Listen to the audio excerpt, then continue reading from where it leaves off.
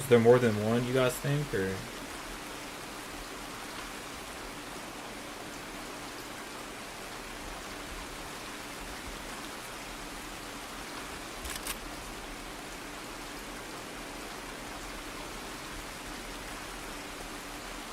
Fuck. I'm about to hide your shit. Look y'all's shit. I'll hide in these bushes back here.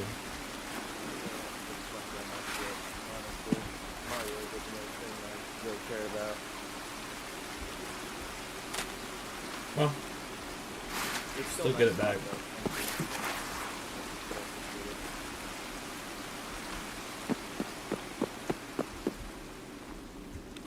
Oh fuck.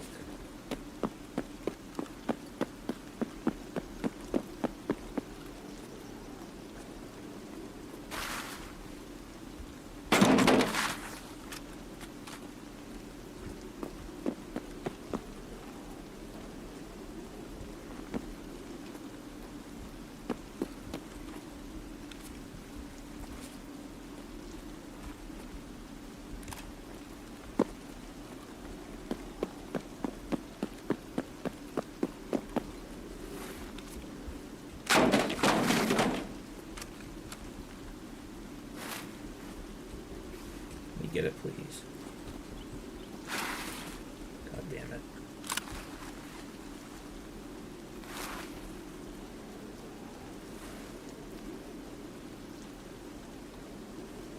I'm getting kills, but not from fucking far enough away.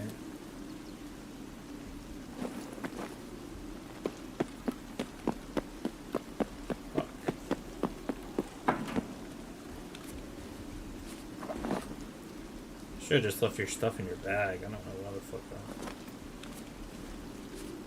I threw it out like that.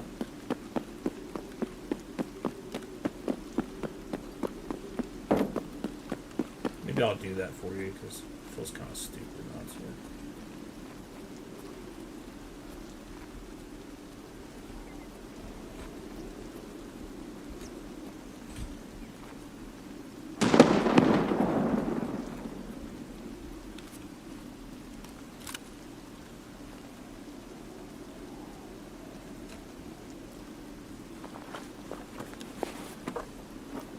God, he had a full fucking bag. Are you kidding me?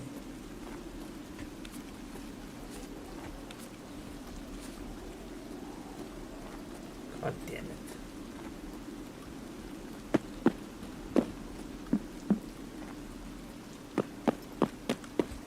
There's gonna be loot all over these fucking bushes.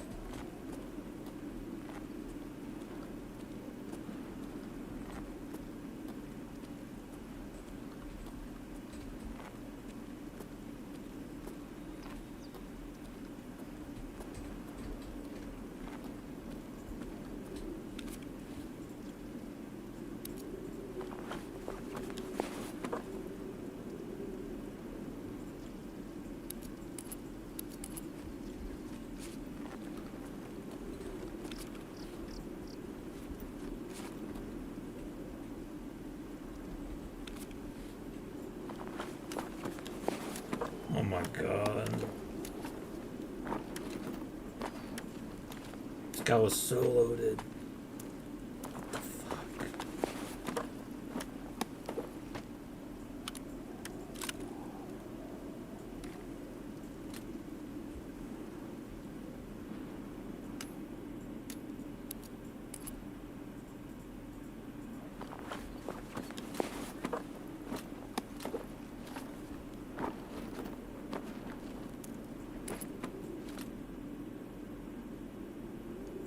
the other mag at?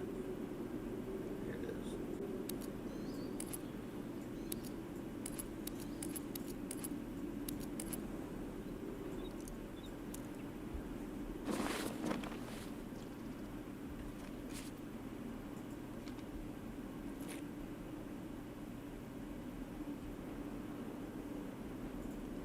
Could be fucking player scouts storming this goddamn place soon.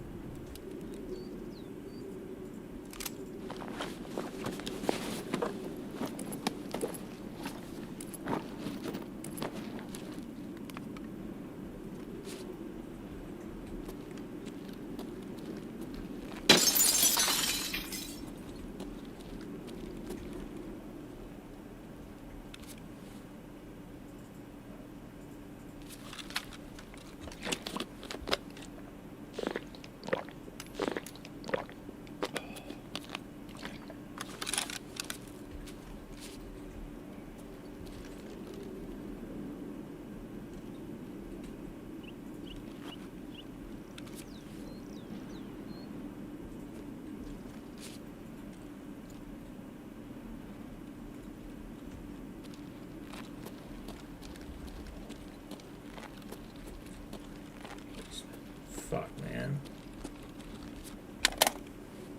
It's got M80A1 on him. What the fuck? M61.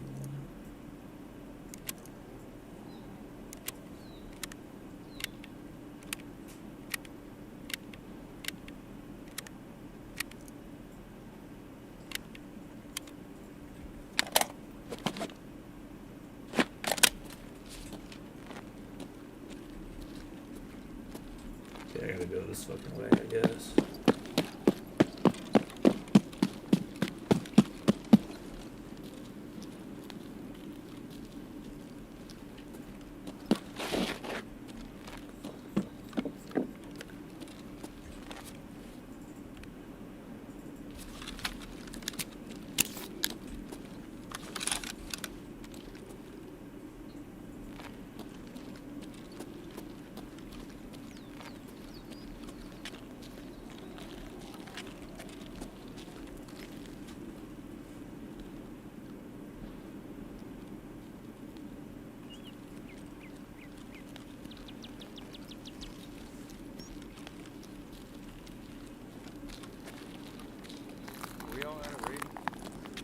No.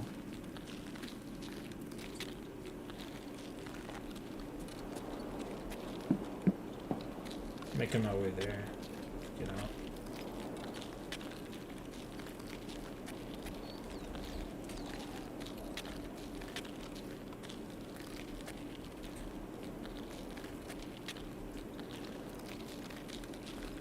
I have no money, so I can't take the taxi.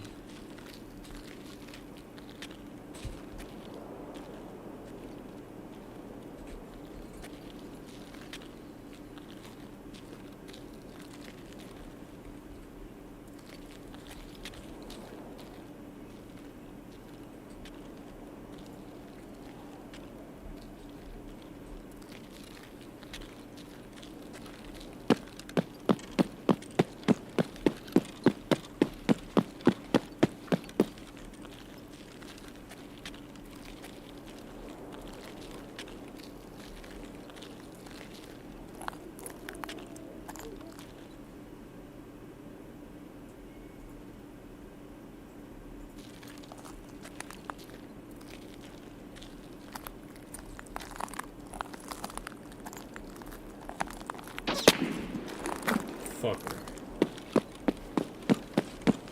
Sniper scout shot at me. Fucking cunt.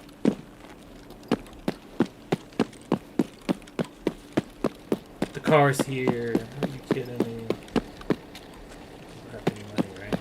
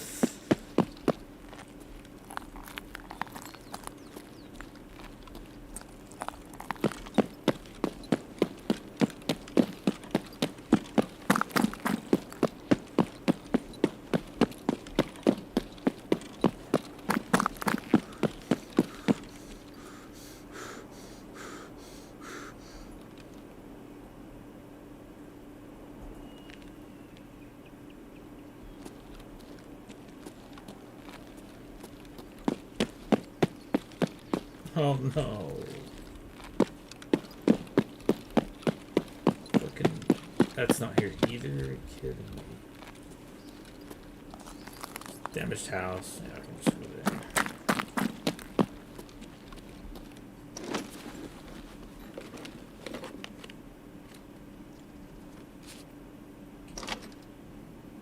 There's a fucking player scav out there.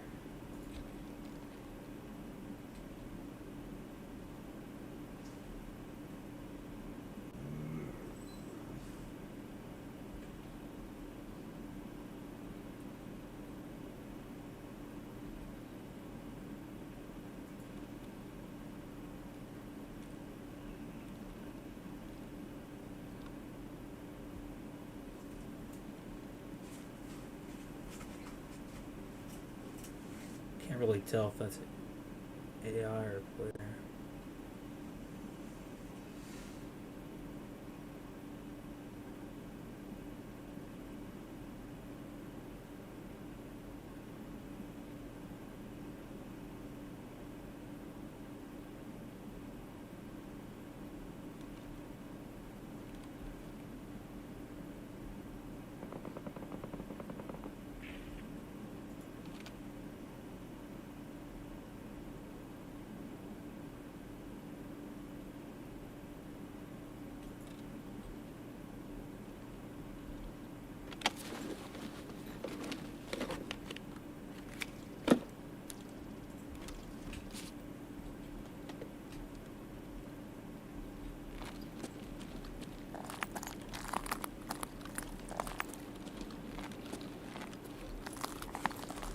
Say scabs.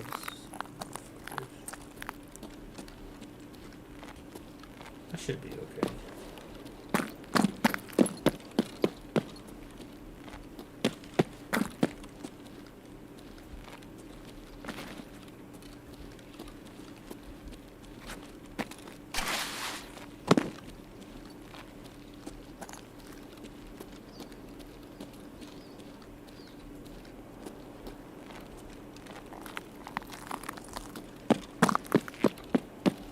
I'm home free.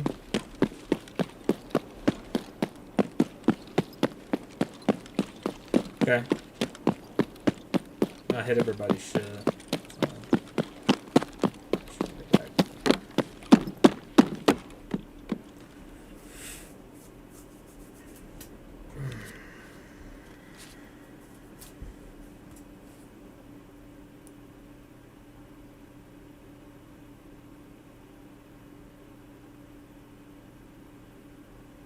Fucking destroyed that guy. I'm assuming someone that killed you guys. Unless they died by this guy or something. You remember the name of who killed you? Was it Black Guts? Salty? Was he muted?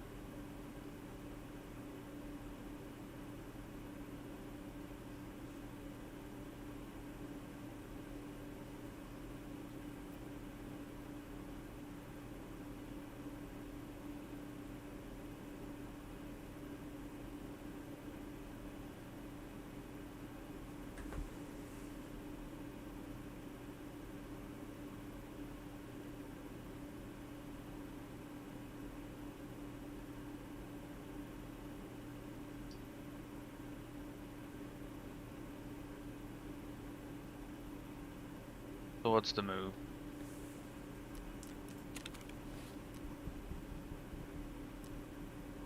I fucking destroyed the guy that got. Was it Black Guts? Was that his name? Well, did he have an M700? No, because he had better shit. He had an HK and actually Did he have he had a Kappa armband? Where's his tag at? I don't think it. No, it wasn't capital. It was. Look at view his profile. I can tell by the Oh, beautiful. this. I'll just look at the stats. That wasn't him. This guy must have maybe killed that guy then, because he had so much better shit than M700. So he may have killed the guy. Let's see. This could have been on these. One of these suppressors could have been on it because he took these from players. Maybe I think that S&D SDN may have been. Oh, really? Yeah, it's probably from the sniper then. No, this guy thought he had got away with something, I guess. Dude, I peeked and I did a crouch like lean, and as soon as I peeked, I stood up, and my dog was like right on his fucking head. As soon as he stepped out of the barber shop or the kid's toy shop or whatever the fuck it is, daycare.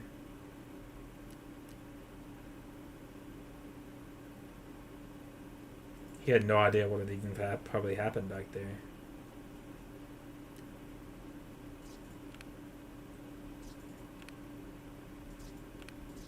Yeah, he had all this shit already. I guess they looted the fucking Concordia and shit. I dumped your SR2M, got another one.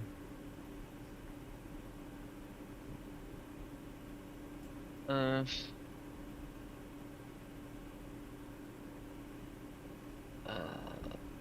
Going back to streets or I don't really care. I got one more raid in me because I got class at 8:30, but then I'll be off from tomorrow until shit that following Monday. I need to fix this shit so bad. Let's get rid of the wind shines.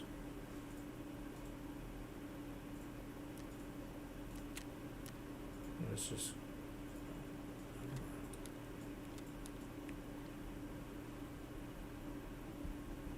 put this somewhere. We can go anywhere. If we go to streets, I'll probably use another one, but we don't have to. Cowboy, you want this fucking? Cause I don't have room. This helmet and Death Shadow. Sure, buddy. Why the fuck not? I'm gonna run my goddamn MPX again.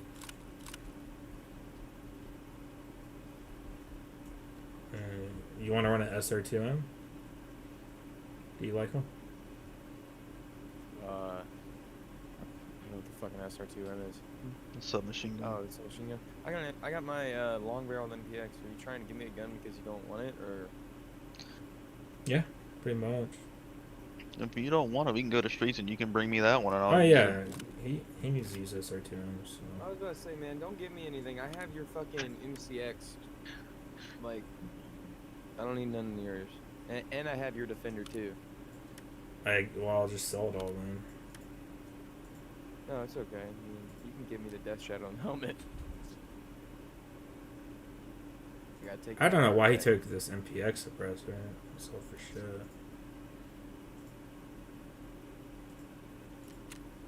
Just gonna go buy myself some level 4 armor. What level is that helmet? 4. Probably 4.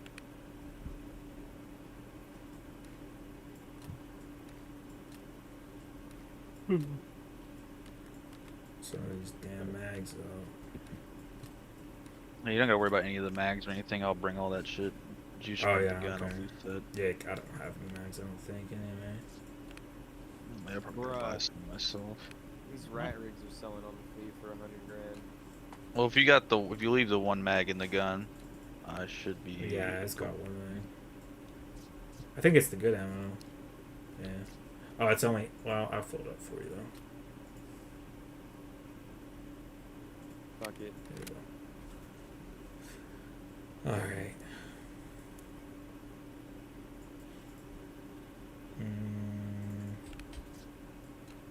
You're getting the helmet and the Death Shadow.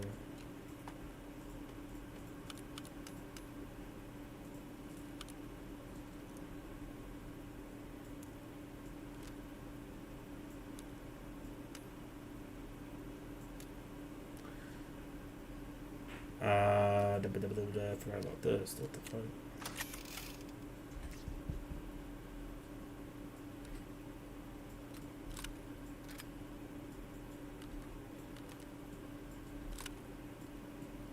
It's a long barrel HK.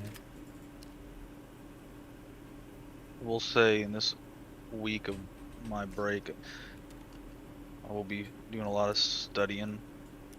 Probably studying and in the middle of us playing, be studying all that shit, but I am going to be pushing my Kappa kind of hard.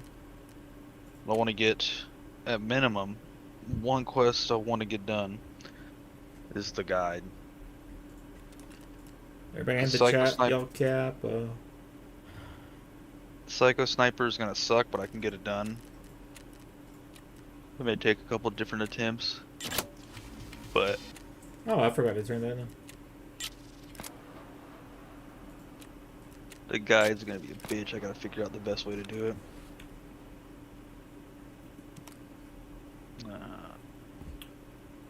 Bring some money this time. 250k. Probably Bob got off so early. Oh, sorry. Go again. What got? Oh yeah. He said he was really tired because he didn't get much sleep and stuff. So don't blame him.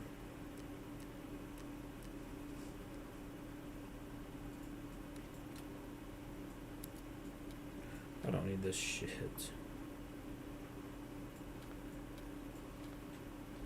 That one labs raid we did, I got out with like 9 grenades. Yeah. You get a lot from raiders too when you kill them. Basically stole that guy's kit. Don't need any of this shit.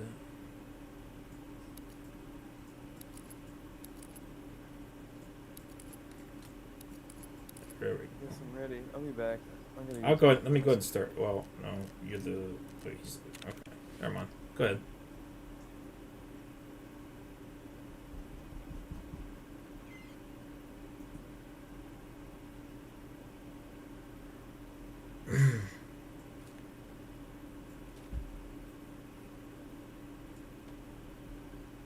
Oh, I definitely do this week.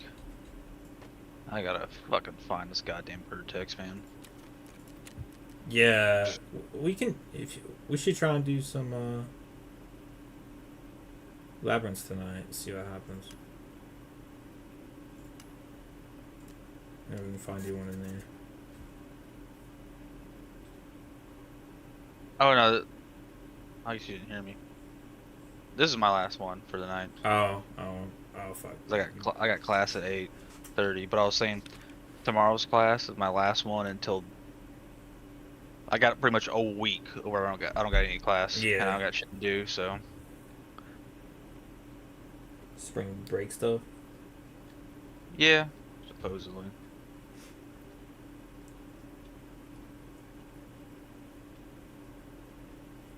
It's for you to go on spring break and get crunk. Fuck bitches.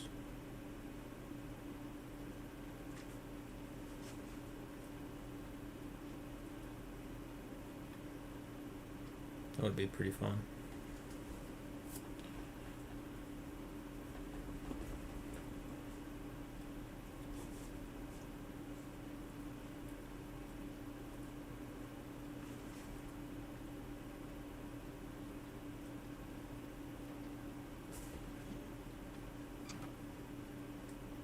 Thank fucking Christ. You need Okay, a that's bed? my insurance.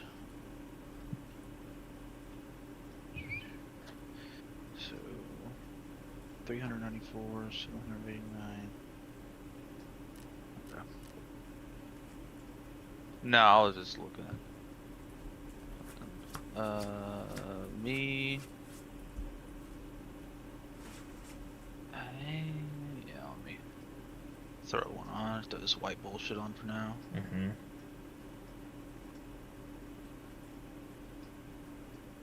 What the fuck?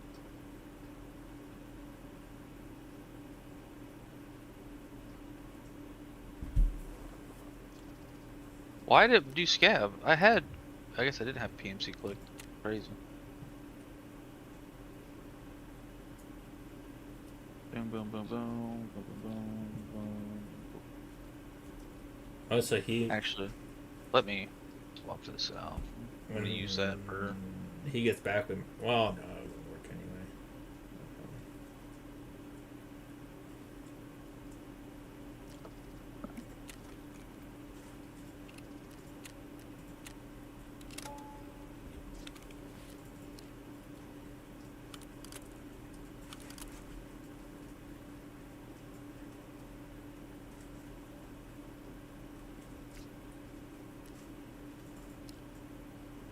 Yeah, okay. You got a flashlight too. Flashlight laser.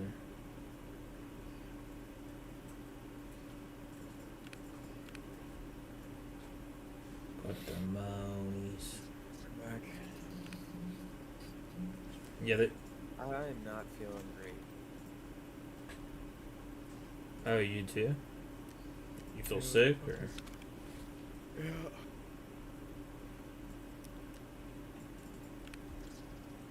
That sucks. Get my helmet dust shadow. Yeah.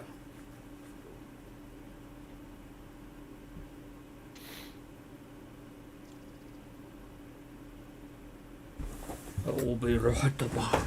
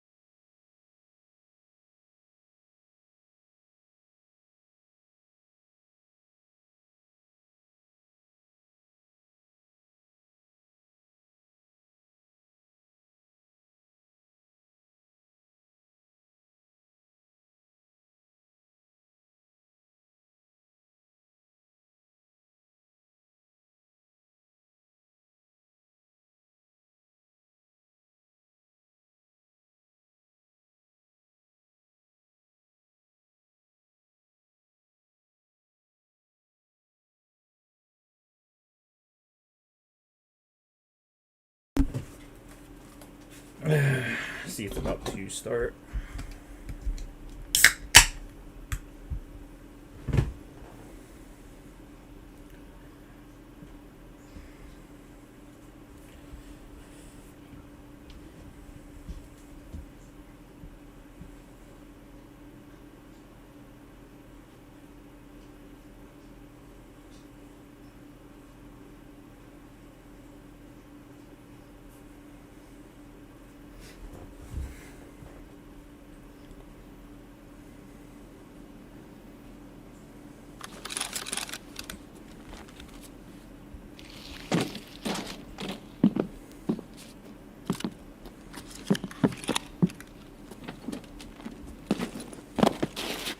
Is this gonna happen again, dude? Jesus Christ. Probably. Let's just. You know what? What's wrong with the spawns, though? That's what I want to know. Let's wait. Yeah, Let's just wait. I'm just gonna. Wait. Yeah, I'm just gonna sit here. I'm not inside of there, but I'm gonna sit out here. No, yeah, I'm sitting inside of here. Yeah, that's fine. Why not? All right, fuck it. Give it like a good, like, I don't know, 5 minutes or so. Maybe we should be fine. Damn, you definitely should have repaired this gun. Really? What's it at? It's 75. Oh my god. I did not even see that. What the fuck? Bro's gonna jam like halfway through a mag. Why the fuck was he running it without... Why would he... Okay, No, well, the he's stupid overall for not is repairing. 99. So I he know. used it a bunch that raid. There's no way he got it down to that one raid. No fucking way. He had still had so much ammo left. He didn't use any of it. Could have packed it. I bring 3 stacks of packing rounds for this gun. Okay, yeah. 'Cause He it died at just the beginning of the raid, though.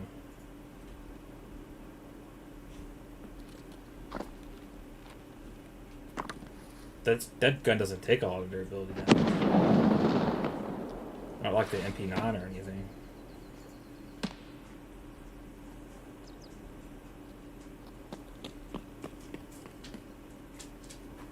Probably even needing a repair for a few raids, at least.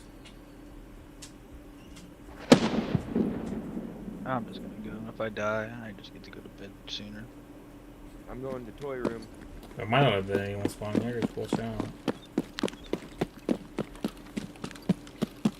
You don't want to say that out loud, bud. The fucking god fucking this RNG is. We hear you.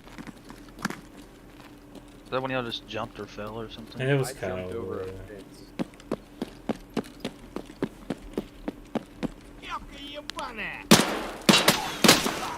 Are we good?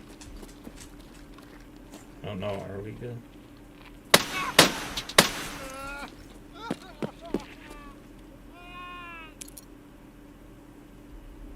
Salty, you're Bubba's, right?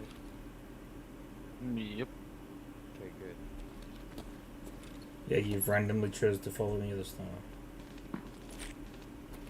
Hey, I'm just trying to stick with somebody. Oh. Huh, well, not all that important. What? What happened? There's this guy. You already dead? I killed him. I got his ass. We're good. How many slots does a Blackrock have? Not as many as Like, a Zuck. like so, Wow. Scav Okay. shot, immediately shot and hit me. oh yeah, I Like, see both that. bullets immediately. Through the window. Yep. Just saw me immediately through the window, fired through a a curtain, and it immediately hit me every time. Nice. Yeah, sounds about right. These guys are fucking. Yeah. Gonna fix some shit for sure. Finn, did you do like a scav slide? No.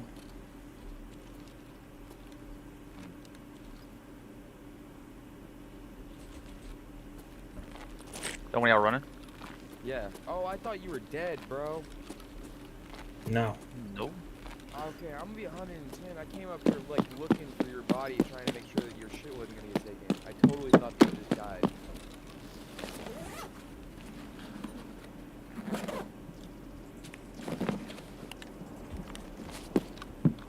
Oh, I hate this. This is fucking terrible.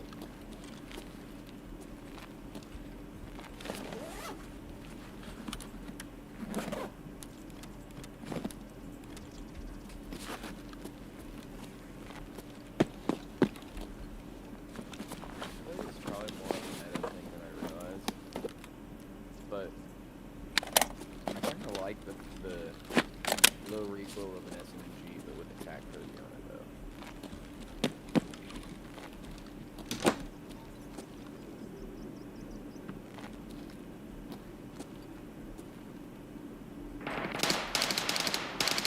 What's that? Scout. Okay, you good? Oh shit. Well, What? better use my bullets wisely. I got that scout. I think that's the one that was shooting, yeah. Well, if you don't have packing rounds, be Well. careful. Yeah, There's that's people why I out just front. swapped a single. I got sniped in the head, so watch out. Are you dead? Yeah, out Yes. front.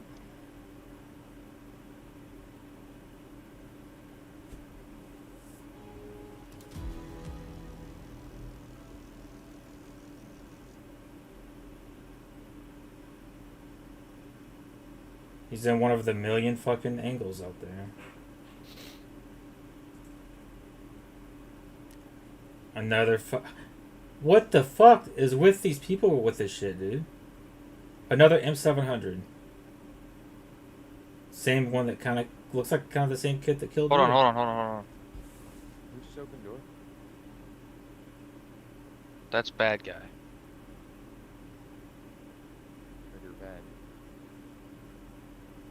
Sick him. My bad. What do you mean? That was a AI, I'm pretty sure. Okay, well, there's That was an someone with a M4 that sniper. just shot. That was me.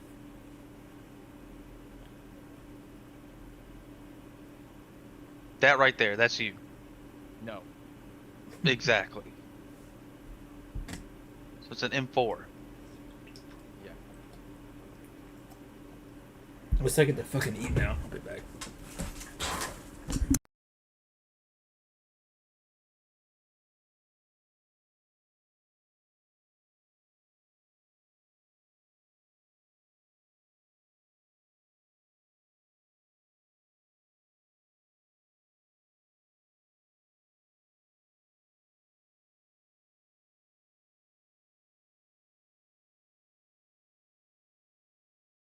They're on his body. I can hear him.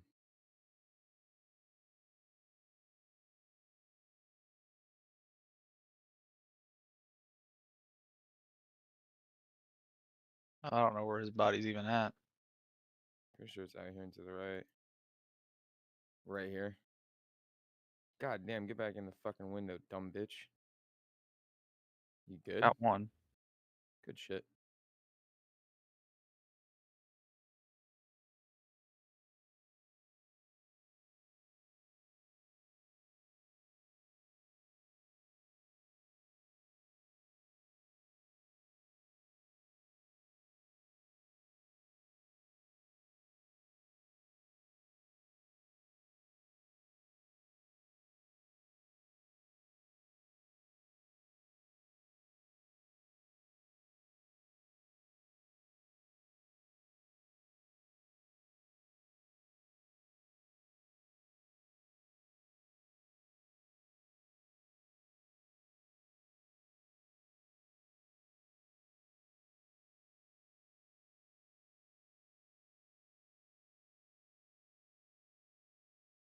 Oh, my bad.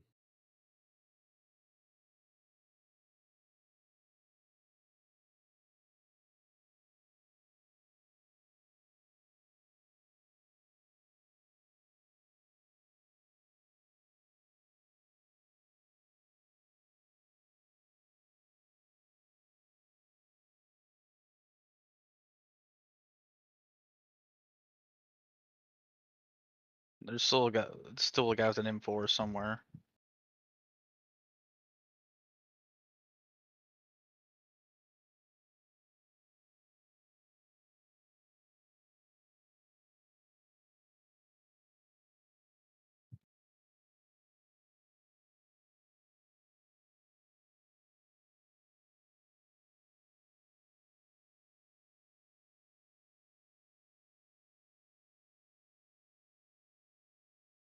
To my right, I don't know where you're at. bottom of the stairs. Very bottom of the stairs that you went up. I figured that was a really good defensive position just because if you're going to be up there shooting people, I can be down here and they're going to try and go for you and not know that I'm here.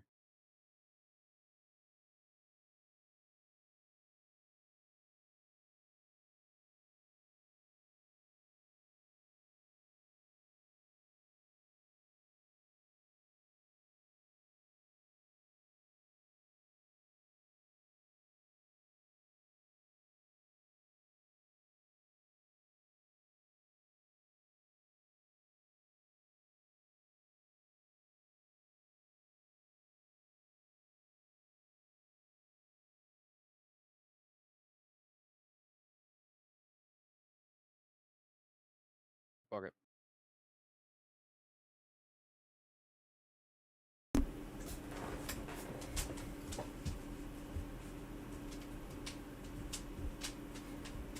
I really want to throw this nade, so I'm just going to do it. Godspeed. Bad nade. What's going on now? Trying to make movement happen. Are you in the courtyard? Yeah, I'm I trying to killed throw the it I out. killed that guy. Oh, did he push up? Yeah, Nice. but there's someone else with an M4 in here somewhere.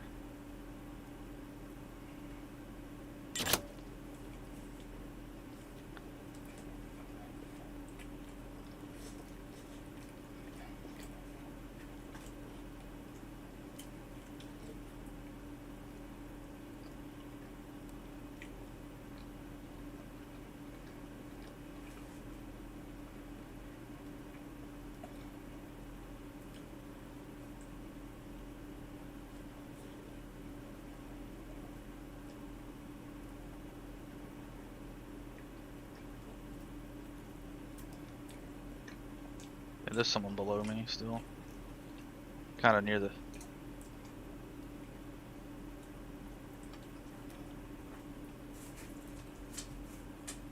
Like the opposite side of the building from where we came in.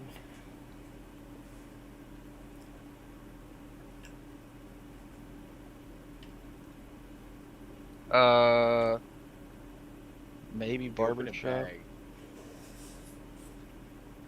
Somebody to my left opened a bag.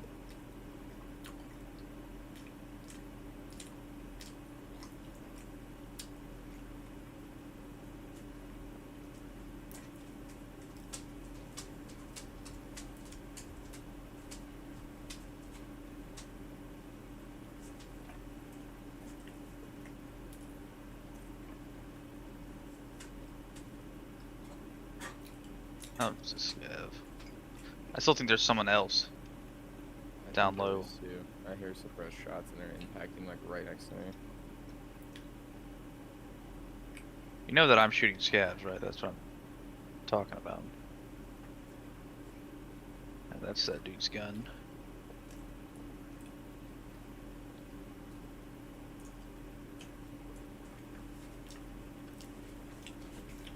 Oh, you may have killed him.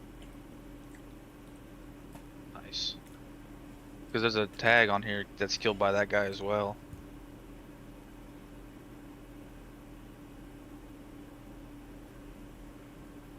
Uzis.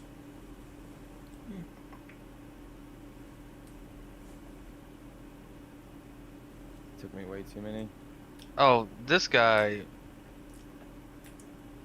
He's killed 3 people already with that M700. Not Oh, like, wow. including Ben. So, yeah, I'm not convinced this guy's not cheating. You know exactly where you were when you fought him? No. Hmm. Homie walked right up and I strafed him and immediately killed him.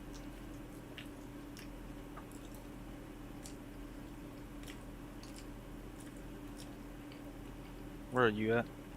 At the bottom of the stairs again. That's why he toggled off. Here's an M4. I guess this is the guy. Mhm. Oh, you're outside now? Nope. You're upstairs? Absel TTV. Yeah.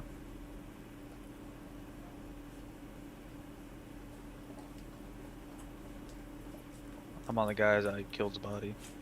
Oh, there's a way up here other than those stairs? Mm-hmm. What the fuck? They connect together. Through a hole in the wall. And me in this corner. This is mine now. What? The M45. You want it? Just making sure. What you were talking about ripping off. I may just put this whole setup on here. Yeah, that dude's M4 might have a little bit more durability than your gun, so. Maybe, but I don't have bullets for it. Plus, this guy wasn't running good shit anyway, so. Fair.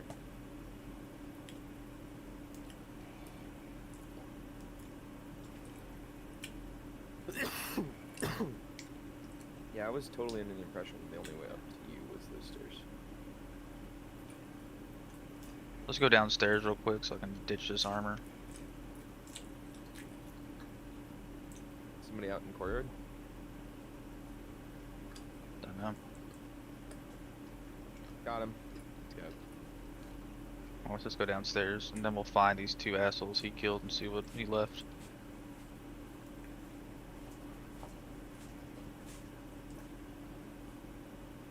There's a, is Finn, are you the all blacked out body outside? Uh-huh. Okay.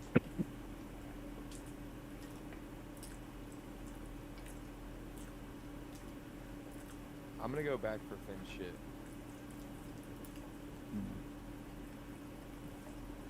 This car will probably do just fine. Put it in Prapper's trunk.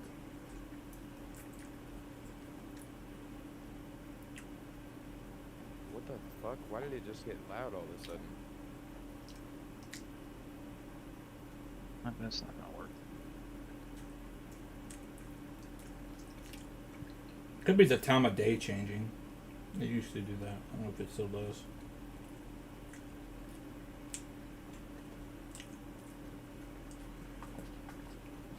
Not that was good enough. Is it starting to get dark? Hmm.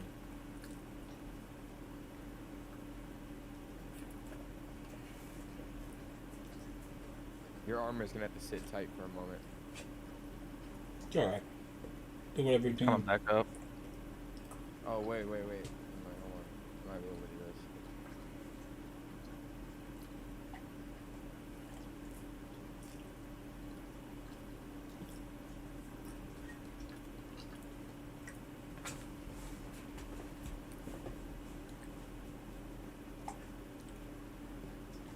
Bro, you got me fucking looted. I ain't gotta loot shit now.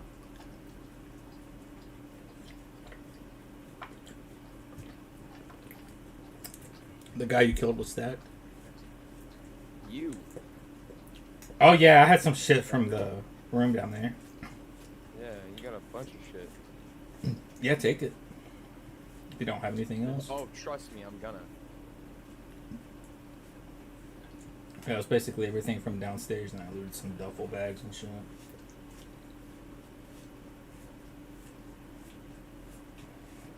The movement in my left, outside. Far side of the courtyard where we came from.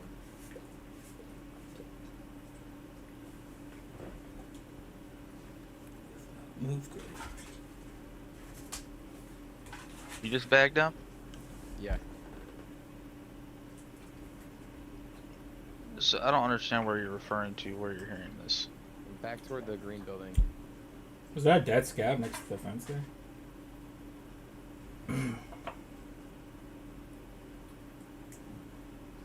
Got it? We got him. I don't know. We killed something. Sound like it was in that direction. That's why I said that. Alright, I'm gonna go dump Finn's shit now. Okay. Let's see if there's anything good in here. You walking near me? Fucking I'm running. Yeah, it was weird just scab just followed me up. It came from the basement, I think. Probably crawling full of Somebody's scavs. running up from the basement. Scav, probably. I wouldn't bank on it. Well done, man. I never do. We try not to, anyway. But there are a bunch of scabs coming out from the gunfire.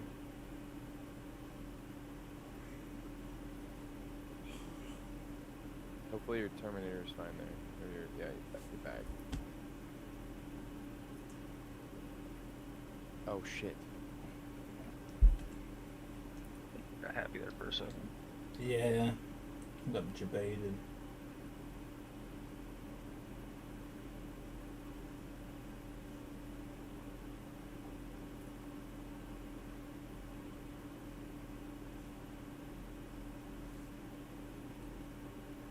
Another one? Hmm.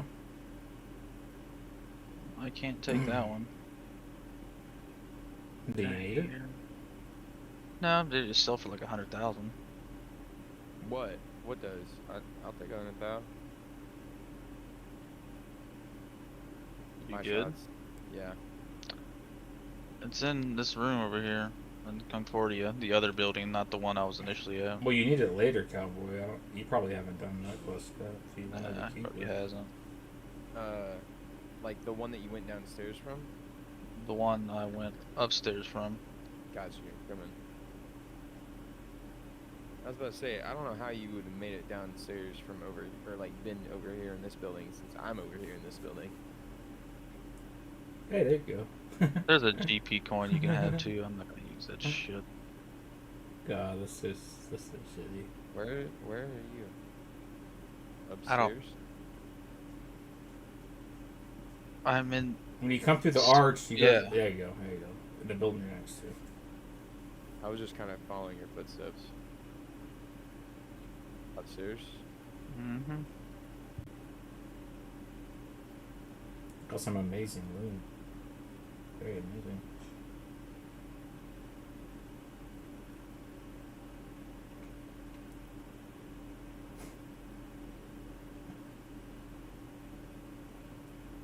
That thing right there.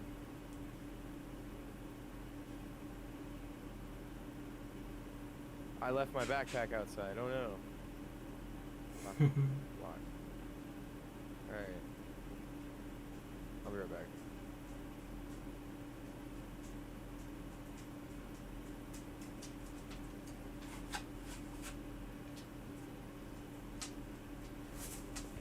That had to be the laziest shit I think I've ever done in this game.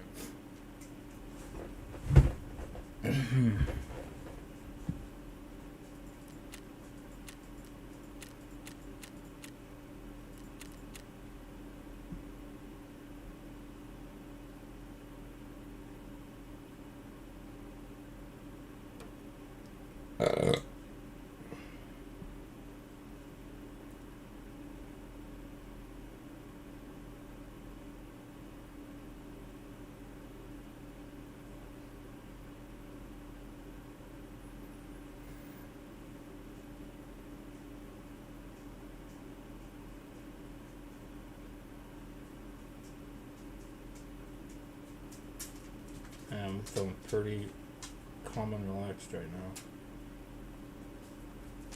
Fucking stone. Maybe, yeah. For you.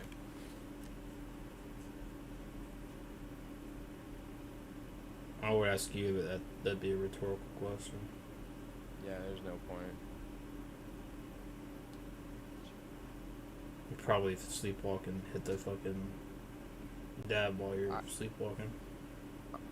I'm pretty sure that I have hit my cart in my sleep. So I got something out here in the courtyard with me. Sneaking up on me.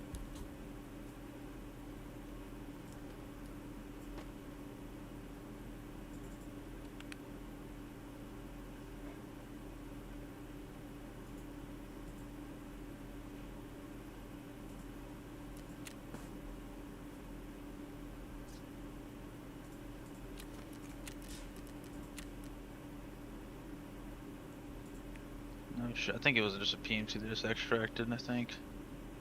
In that corner. Or a scav player, maybe. Gotta find out. You Are you jumping? I ran. I might have made a jump noise. I'm walking now.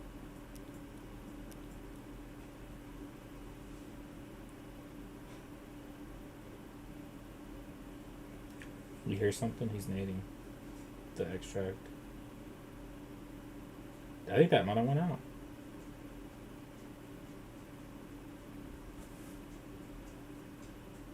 Here, let me give it a shot.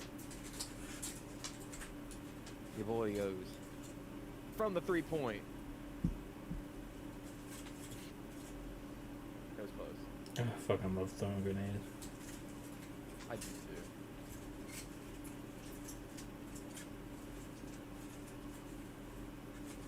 Factory's good for it because you can bank it off of the walls and shit. 'Cause there's so many walls close to you, man. Well, because they're in a big factory, of course. But whatever.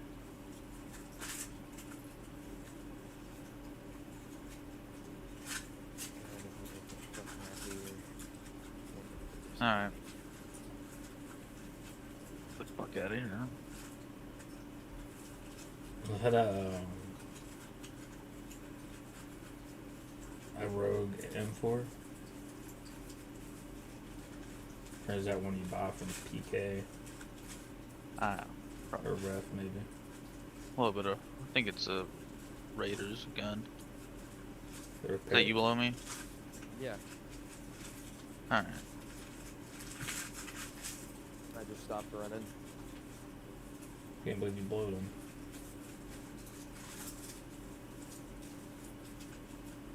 Sorry, I don't understand this map to the best of my ability at this point, so might as well just try and stick next to you. Yeah.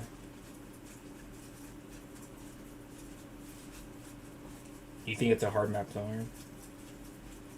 And it's something that's there's so many roads and like so many alleyways and shit on the map that all connect to where it's like I just don't understand which road takes me where yet, you know what I mean? Like there have been scav raids I've done on this like- map. Like I constantly scav this map just to help me learn it. But you Like- don't know the buildings. Like if you were to or tell the me, roads.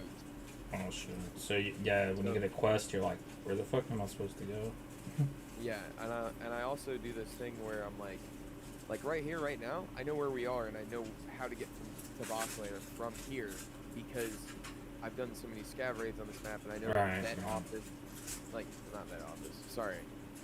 Well, yeah, vet office is right down that road there. Yeah, behind the Yeah. wall there. I just saw someone straight down running through Sparja parking lot. Looks like they didn't have a backpack.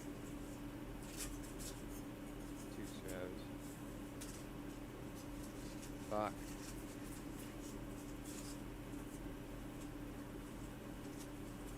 I'm gonna yeet another one. Oh, you were.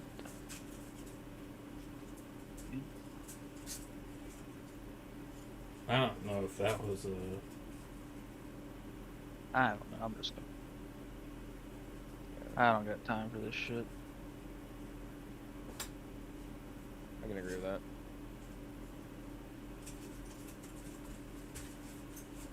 Might still see if there's any key cards and check. I Peek this. guess. Peek this. What?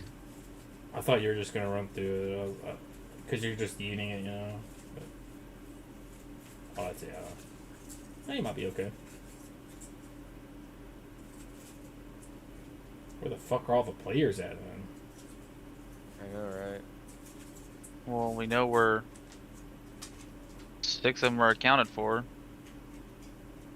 Yeah, that's fair. There was a 3-man that we had found dead. Well, Oh, dude you killed killed 3. I killed him, mm, and then there's me and you. and then I died. So Yeah. 7. No.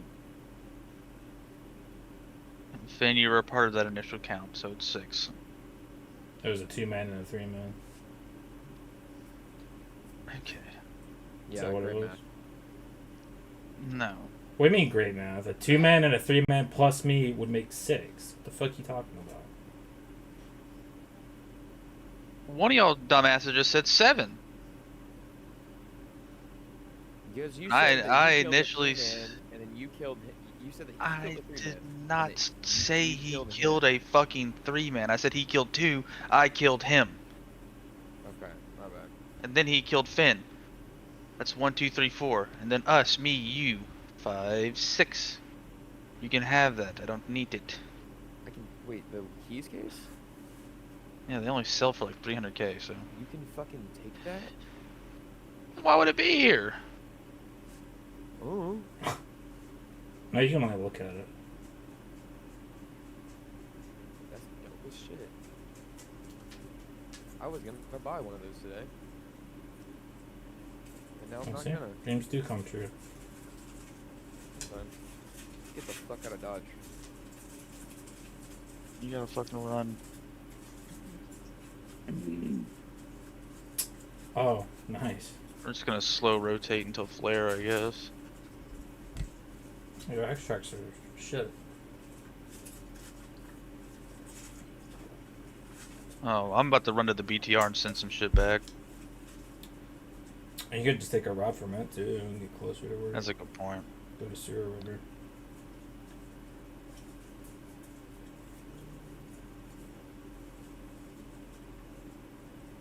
Wait for me. I'm fat. BTR's not gonna wait for you. Why am I glad I popped that SJ6 earlier?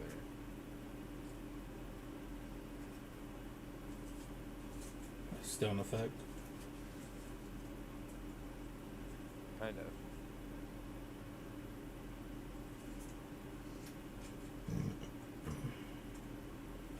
You got 2 minutes. You should be Oh, alright. yeah, you're good.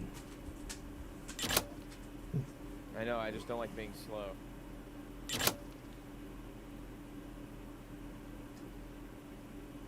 Yeah, I don't think anyone likes being slow. Unless you're coming. Something I do really fast. As soon as she touches my dick, I'm just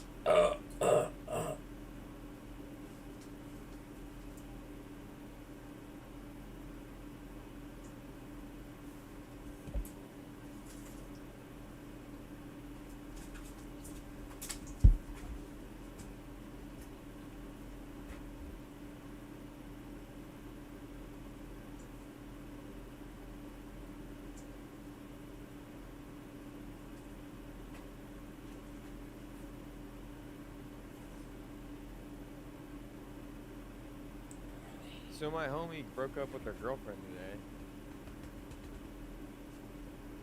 She's a lesbian? Yeah. Cool. Revert her.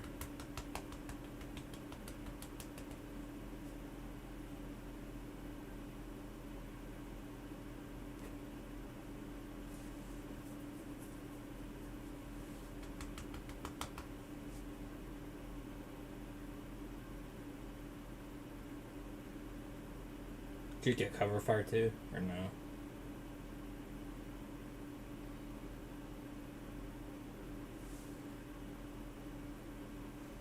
I fucked up. What? Around like 11 o'clock ish, I think. Like I put a pizza in the oven, Oh my god. but I didn't turn the oven on. Oh. So my pizza's just been thawing out for like an hour. Give or take. Could be worse. Could have forgot about it. Yeah, no shit.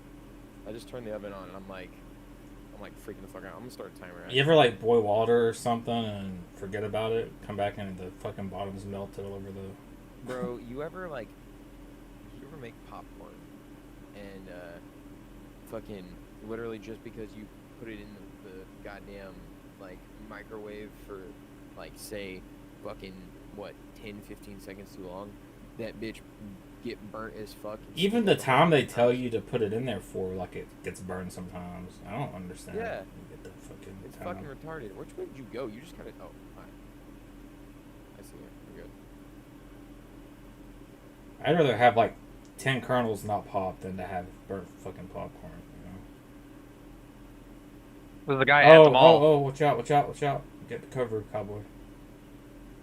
Get in. Like, just gets. I am. Getting further back.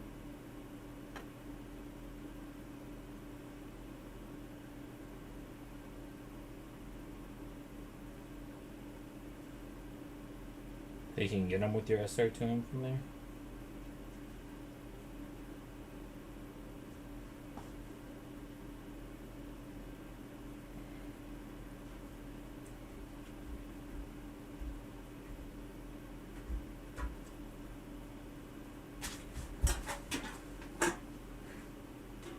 Oh, I think I saw him for like a split second. He went like top floor. Like Foxway. I could have told you that.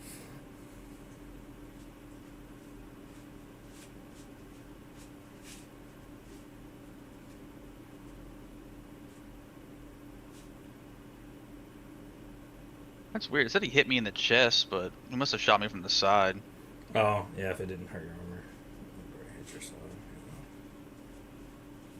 And of course, I get stuck on the thing right there.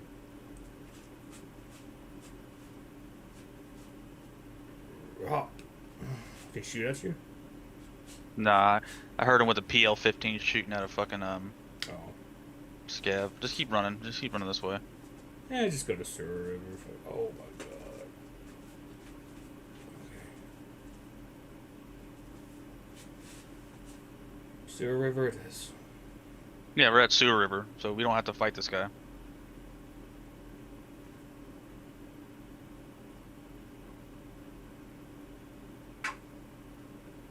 Just watch that door we came in. I gotta put my my legs back on. Somehow, me in midair, I jumped. His bullet went through both of my legs. I saw And that. black both of them Yeah, that instantly. was insane. He's shooting at somebody else now. That doorway is the only way in here, other than like Yeah. over on the other side. Yeah. Yeah, pretty much. Can't see you or anything unless he goes through that doorway.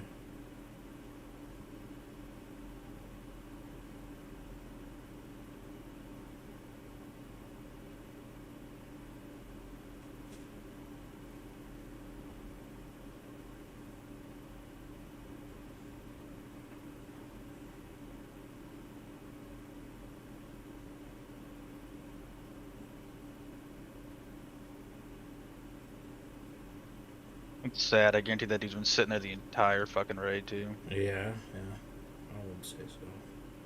All right, let's go.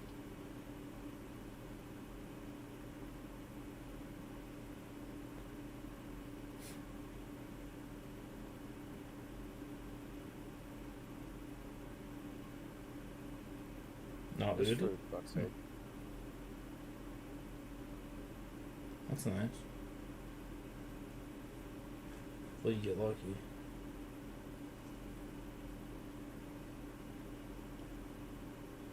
You look behind the water, like thing in the corner back there too. Yeah, I'm just. Yeah, right there in the corner. Oh, no.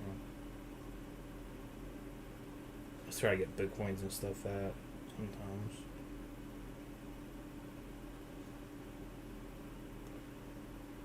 Wow.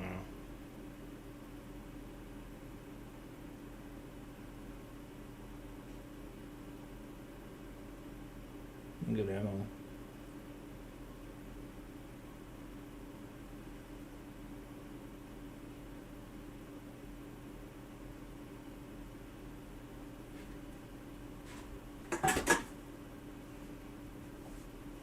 Oh, let's see. Where are we at? MVD, we're leaving. Come on.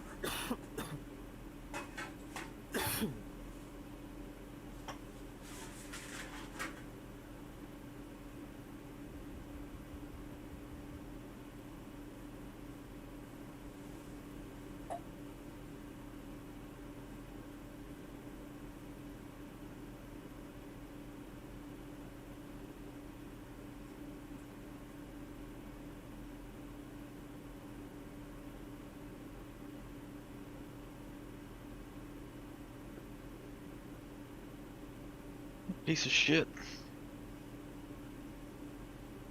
You gotta get out. Yeah. Yeah. I knew he wasn't gonna fucking push. Nah, you too pussy. Too fucking chicken shit. And even if he did, that's when he would fuck up, because then I could just rush him straight on. He hit me in the chest once. He couldn't hit me again when I was running to cover. So he has a bolt action? Yeah. Yeah, he'd be fine. It sounded like an. I bet money it's at 308. Sounds like an M700. Yeah, Let's see. probably is.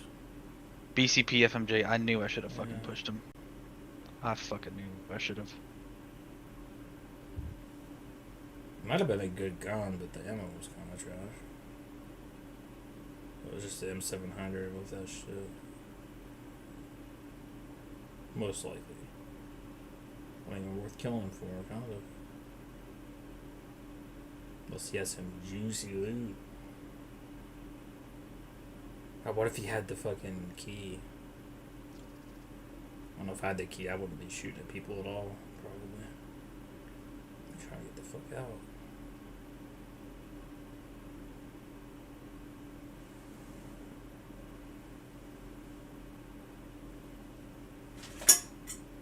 I've found that key on a AI scav before, so if they're spawning there and walk by and shit, they will pick it up sometimes.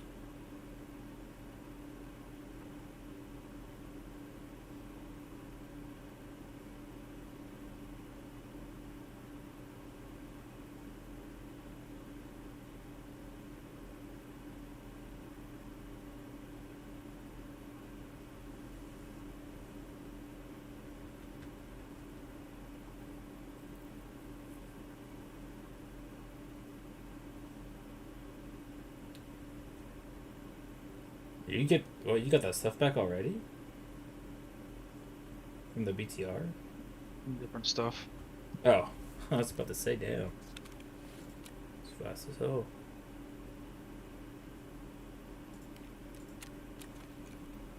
Oh, look at this shit I got from the BTR driver. Fuck. Oh my god, I forget about all this. Almost sell it all.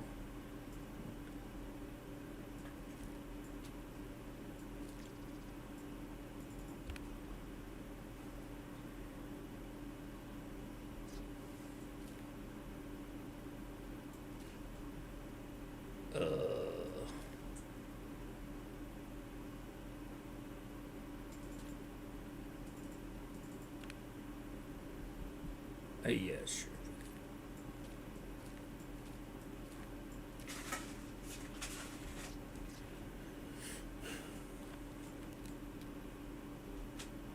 Cowboy, you want to? I was gonna ask you. Do you want to try and do a lab intro? You don't have any cards, do you? Fuck. Hold on, I'm on the phone. All right.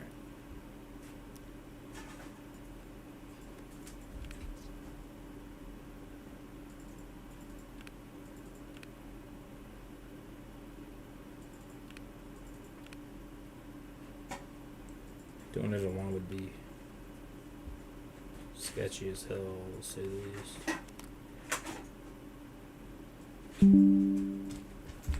Fuck off, Windows. Jesus Christ.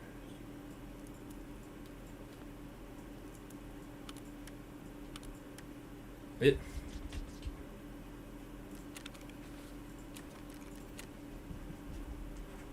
As an idiot for picking up MPX suppressor.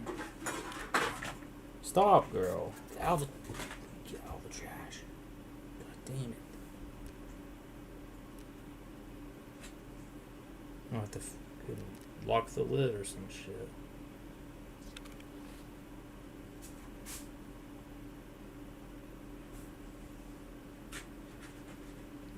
You're not that hungry. Damn it, you just ate.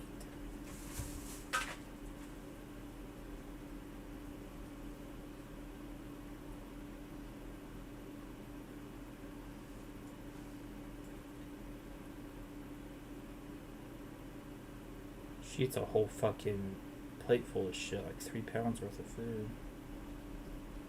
Finn, you want me to bring you your car? No, you can keep it. Alright. What do we want to do though? What do you need to do?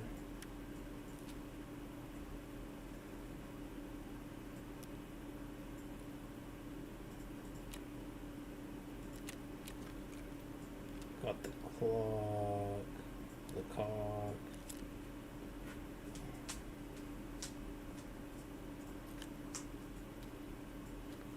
Just all that shit.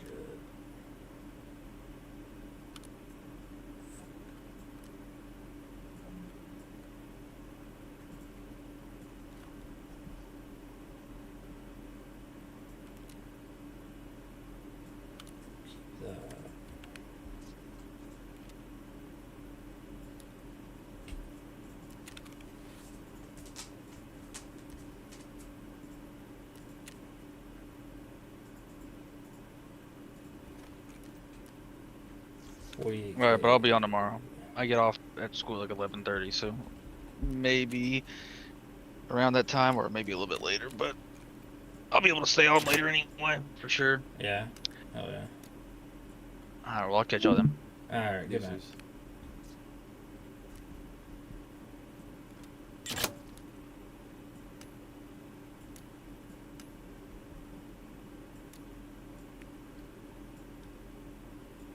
You good? Yeah. I don't really want to do a labs already, there's only 2 of us. What the fuck? No. My timer's- That's. I'll be right back. Okay.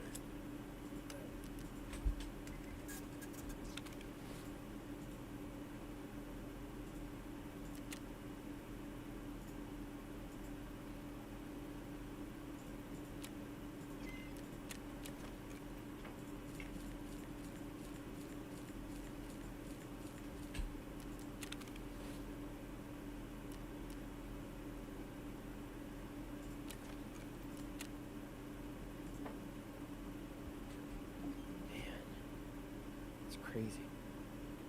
Do you hear that, Finn? Yeah, what? Exactly.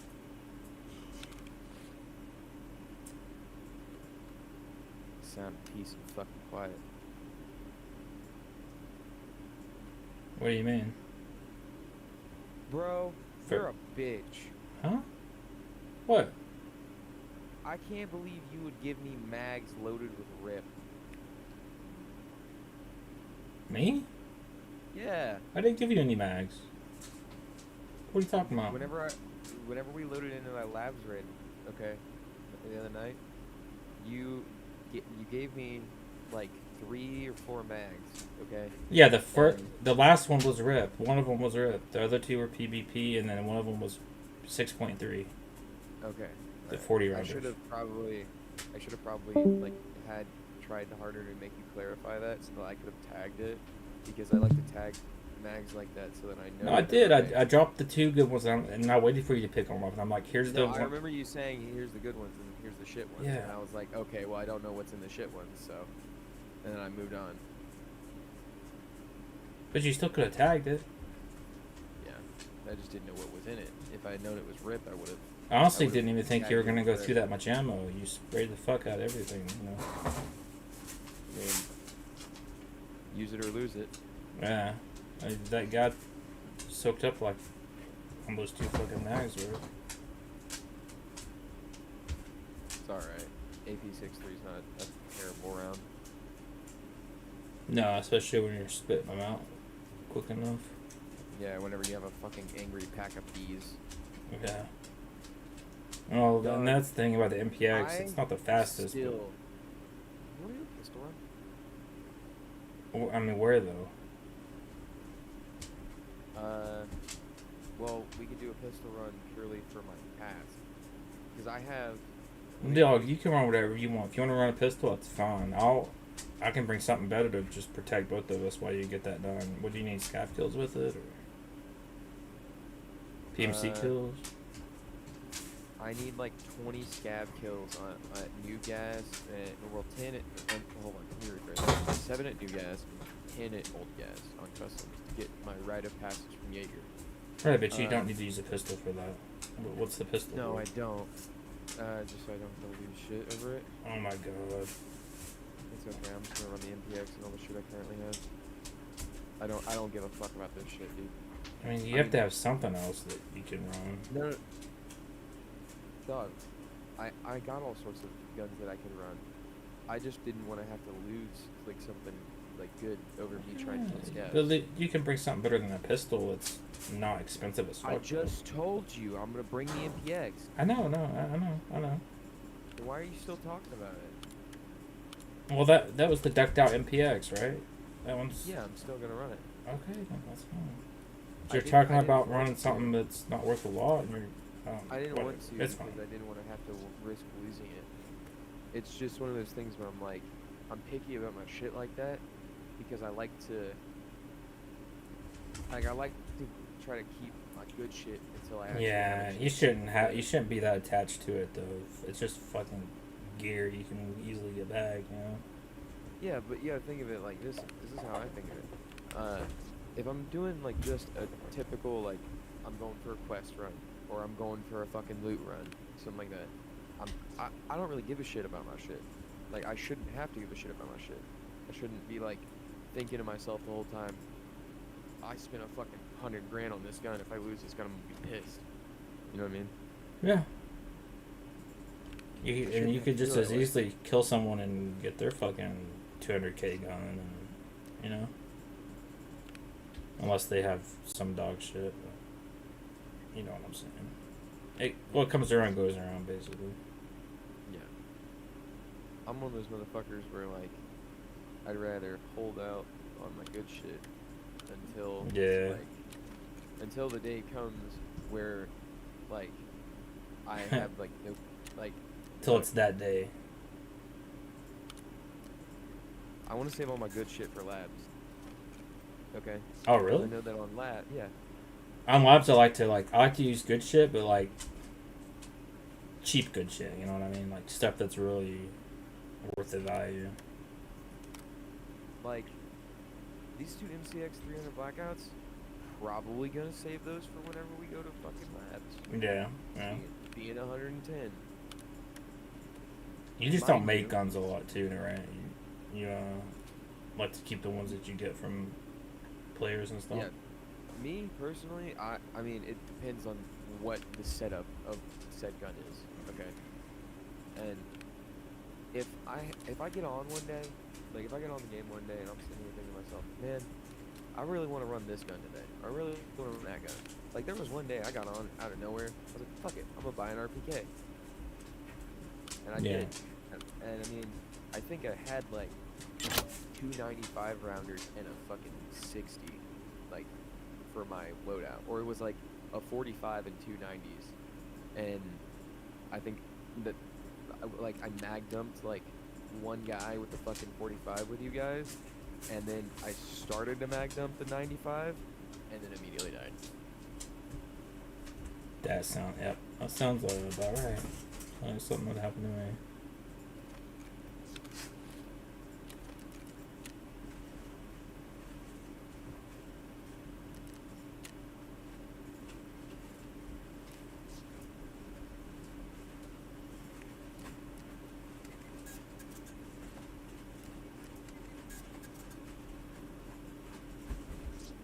Okay, so I just want to know what map we're going to. That's all. Well, here, look at it this way, right? I have quests everywhere. Alright, so I mean, we can either go for whatever quest I have that is, like, the most, like, close to completion. Let me see what Or- got then, and we'll compare what we got. I have a lot of lighthouse shit for some reason. Not very much shoreline, not very much reserve, not very much woods, not very much factory. Got a few things on customs. Maybe I should just look around at all these quests and see what all the like, rewards are. Which one would be the best for me right now.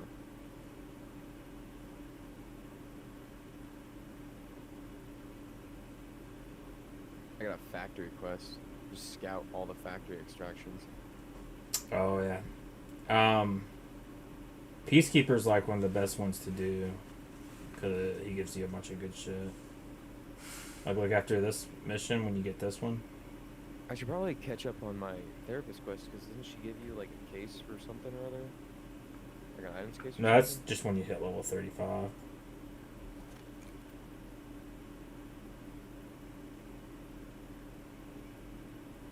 Well, I've definitely already hit level 35, right? Yeah. So then, why didn't I get given an items case? Oh, okay, yes. Yeah, so you must be far behind on therapist. Oh yeah, no shit. The fuck? I said you're telling you, like. You said you hold need to on, let me- catch up, but I didn't know you were that far behind. Oh, bro, hold on. Let me explain this. I have 5 quests on streets. I have 5 quests on shoreline, 2 on reserve, 7 on lighthouse, 3 on interchange, 1 on ground zero, 1 on factory, 1 on custom, and then I have 7 any location. Okay, so based on all that information, where the I fuck have do you done, want like, to none go? of my quests.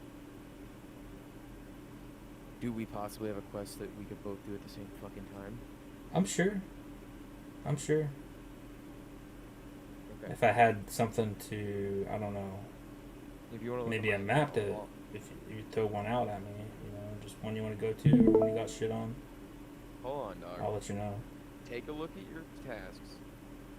Real quick. Yeah, I already know what I have. Okay, I just and told then you a look at minute ago. mine and tell me which ones. Lighthouse we is have what in we common. have the most on, both of us. That's what we both have in common. Yeah, because there's so much shit you got to do there for everybody. I don't really like Lighthouse, but I I guess know. I got 300 interchange. what a better way Yeah, to use custom. some good gear though.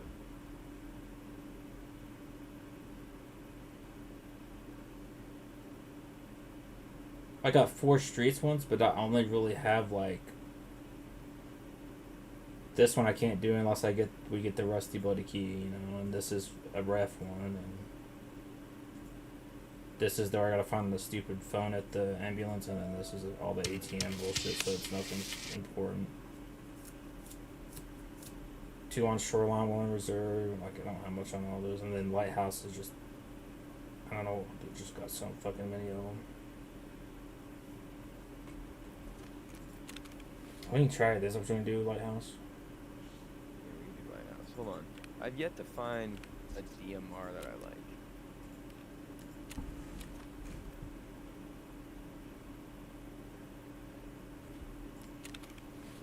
Oh, there's my other M1A.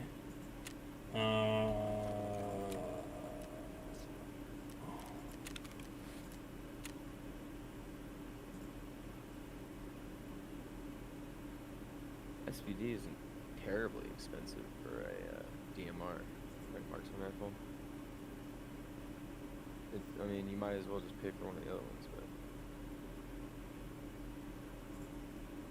So you're saying that if I buy one of these M1As, and then it has like a 20-inch barrel, 22-inch barrel, and I sell the 20-inch barrel, I could buy it like.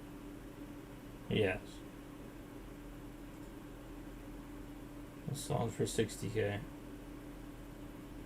Well, you can't really buy them on the fleet very easily.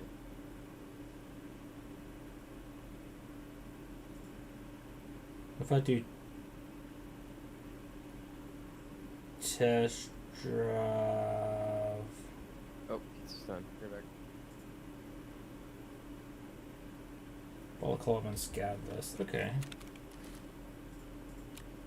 I can do those together then.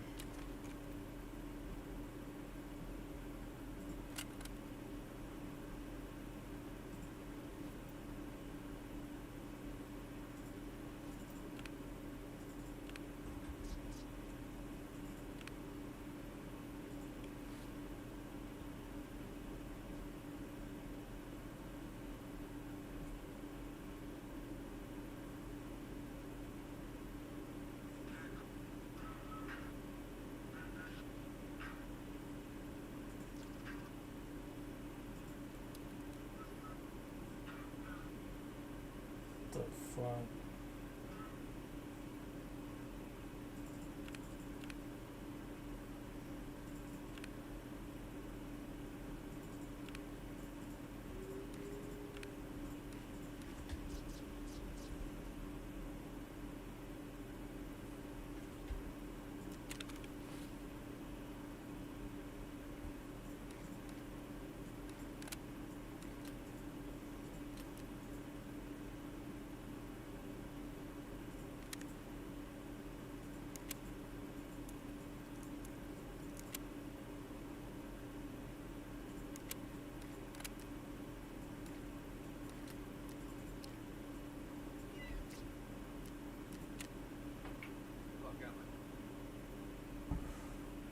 I will slap you. Fuck out my chair.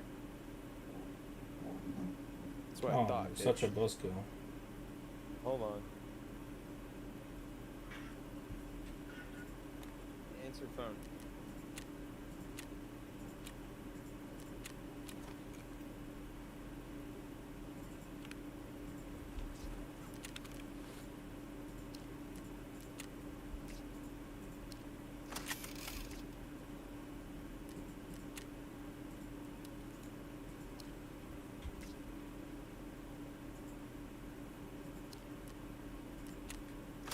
Out of everyone that could be a buzz killer, I didn't expect you to be one.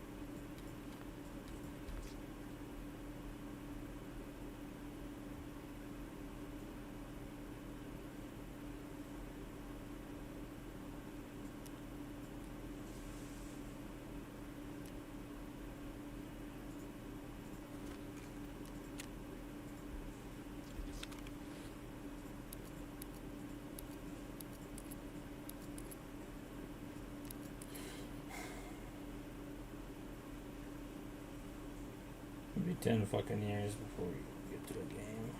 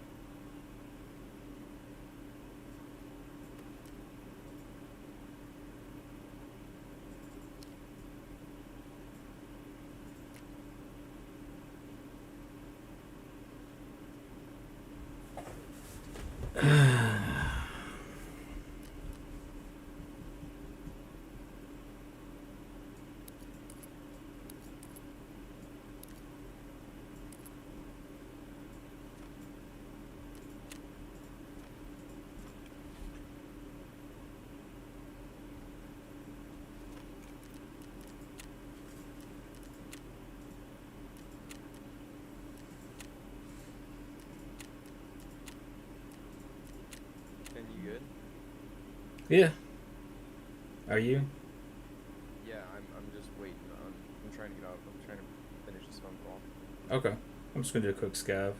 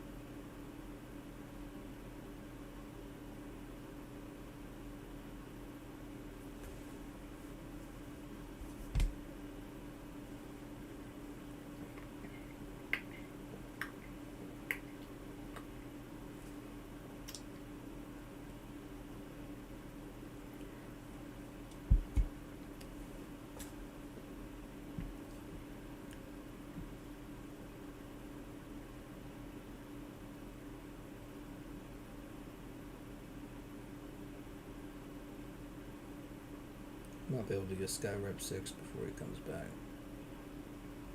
I've been back. Oh. Yeah, He that's did- why I was just letting you go run your scav raid, dog. No, I can't. Well, are you ready though? Is the question. I mean, I'm still on the phone, if that's what you're asking. No, I mean, you got your build ready? Yeah. You can run your scav raid, dog. Yeah, it loaded in quick as fuck. Though. I didn't think it would. You good? Go on ahead and move. You're already in. No worries. I'm not stressing. Okay, I gotta extract close. No. No, I want to lose some. I'm not bleeding. But Okay. if I don't die, there's somebody up here. Yep, he almost got me.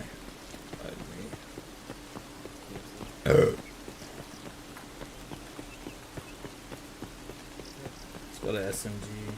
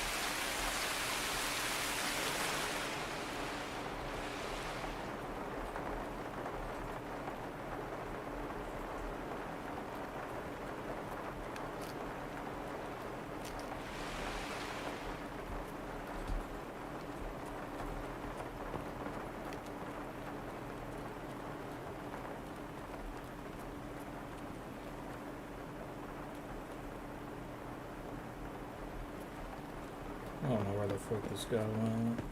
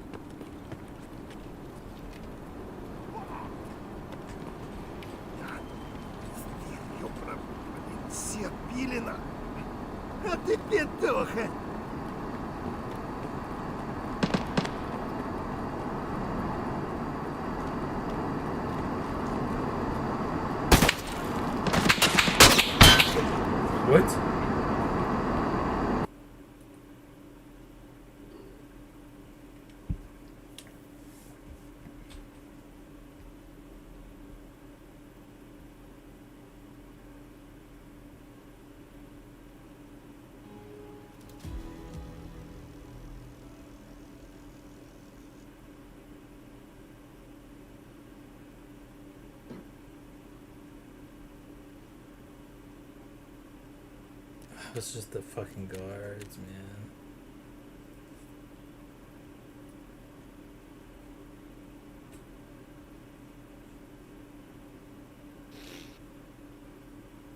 Players are so fucking good at hiding. Alright, here's shots. Run to it. There'd be nothing there. Look around everywhere. I'd find nothing.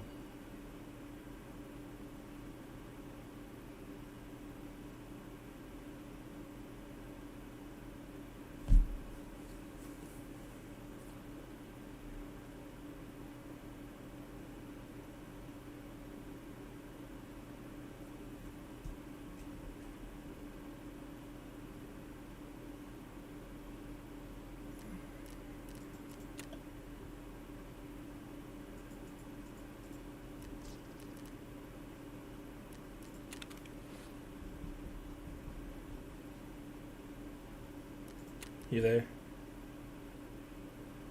Yeah. I'm out.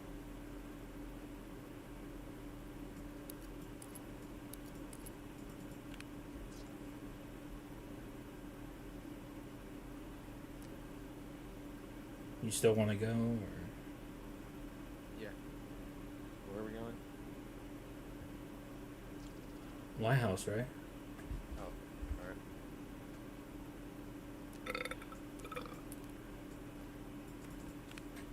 Let that motherfucker rip. You have lighthouse gear? Oh. I have what? Do you have gear for lighthouse on? I mean, what do you qualify as gear for lighthouse? I don't know, something you can hit someone with far away. Give us phone call. Hold on. And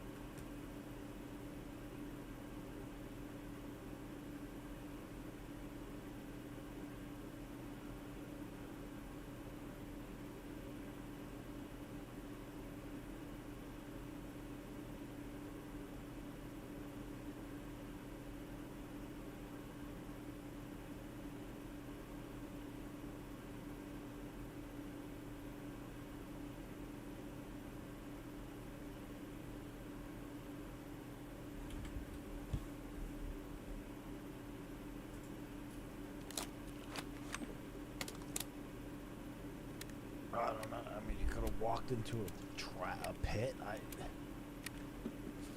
don't think I've ever seen a guy dead from one of the pits. I basically cleared everything, so I don't know. There could still be one guy in the puddle spawn because he hasn't even disabled the trap for that, or he just didn't spawn at all. I don't know.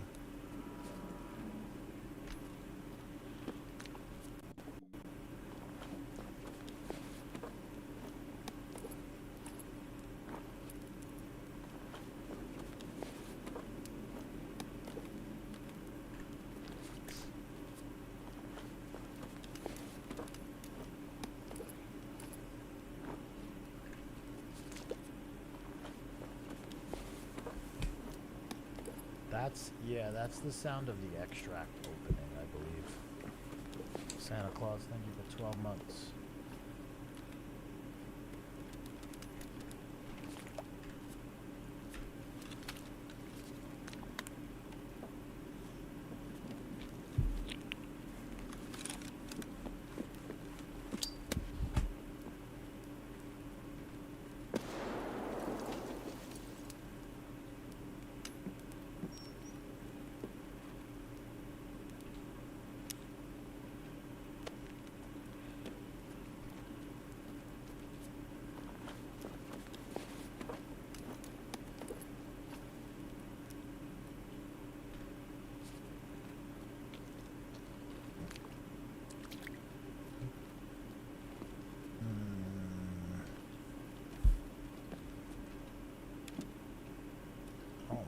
guess. I don't know where this guy would even be. But I don't feel safe at all.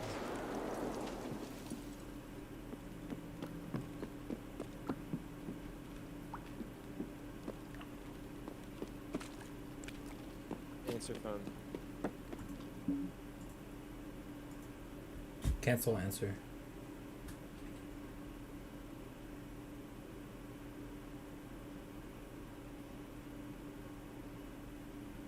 Phone exploded.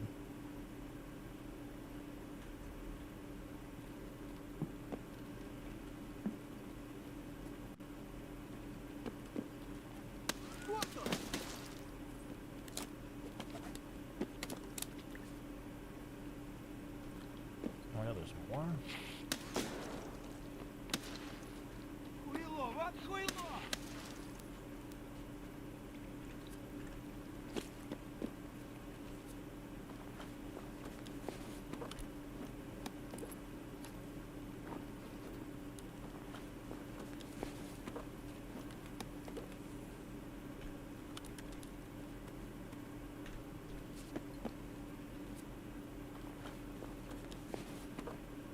He could have extracted. Kind of odd. Oh, yeah, sure.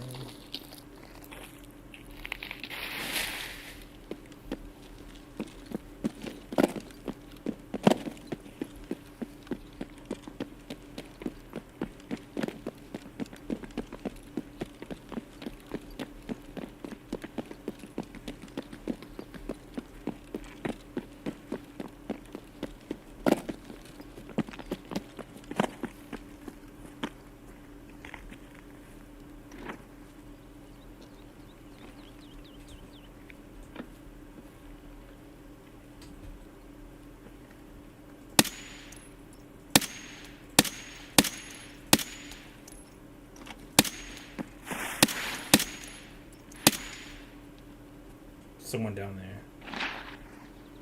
Bottom right. Near the road.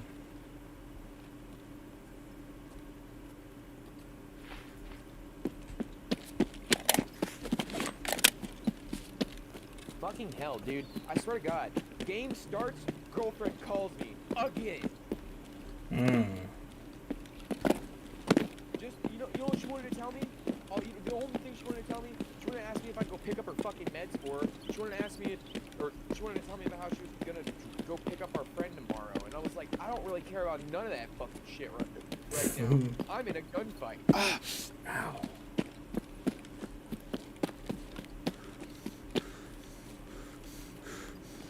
Get that guy or no? No. He's in all black. I'm near the helicopter behind you. See if he's coming this way. Oh! Someone came that way. I'm dead.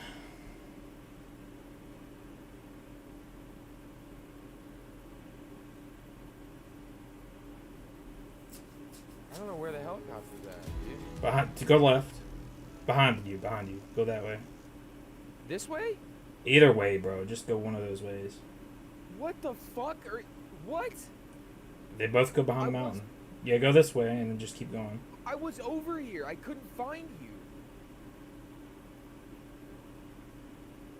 See the smoke? Yes.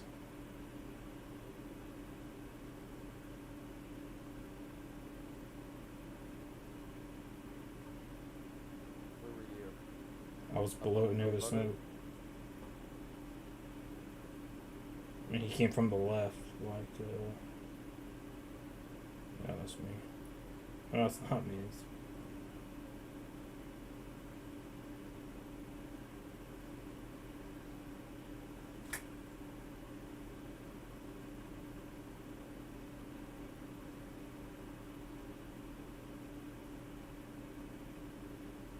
Trying to find your body, man. I don't want this dude running off with your shit.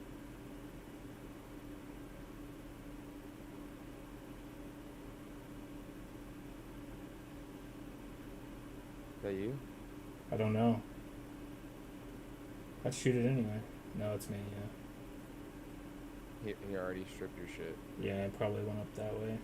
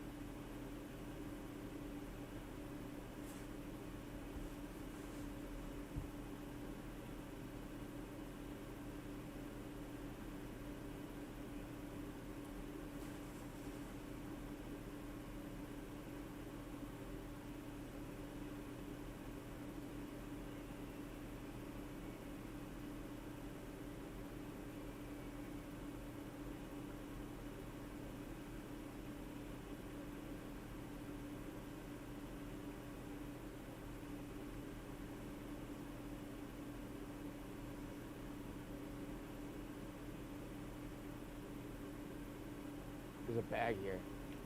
Yeah, it's definitely is.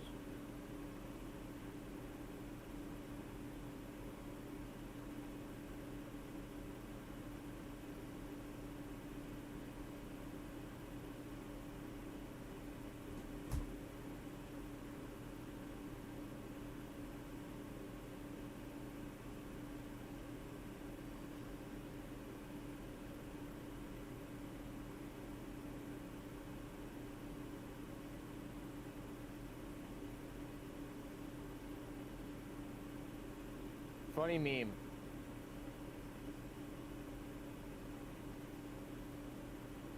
Funny meme.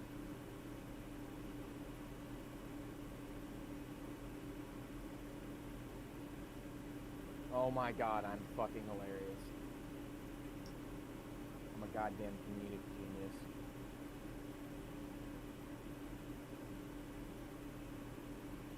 Dude, imagine how pissed that guy's gonna be whenever he goes back to his trooper.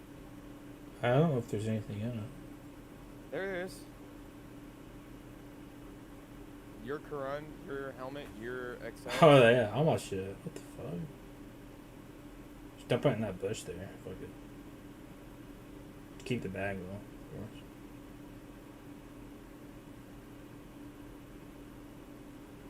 Why do you think I just started throwing nades randomly? Because whenever I saw that bag, I was like I literally, it was like, you ever seen that meme where it's the picture of the monkey and it says neuron activation or some stupid shit like that?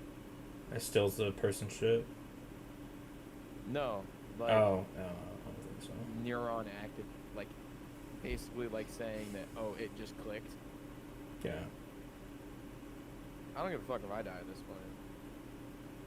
I kind of want to kill this fucking rat bastard.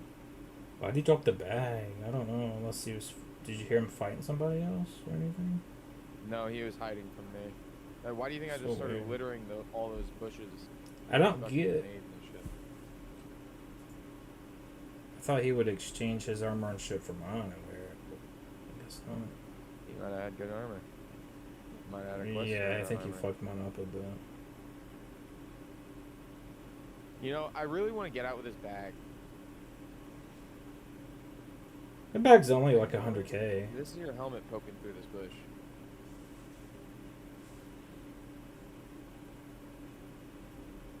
Yeah, bag's not worth a whole lot. I mean, you know why I want to get out with it, though, right? It's not because it like looks nice or pricey, or 'Cause it- anything. It's 'cause it because was his. I don't want. Yeah, I don't want him to have it. Drop it somewhere where you know where it's at, then, and then you can try and kill him. And if he kills you, he won't get the bag. There you go. Oh my god, that dude's gonna be so fucking pissed.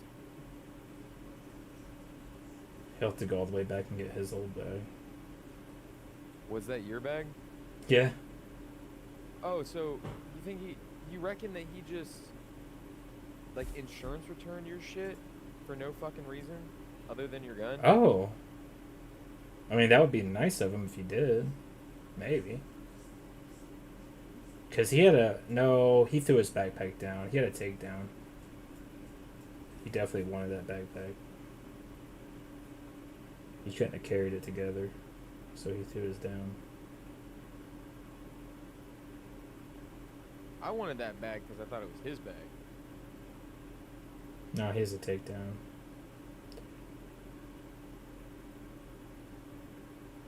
Hear something? Nah. Just hiding.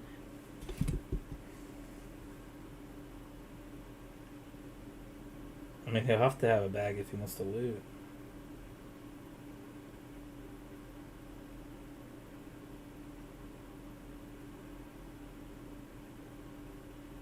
I mean, I dropped my bag over there, so I mean, you could always just find it.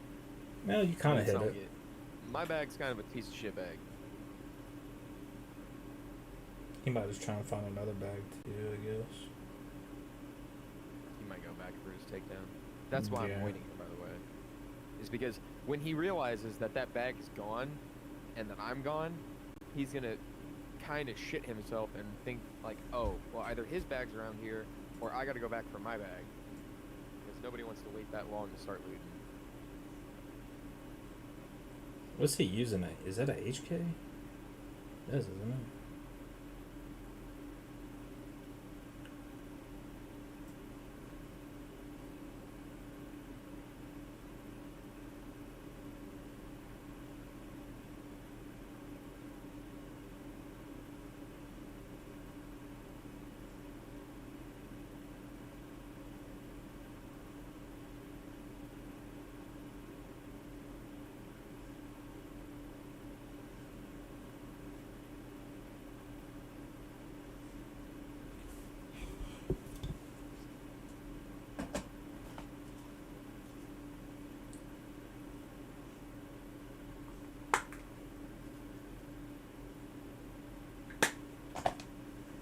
see him. I see him.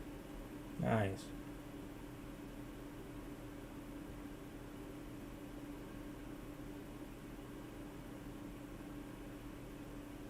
Maybe hook him up on the road.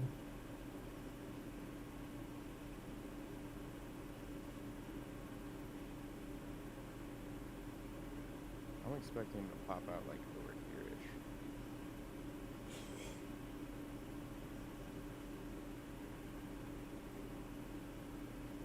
Try and get some arm stand bag, just a little bit. Trying to hide.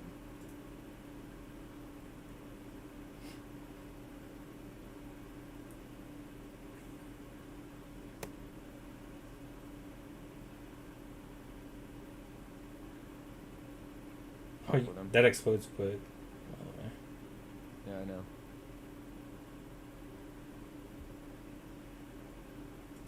Maybe that'll lure him over. Oh no, he got out. That's not the same guy. Guy that killed me extracted Oh, with shit. my gun. With what? Yeah. Just hit the paracord probably. So I don't know what you saw. Well, I mean, I'm pretty damn sure it was a fucking PMC. I couldn't see it good enough on the screen.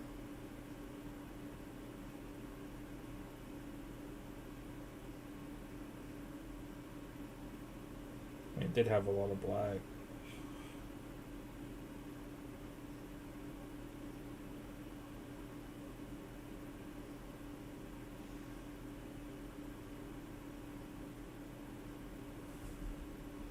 Not a bad little ledge to sit on, not gonna lie. Oh, damn, I was running an SSA. Ah. How many hits I got?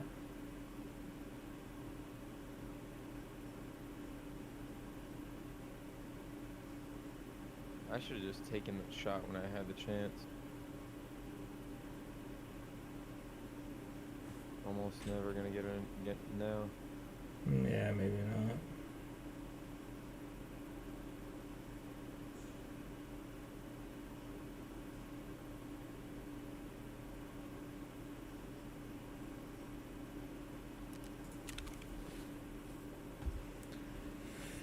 Okay. So he really did do it like I said he did then. He just straight insurance returned your shit and then... Yeah. So he was being kind of nice, I guess. I mean, I guess that gun is worth like 100 grand, 200 grand. Yeah, the gun's worth a lot. Like, the M1A on its own is worth a good bit.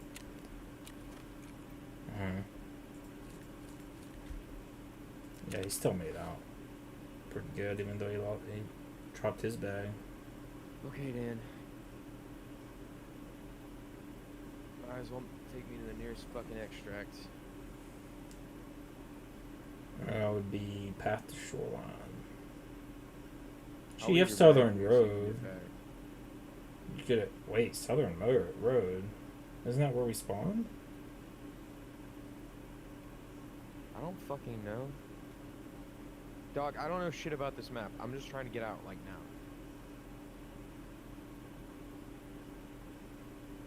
The longer I stay here, the more of a danger I feel like I'm No, in. you gotta go Road to Shoreline. So, go up to, keep following that road That road? that you were on. Yeah, To that way? go all the way up to the chalet and then go, keep going that direction. You'll go behind the chalet into the woods. There's another chalet below.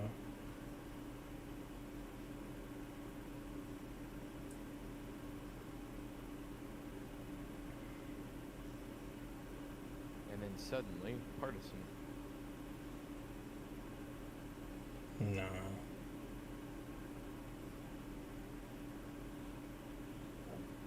I make that joke, but one day it's gonna fucking happen. Yeah, he'd be the boy that called wolf. Cried wolf so many times we're not gonna believe it when it happens. He goes to the fence back there, yeah. Hold on.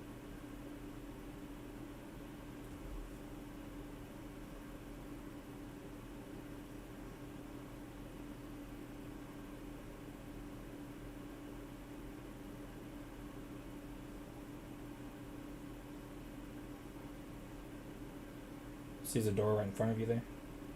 Yeah. There's somebody in here. There's a door into the garage on the left there.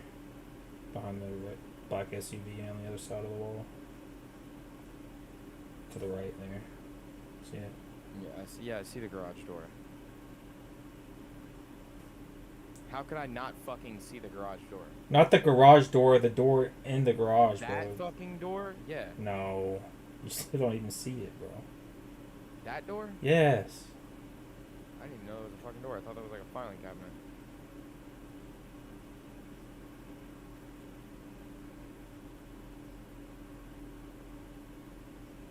Not why you get so fucking...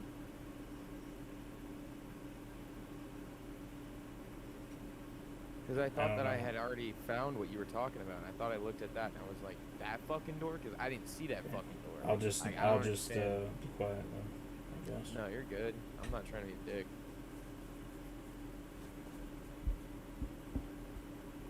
I'm only getting upset because I'm really fucking freaking the fuck out here.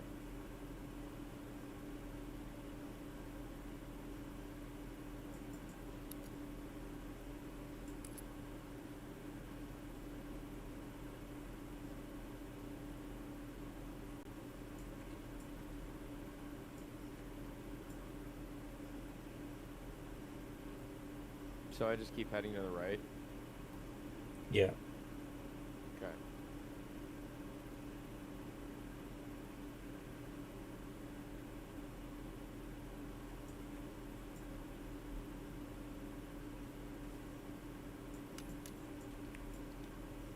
It's probably a bad spot to be in.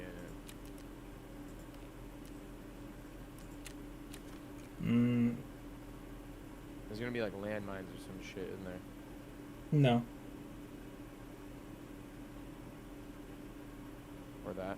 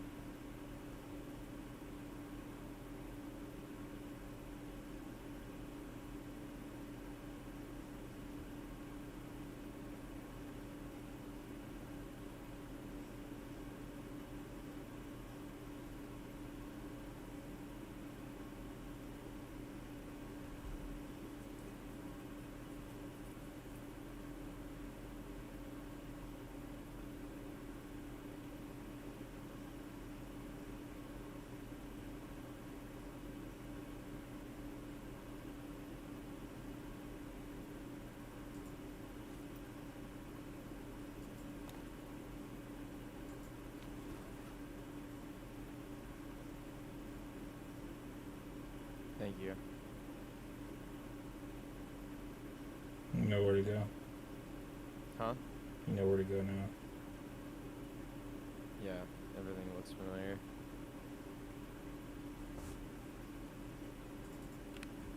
Pop one of these just in case.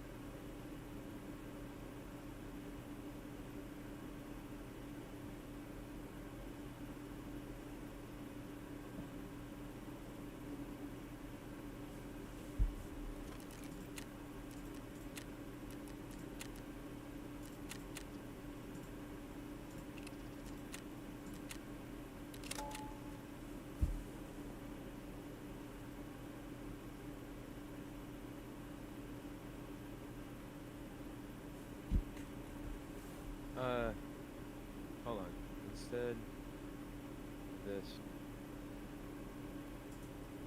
I'm gonna do something wee To different. leave that fast. It's possible he did.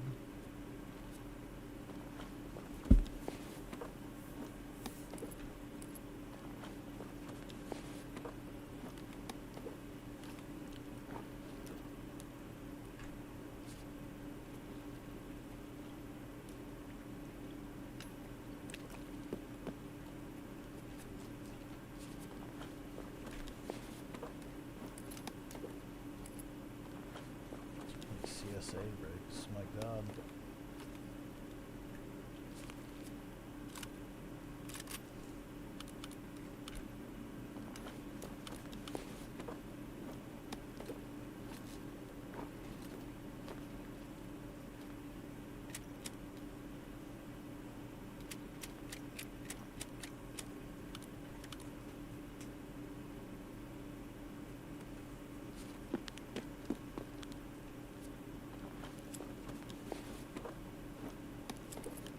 Bruh. Taking that.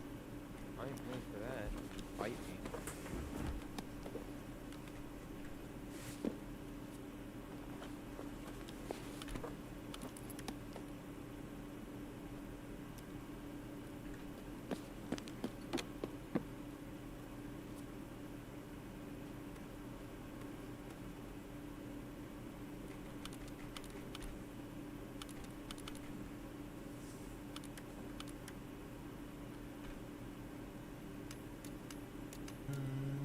Loading up.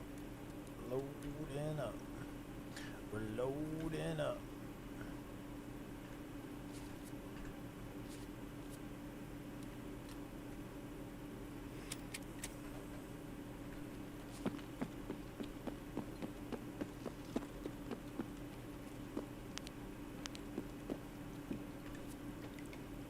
Maps. Okay, I need to find the corpse key.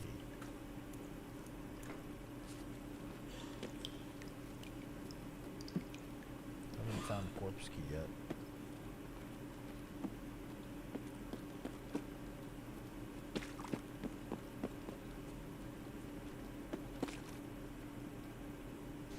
I need to learn more of these folder spawns in here. I feel like I don't know a bunch of them.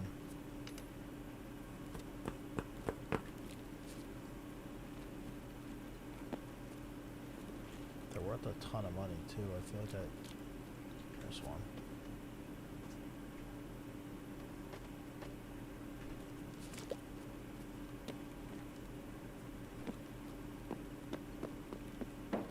Okay, RFID. Key's not there. 742. I have a stack of that already. Irie, egg. Corpse key's not there.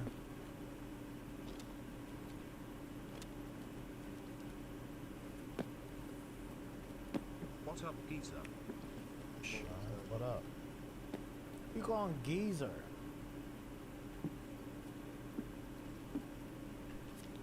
Geezer?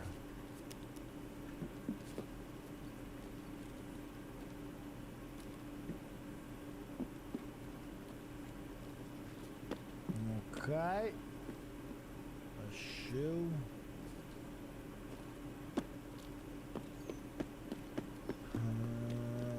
Check. Check the ratchet.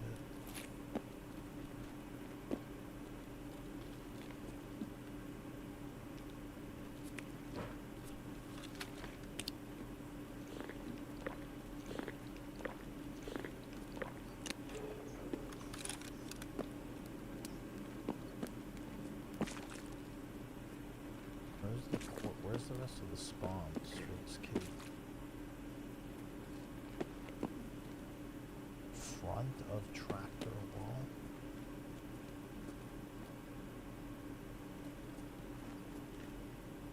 This clip has all of them apparently. God damn it, game. There, yeah, I know that's one. I checked that.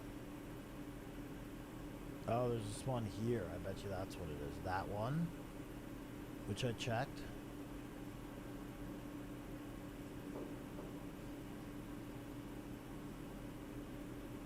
The boxes over there, I think, is what he was pointing out. The gas tank. Here. Here.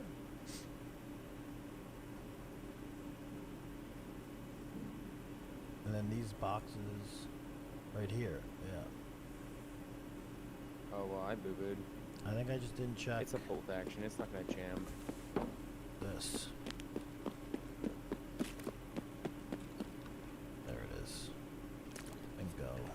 That's a bingo.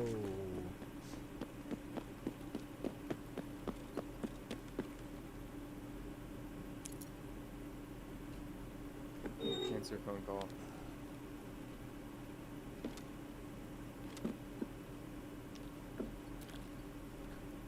An injector's oh my god. Oh shit, boy. I found an injector's case in this. Oh.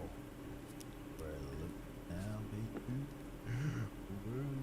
Oh. You're pretty fly for a white guy. Oh hell yeah. Thank you, thank you. I do say so myself. Okay, where did I not loot now? I think I kind of grabbed it. I think I gobbled up everything, no? What did I miss in here?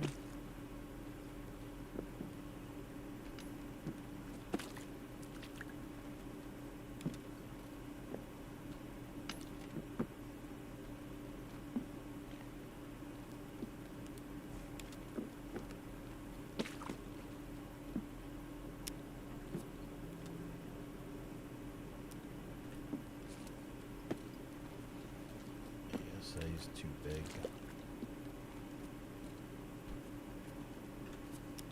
Another stem. Okay. Let's get back to our stash. Oh my god, I missed a Bitcoin. Holy shit. Did you look at that? Wait, I didn't loot these guys, did I?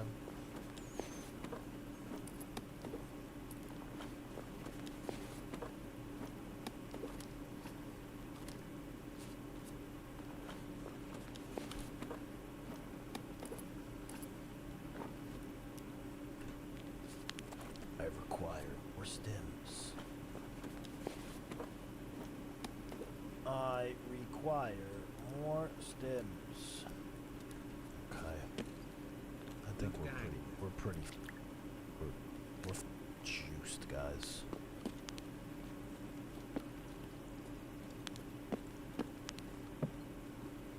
This guy killing the AI now. I think this guy grabbed his rig. Alright, let's organize and then dip. I doubt I can even carry all this shit anyway. Labyrinth raid's going well today. Yes, sir. Shit, just look at it. Oh, wait. Wait. Well, I'm not even close, bro. We got more.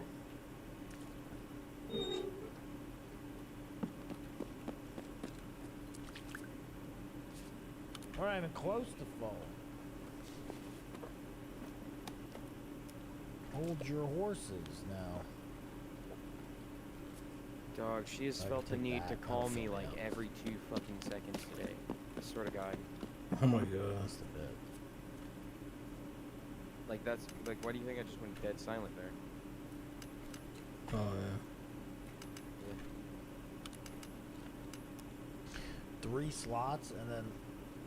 Wait, I need a 3x1. Is this the Like most in one moment I'm making Okay, my so class, I next can- moment I'm just stop fucking talking. Yeah, It's because probably. of I her. can fill up my Don't worry. rig. My whole rig is room for loot. It's probably, yeah. This map's bonkers with the damn boot. There was some like roosters and shit that I seen. Oh yeah, I grabbed the 2 AESAs. Where were those? I think one was in one of the traps over here. I Alrighty. wanna say. Look like a shoreline worthy build. Yeah. The key extract, yes, and here. And I brought my here. favorite pistol too. That'll be good for Lighthouse. And then here. And now we have 3 more slots for what? I can't wait till you get to like look at what gun I brought for my fucking secondary. Beard oil's hiding from me. We have 2 more course. slots for what? It's the tactical A one. videotape. And a beard oil. Just kidding, the videotape sucks. Damn, those beard oils are hard to see. I have 1 more slot. Stim by the feet. Oh shit. Alright, we're good. We're boosted. Hold on, wait, I have to do something.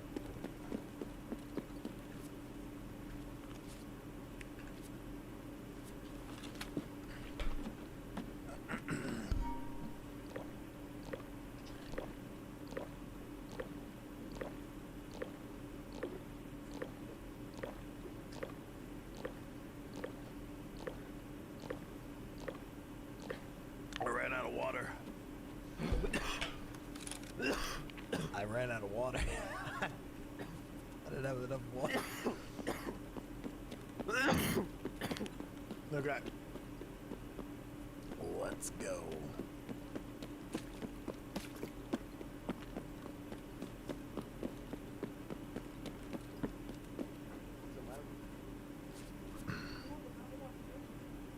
Wait, why can't I? The only reason I didn't give him permission was Is there a reason I can't take the blackjack?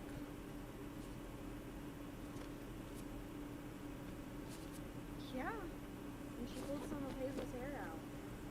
She said she was so blacked out, she didn't even know what was I going can't- on. Apparently she threw up all over I have her too many hat. stims, probably. Oh, it's gotta be the XTGs. No? Like Heaven wanted me to calm her down. She needed to calm down. It's the goddamn Finn. XTGs. We're Oh my not even God. full anymore! dude. At least it's still together. Get all this shit out of here. Get all this shit. It's fine, honey. Calm Get out. down. Get out. Get out. I will get it out. Get out of my way. God Yeah, damn, it's whatever. not that big of a deal. It is a big fucking deal. What do you have? It's Shit. fine. Yeah. Oh, there's a teapot here. Let me grab this He teapot. ever packages and shit like this again, I'm gonna throw a fucking fit. Okay? We're gonna have a Let firm. me do it because it's You're No, limited I'm at pissed 10 off. XTGs. Holy loot! My goodness, guys. We are He stacked. ever packages our fucking weed like this again, and we're gonna have firm fucking talking to, dude. Low 44,900 Fucking what kind of drug dealer doesn't know how to fucking handle 44,900. Fucking idiots, dude. I swear to God, people ain't got no fucking common sense in this fucking world anymore. Give me that. Fucking retarded ass motherfucker cunt. Fucking stupid ass bitch. Well, you know I'm right. That's the funny part. Stupid ass fucking cunt.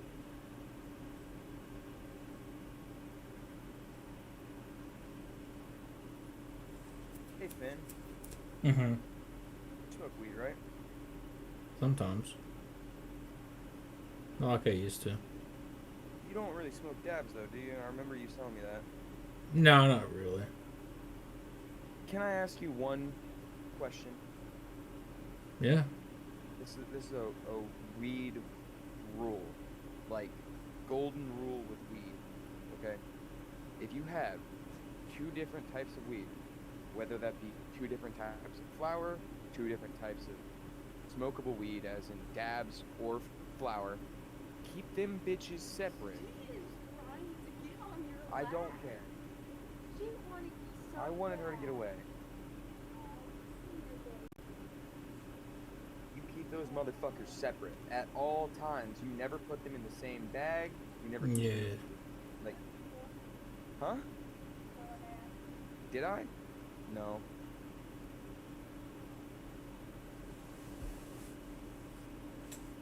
You never keep them motherfuckers together. What kind of dumbass bitch puts flour in the same bag as wax? What? Dude, But He the did that? flower is in a container. it still don't matter. Oh, You so don't it do didn't shit touch like it? that. It don't matter. You don't do shit like that. Okay, can I have that wrap? I'm gonna go. When I'm going to bed,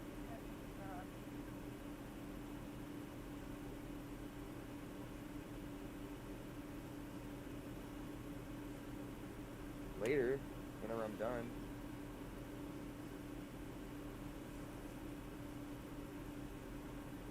No, close the door!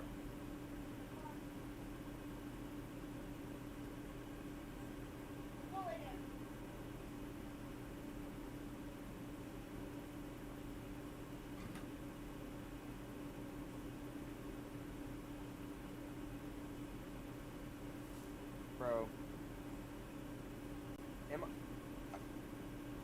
Am I the only person that asks themselves if they're the only person with a fucking brain anymore? No.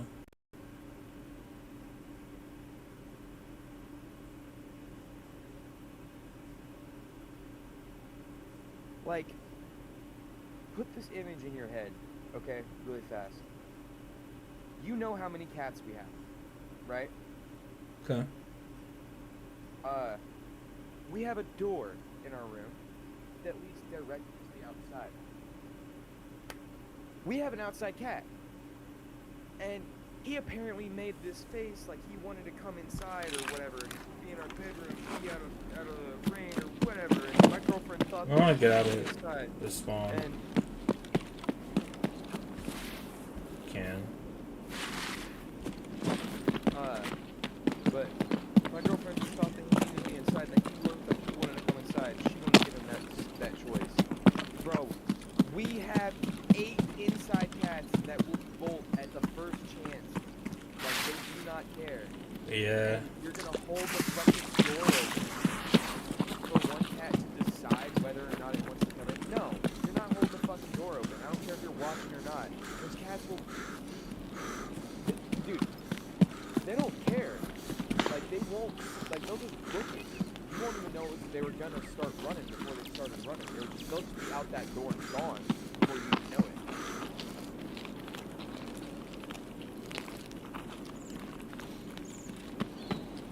Yeah, they're sneaky. Yeah, I had one cat go, like bolt out to the kitchen just the other day. Whenever I just the other turned my back to her.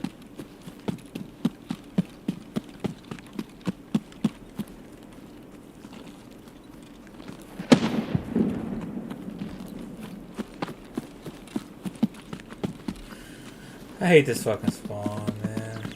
Oh, I forgot a marker. You have a marker you don't need? No. Damn. So, Can we just? This is gonna be. hmm? Can you get me extracted? You want to extract? I need to. My girlfriend's gonna ask me to go outside here in like fucking 5 minutes or so. We'll Okay. go fucking blunt with her. It's kind of far away. Just hold a manual. Just take that time. Take this slow. You don't have to, but I have to. Yeah, I'll show you where to go. We need to get around this mountain.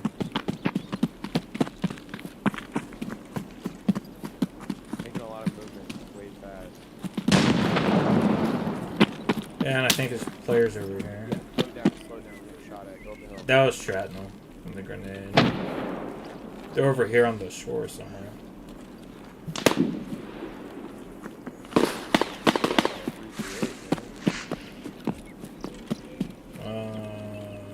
I don't know.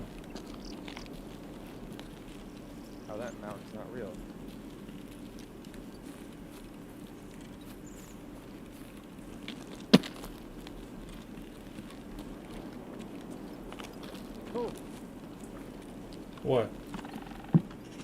nothing. I just almost fucking killed myself.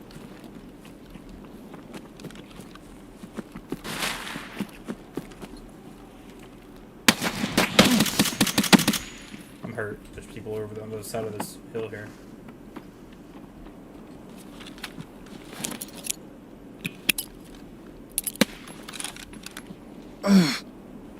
Yeet. Fucking A.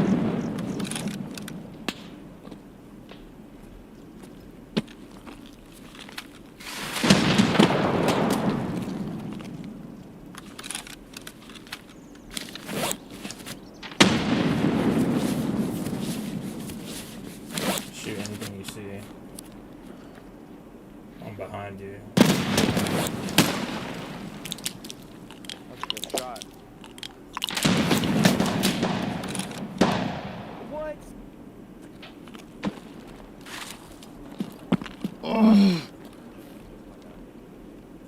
My rifle.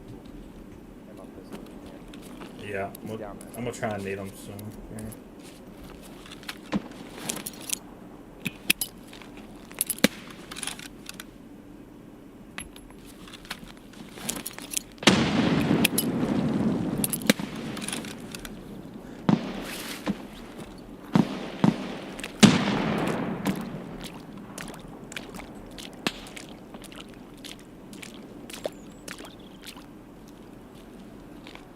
The hill right here.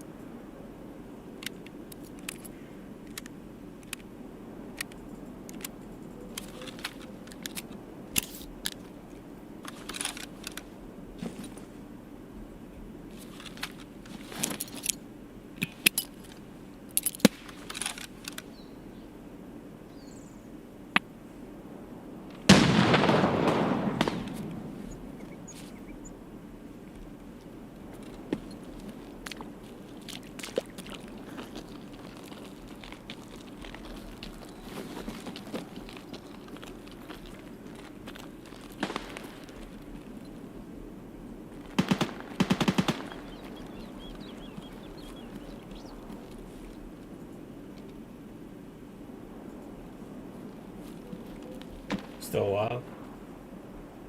No, I died. No, motherfucker. him. Him. Oh. Yeah, I killed you.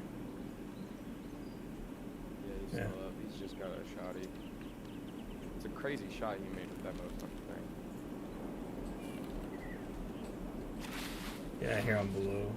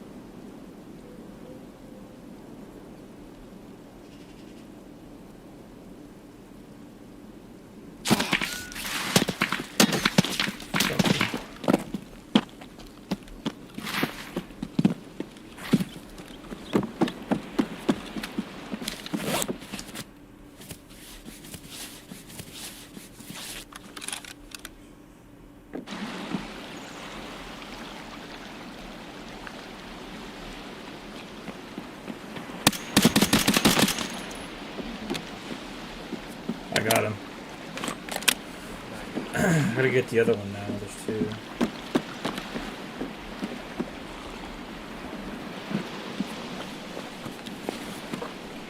He's up on the fucking hill too. On the mountain.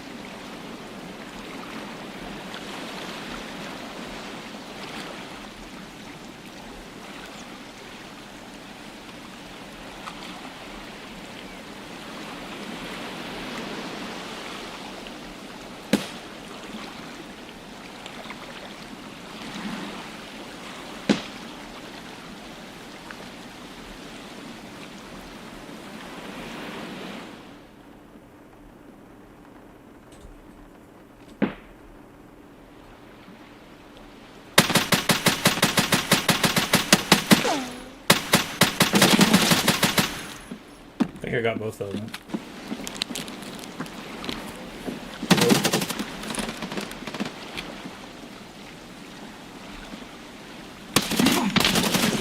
Oh, I was out of ammo, dude. What the fuck? How many times I gotta hit that guy? Unless there were three of them.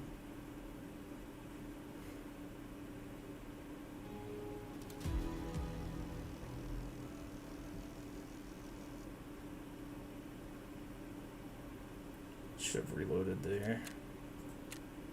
What?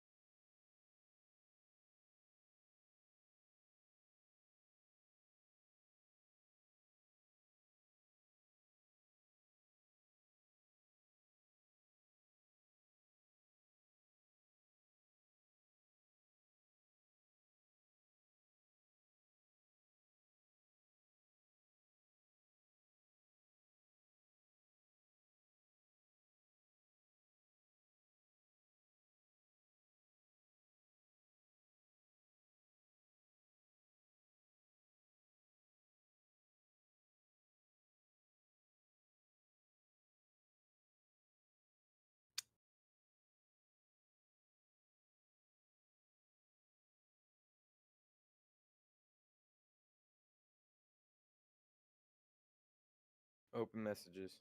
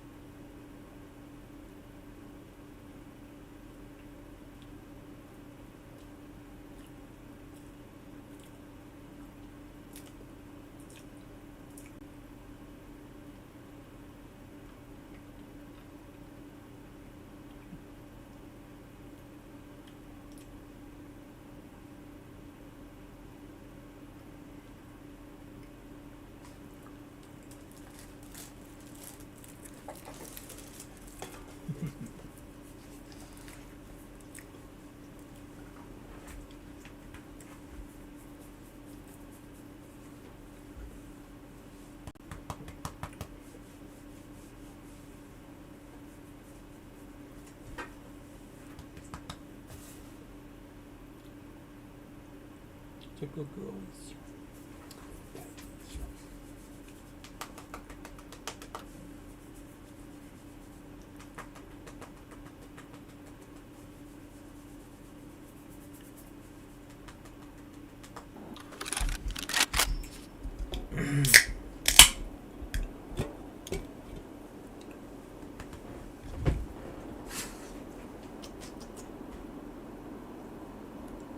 It's silly.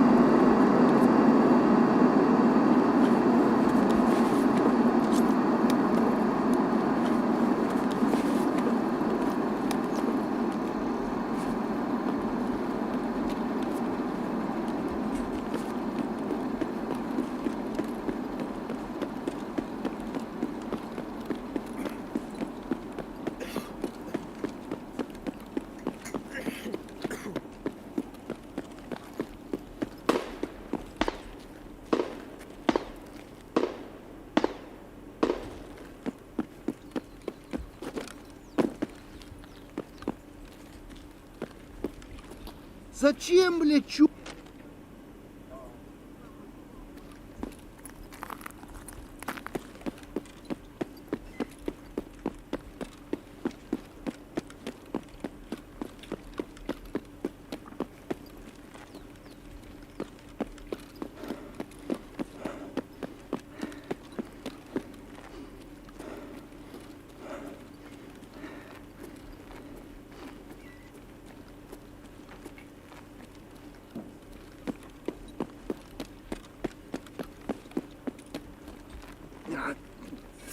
Ёбра, блин, все отбили на...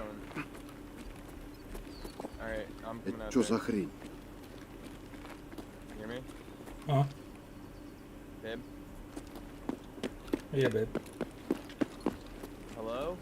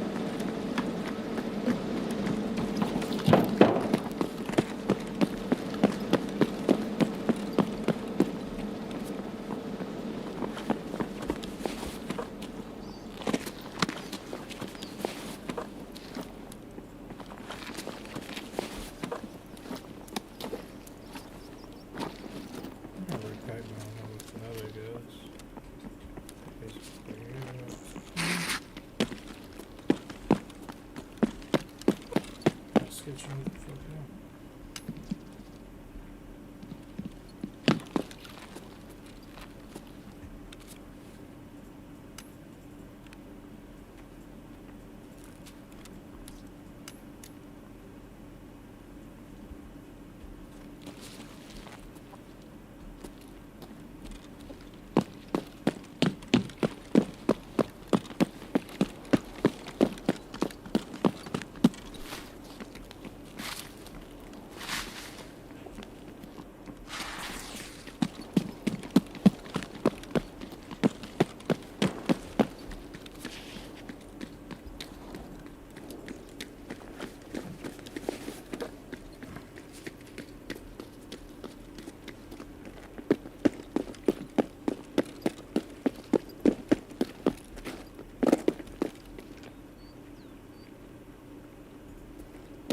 Is it a player? Was that the scav? I don't know.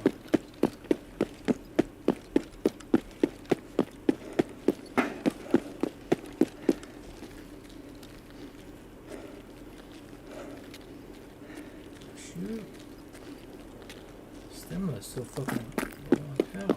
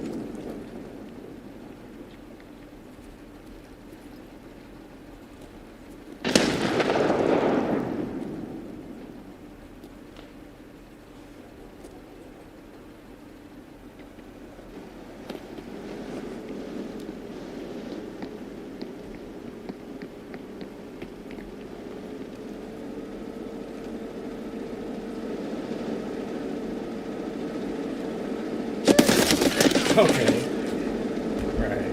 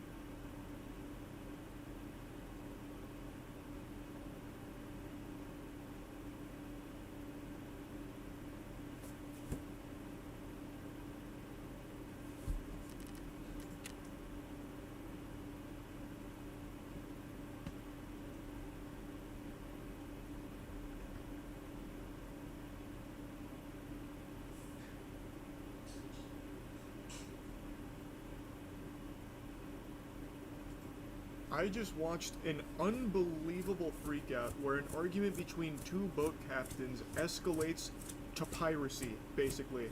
Where one of the dudes boards the other vessel like he's playing Assassin's Creed Black Flag. It's like a scene out of Pirates and itself was saying mean words back to him in this argument, but that doesn't give him the right to board that boat and try and fucking start swashbuckling with the guy. And he has a very interesting lore, quite a rap sheet, which we'll get into towards the end. I want to show you the video first. Captured this entire interaction on video and posted it for everyone to see. What, like 5 in the morning? Yeah. Yeah. Cussing me out? Nah, that was the dude in that boat. Were you the one that came through the middle of the bridge? Was that you? Yeah, I was here, but you ran in front of the other dude over there. You were cussing me out, dude. Bro, you ran right through the middle of the bridge while we were all fishing. In the middle of the fucking night, the guy didn't have any lights on. Bro, we were all fishing here. The fucking... He didn't have any lights on. Alright, bro, I'm not gonna do this with you, bro. I'm not gonna fucking do this with you, bro. Like, it's not the right time, bro. You know the loft? Bro, you can't come flying through the middle of the fucking bridge, bro. Bullshit. Yes, I can. Alright, bro. So a bit of the background. Brock Horner is a charter captain and he's got some people out with him. 2 of the people on this boat have apparently come forward. I've watched 2 TikTok videos from 2 different people claiming that they were on this boat. Both of them condemning Brock in a big way. They did not like him at all. And they also corroborate that this started when Brock drove his boat really fast under that bridge there, and now he's accusing Gage of cussing him out after he did that. Gage is saying, no, that wasn't me, that was a different boat up there, you disrupted all of us. And Brock believes that it's Gage, and Gage didn't have his lights on, but Gage is saying, no, brother, that wasn't me, that was that guy that cussed you out. But now Gage is getting angry because now Brock is attacking him, so now Gage is cussing him out, for sure, because Brock is looking like a fucking fool right now. He's looking like a full clown. What are you trying to do, bro? What am I trying to What are you trying to do, bro? You want to fucking go? I don't want to fucking go. I want you to get the fuck out of here. Big tough guy? Tough guy? You pulled up on me, motherfucker. Yeah, I did. Yeah. Nah, shit. I'm fishing, you fucking... Like, bro, get out of here. Like, what? What are you trying to do? Act like a tough guy in front of your buddies? No, I'm not. Dude, all these motherfuckers know I'm tough, motherfucker. Bro, alright, bro. I will always love that statement, like, no, I'm tough, I am tough, because I'm telling you I'm tough, and everyone here knows it. I'm the toughest there is, and you don't tussle with the muscle. I'm so fucking tough, I'll eat a bowl of rusty nails right now and put 2 fingers in my butt. How about that, huh? What do you feel about that? Like, that's shit Wes Watson does, Pegged Watson. He literally talks like Wes Watson. You know what? Get going, bro. We're all fucking war veterans. We're all raised. Well, thank you for your service, bro. And you're gonna talk shit. Thank you for your service, bro. But that doesn't give you the right. Pussy ass fuck. Alright, bro. Alright, whatever. I appreciate you for your service, bro. But you don't gotta run through the middle of the bridge, bro. Dude, if your guy doesn't have his fucking lights, That's not my guy, bro. That's just another fucking dude, bro. you have to have lights on. My lights were on, bro. My lights were on. Guess what the fuck happens? You die, nothing happens to me. Right, okay, bro. Keep thinking that. No, that's the fucking truth, dude. Alright, bro. Keep thinking that. Put your fucking lights on. Bro, my lights were on. I wasn't sitting there. Okay, that's not my dude, bro. As is common for the current day and age, there's a lot of people on Brock's side saying the kid brought it on himself. He's clearly in the wrong. Which I don't know how you can go through life with a poisoned mind like that. That is craziness. That anyone can see this and think Brock is acting rationally or reasonably in any fashion whatsoever. He is out here yelling and screaming, hooting and hollering at this guy whom he doesn't even know if it was the same guy that cussed him out earlier, even though Brock was the one that caused all this hoopla. According to someone who claims to be on that boat, he was going around 60 under that bridge, busting ass, zooming under that bridge, and now someone cussing him out has hurt his feelings. The mean words disrupted his sensitive skin. So now he's back for round 2, the dessert, to try and, puff out his chest on the guy. A guy, by the way, that he cannot even confirm is the right target for his anger. So he comes out and is like treating this like an Xbox Live lobby with all of this screaming at someone he thinks might have been the same guy. Now, I'm inclined to believe Gage's claim that it was somebody else out there that cussed him out after Brock flew through and that Gage did have his lights on. I'm inclined to believe his story over Brock, because Brock's not even sure, nor are the two people that spoke in the TikTok video. They don't know if it was the same guy either. But regardless, the way he's acting, even if it was Gage, is totally unreasonable. Bro, I said, bro, you almost fucking hit him. The other dude was fucking cussing you out. Hit him because he didn't have his motherfucking lights on. Bro, you shouldn't come flying through the middle of the bridge. You know people fish here, bro. I'm sorry, man. I don't know if that's what you want to hear, bro. Apologize, motherfucker. But, bro. More than you can possibly fathom in your wild Me.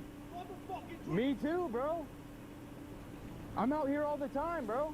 I'm 300 days a year on the motherfucking water. All right, bro. Every day, I'm the best charter captain you'll ever meet in your motherfucking life. All right, bro. Cuss me out. Chill, bro. Chill, bro. Please, bro. As he's making the statement that he is the best charter captain you'll ever see in your motherfucking life, he is literally boarding this guy's boat. That is, by law, piracy. That's an act of piracy, basically. At least from everything I've read. I'm the best captain, as he's fucking getting ready to get on the guy's ship like he's playing fucking Sea of Thieves. Keep in mind, Brock is doing this in front of customers. In front of people on his ship that have paid to be there.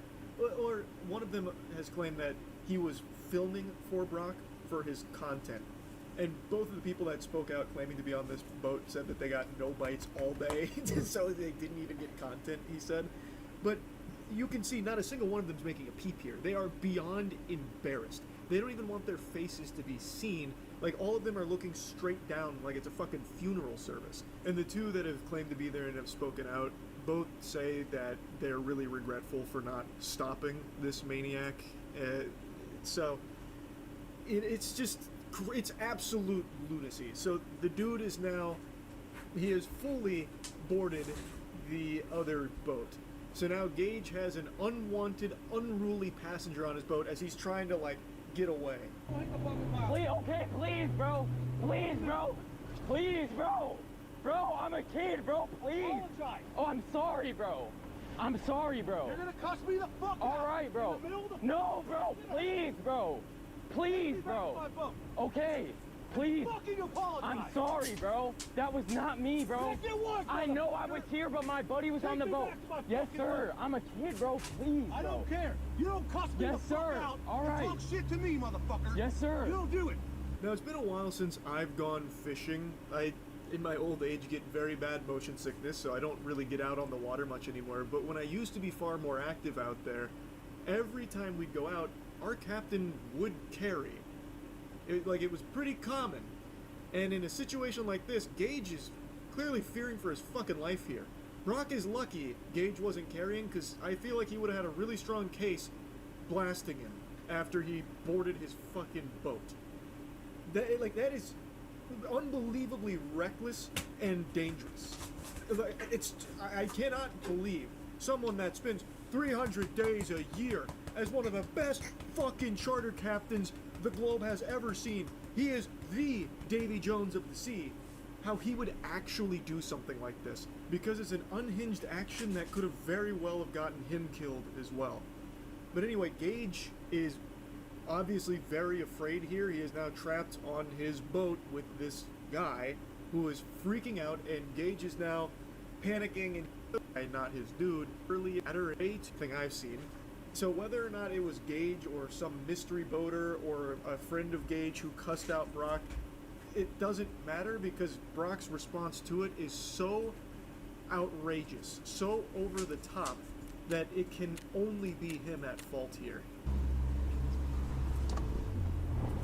I'm sorry, man. I wasn't, like, cussing you out, Yes, though, bro. you were, dude. I was driving the boat. Did Okay. you not call me a fucking faggot? No, bro. Yes, that was you did, that was motherfucker. my friend on the. Okay, I'm Okay. sorry, bro. That was your friend on the boat. I'm sorry, bro. Your motherfucking friend, I'll look at it and come Yes, on your sir. boat and fuck you both up. Yes, sir. Do it again and watch what fucking happens.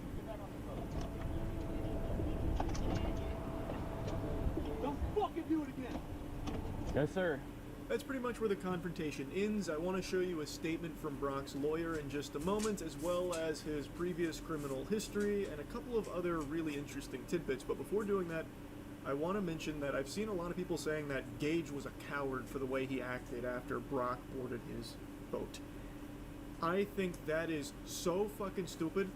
Like, the people saying that are the same people that probably tremble and piss their britches when the waitress asks them what they want to eat off of the fucking entree menu. Like, there is no one here in their right mind that would think that what Gage did here was a bad call. He is doing everything he can to de-escalate the situation and get the fuck out of there. That is what you should do here. This guy is claimed to be a combat veteran. What, is he supposed to scrap with him? Gage is not a fighter. He's made it clear he does not want to do that. So what's he supposed to do? Fucking scrap with him in the middle of the ocean here and get left for dead out there? Get his ass beat and throw in the water left for dead? It's stupid. That's a really dumb thing to criticize him for. And another thing, there was like 4 or 5 other dudes on the ship that Brock abandoned. Like, yeah, let's say he was able to get the best of this goober. Like, he took down Brock on his own ship. Well, who's to say the other 4 or 5 guys wouldn't then get involved and start fucking jumping him? Or maybe they have weapons. And like, it's so stupid to say that he did, like, a cowardly thing here. He did the thing that he thought gave him the best chance at surviving, which was just playing along and de-escalating. I don't think there's anything wrong with that. But I do think there's something wrong with Brock Horner himself. He's not the superstar, top-of-the-line, absolute best fucking charter captain this world's ever seen. He's no angel. I'll put up a couple of his charges here that I've seen floating around since this story broke, but I would also like you to hear from his side with a message from his attorney. This statement comes from someone who is both Brock Horner's attorney and his friend, and basically he's saying that Brock is sincerely sorry, he apologizes to Gage and Gage's family, and pretty much anyone that put their peepers on the video, commends Gage for the way he handled the situation so it didn't get worse, and that this doesn't represent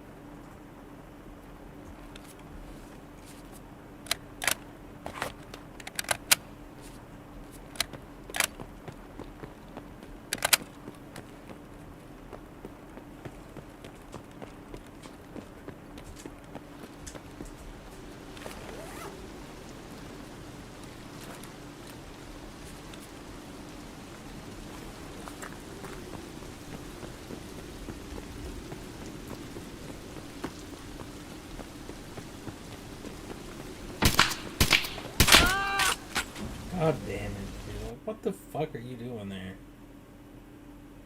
Hold on.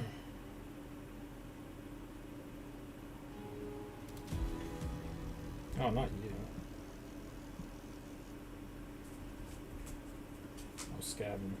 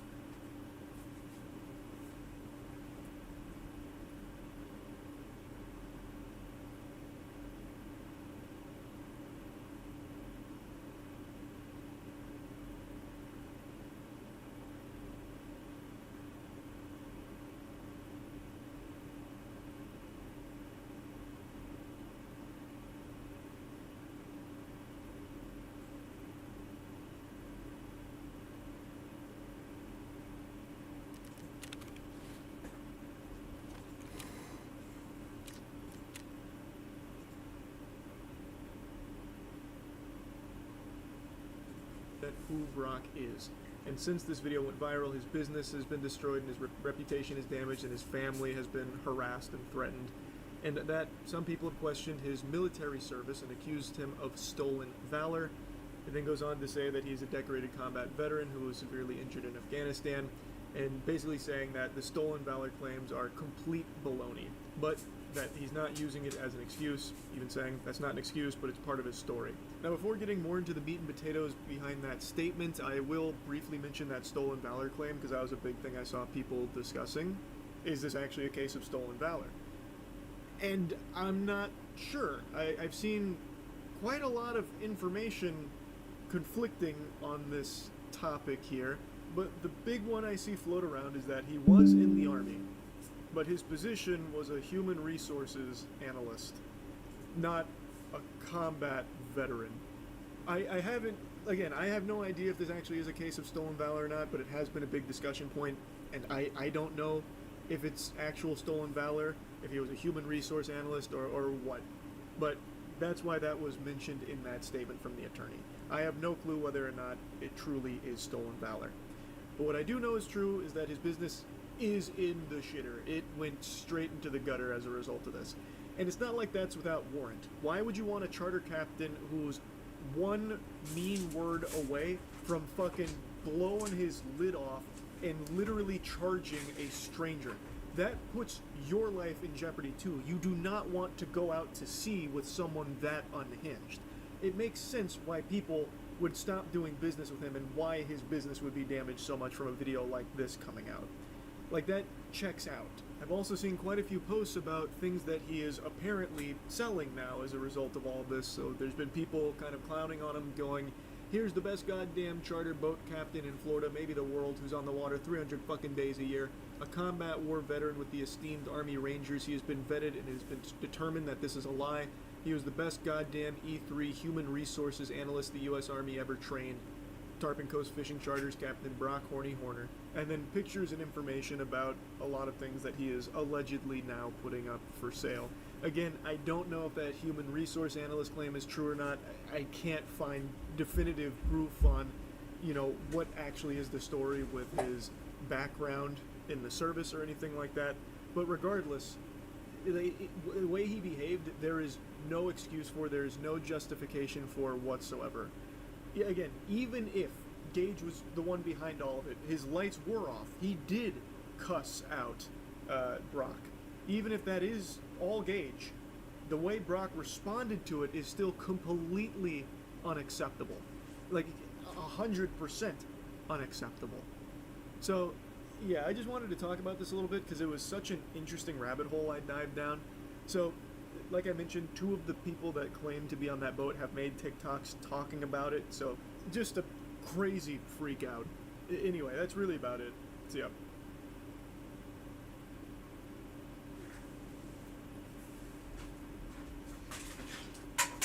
Hey yo, you ever seen the Space Shuttle Challenger launch?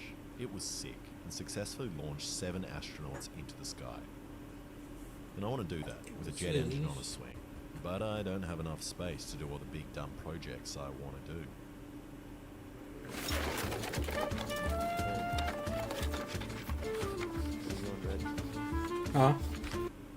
Are you going to bed? No. Okay, then. I think I'm going to stay a little bit longer. Until now, I'm just watching I the bought video. my dream house and even paid Waiting extra for my to get scab a to come kitchen, back up. 2 bathrooms, and You, high ceilings. mind running some Look at all marine this with me? space. It's such a liberating feeling being able to chuck Oh, around right now? anywhere you want, Yeah. where the only thing Before I you have to scab. worry about hitting is an endangered bird. Well, That Scab's tree, and that tree, just got a couple and that minutes tree, long. this log, and even this bird. And this 100 acres of pristine Aussie bush is filled with beautiful animals and plants, and also has Dog, more than enough room You for a wanna jet know engine on a the swing. reason why I asked you about arena isn't because I'm trying Which to, might just burn convince the you whole to like place down. arena. It's just because I want somebody else to play arena. Oh, I understand. So despite what people say, making a jet engine I just is have actually pretty easy. a few See this jar with a YouTube, hole in the top? It's not only a flashlight, but things a I jet like to engine. watch Don't believe me? when they Watch. come out.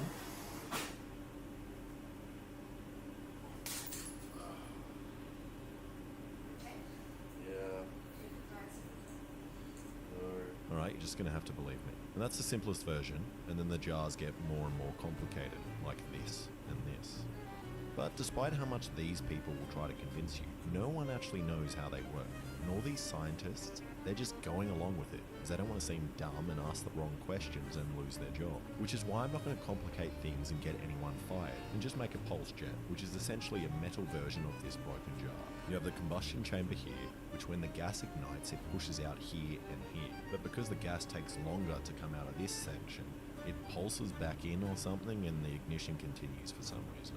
And this unexplainable process gives you heaps of thrust, like enough to become a Nazi and bomb England from over 400 k's away, which is perfect for me.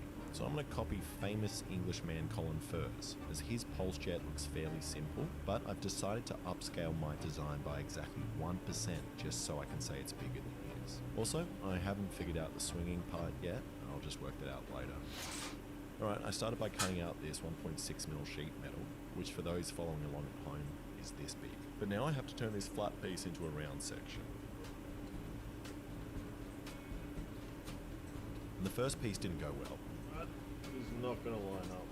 Neither did the second. But after using the vise, I eventually got this, which I tacked together. Then I cut out and rolled these tailpipe sections, which was a little harder.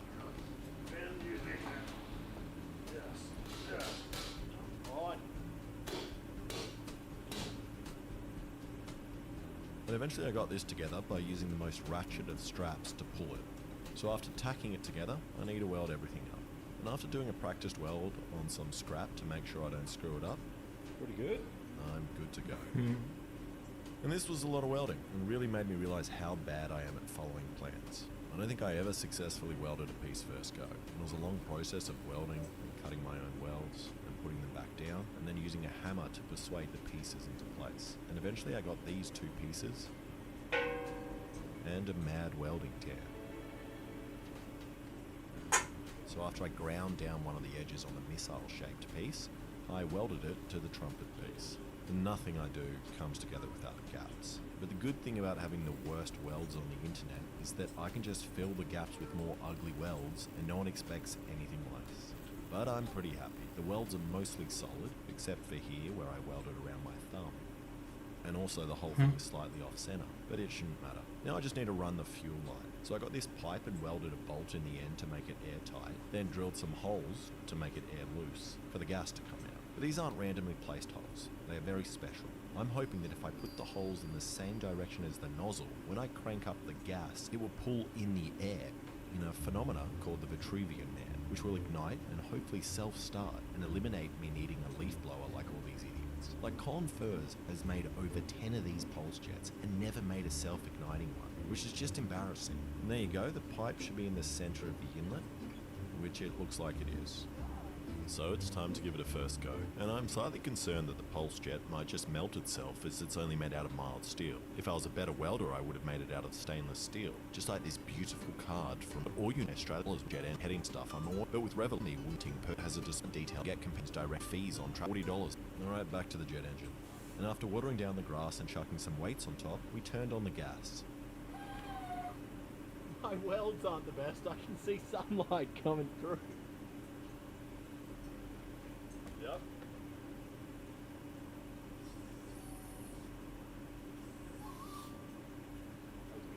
And nothing happened. Oh, good. Turn it off. So it's like maybe a safety shut-off. So we removed the pesky safety valve put in by the government to throttle your Saturday night barbecuing experience and tried again, with just a sparkler in the combustion chamber. Yeah, in that. Whoa.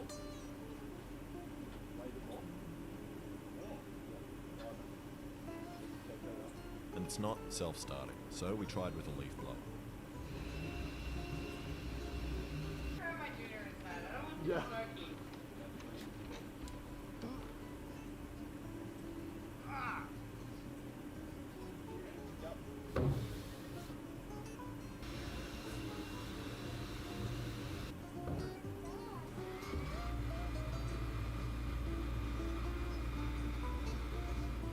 And it started to rumble, but still wouldn't kick.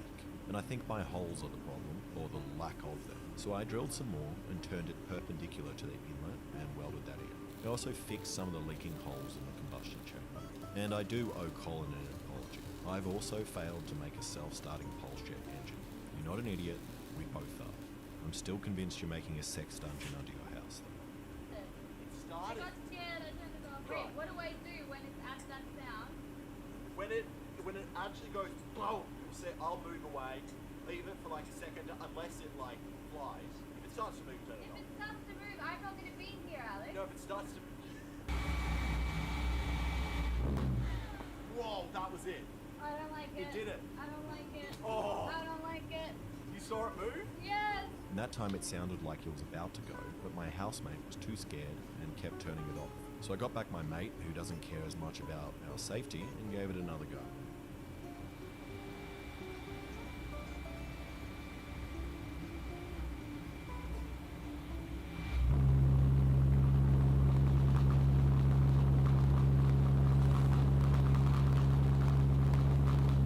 That is fucked. That is fucked. I don't think you should stop running that. Holy. Yeah. Too loud. And we only had that on for a couple of seconds, but it was still the loudest thing my poor ears and neighbours' ears have ever had come inside them. It also made me stim for some reason. It was around 140 decibels, which is louder than a passenger plane taking off right here on my deck. And the simplicity of this is beautiful. No moving parts, just sheet metal in the shape of a trumpet with a barbecue gas bottle. There is really no reason for every man, woman and child watching right now not to go and make one of these. They are seriously the most fun you can have as a 14-year-old living in a crowded urban neighborhood. But I reckon if I ran this any longer, the cops would come and take it for themselves to play with, so I'm stopping. Alright, I don't want to continue using sparklers to ignite this thing. I want to feel more fancy and have buttons. And I could use an ignition coil to light it, but I thought it would be more fun to use a taser. And here's a hot tip for you kids. Tasers are illegal in Australia, but you can still buy them. They're just called cattle prods, which is illegal unless you have animals to ride. But in all seriousness, I'm getting chickens on the property, so I'm going to need this. So all I did was bypass the battery and switch over the taser and connect it to this relay. And now when I press this button, it should work. And kids, once again, this is the perfect setup if you want to make a bomb. And then weld it in the spark plug. This is the great thing about being a bad welder. You can put cables onto them. When I press this, you should hear it go off. Why do I hear gas? You should see this go off. Yes. Yes. Alright, now if I'm sitting on the jet engine, I can turn the gas on and off. But what happens if I fly off? Or even worse, what if my clothes fly off? Then I won't have a way to stop the jet engine from flying out of control. So I'm going to make it wireless. So I bought this solenoid and this brass fitting that precisely don't fit my gas pipe. So I just welded it. That does not work. And I melted the brass. So instead I cut off some hose and stuck that on the end as an adapter, which works nicely. And now I also have the world's first lockable childproof bomb. What do you mean? I thought we said you wouldn't have any more drug paraphernalia in the house. I didn't make it. Alex, this is in the garage. I did You not. said you were not I allowed did this in not here. make this. I didn't make it. He made it. Is this true? He did it. He did it. And now when I press this button, gas should come out. And this is weird. I can hear it, but I can't see it. So either there's a snake in the pipe or the guy gave me invisible gas.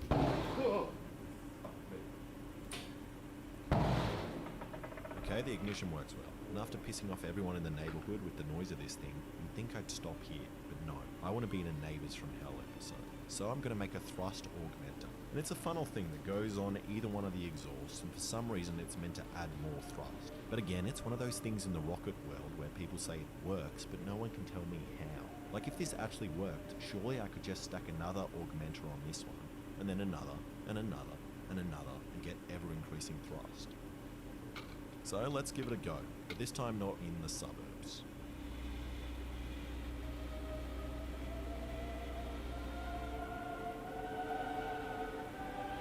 Alright, the self-ignition doesn't work, and I can't get it to start with the augmenter, as it's in the way of the blower. So I just cut it off, and gave that a go, which still didn't work. But then I realised it was because I was out of gas, so I cut off the augmenter for no reason. And after getting a new bottle, we gave it another go. And I have heard whispers on the internet that if I tip the gas bottle upside down, something magical will happen.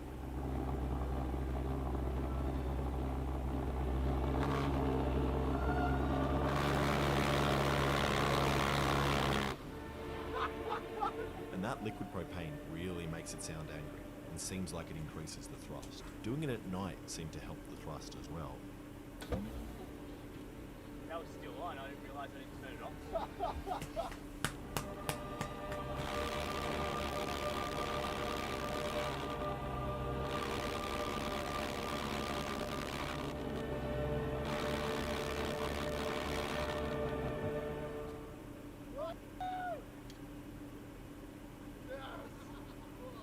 Now, it's time to move the pulse jet to the top of the hill. Mate, just do not hit a tree, otherwise you're... Like your mum's sex suit, I need it to not fall apart under my weight. And I'm going to use God's AFib. And these two are placed with the strong enough frame, which is support self apart. If the camera, I'm stuck.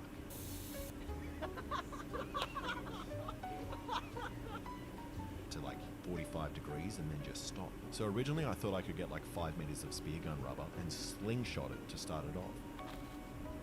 But then I realized I should just copy what I did in my intro and put a counterweight on top so it really wants to spin.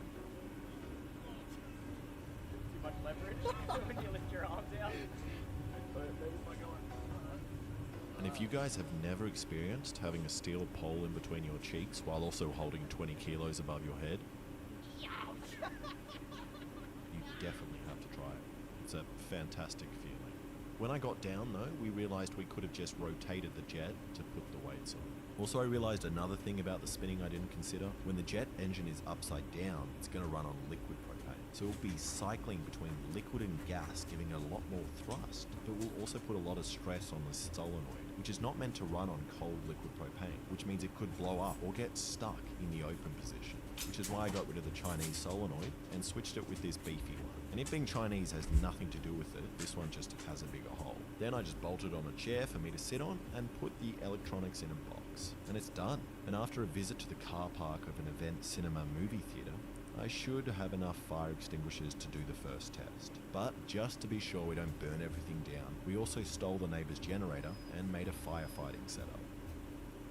And there's nothing left but to do it. And this is probably the most scared I've ever been before turning on one of my dumb devices. So what's our plan? Our plan is do it, and we're both running just and hiding behind that tree. Even though nothing has changed since we did the other tests. So we tried different sized gas bottles, thinking that that could have been the issue. And we also tried moving the bottle position around. Fire in the hole!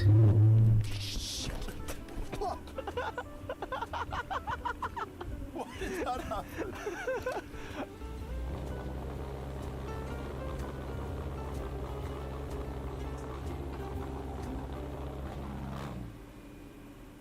And even though we got it started once, it wouldn't stay on.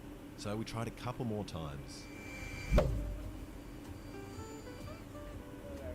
idea.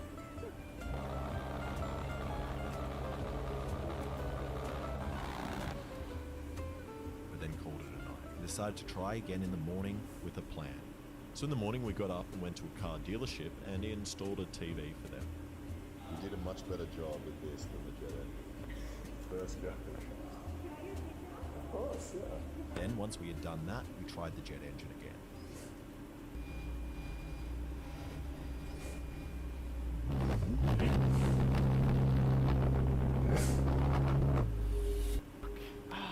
Why? Which still wouldn't work. But then we realized that the solenoid was probably the problem. Because you know how earlier I said that nothing had changed from our stationary test before? One thing it did, the length of this hose, which doesn't seem like it would make a difference, but because it's shorter now, there might be less resistance on the solenoid and the gas can pass through easier. So we did something you're definitely not meant to do and put a kink in the gas pipe, which will hopefully build up more pressure and force the solenoid to open all the way.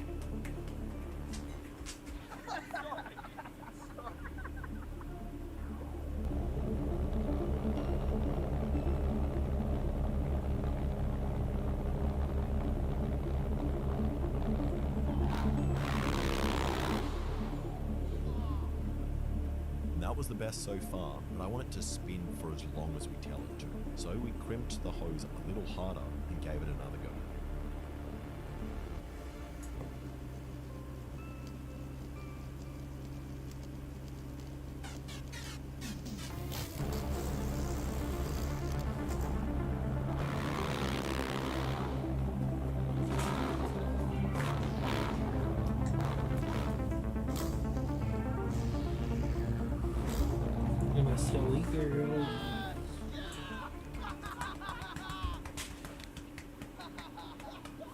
And that worked so much better than I could have ever hoped. Nothing broke, blew up, or got burnt, and it spun continuously until we switched it off. So we tried again, but this time with the bottle fully tilted so it runs on liquid for longer. My Mr. Sparkle. Sparkle. That's been the magic touch, so let's keep with it.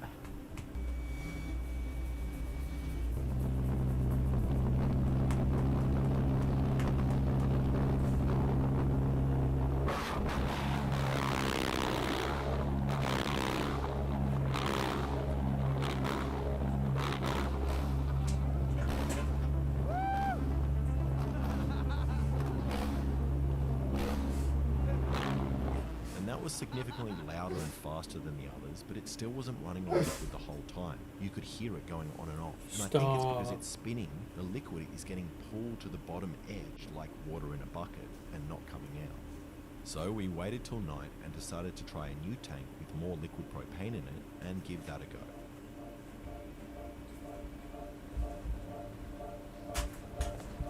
Oh, stop. No, it would spray liquid propane onto you. No, get away from it. And we almost set ourselves on fire, so we tried again with the bottle at 45 degrees. And then we almost blew the jet engine up.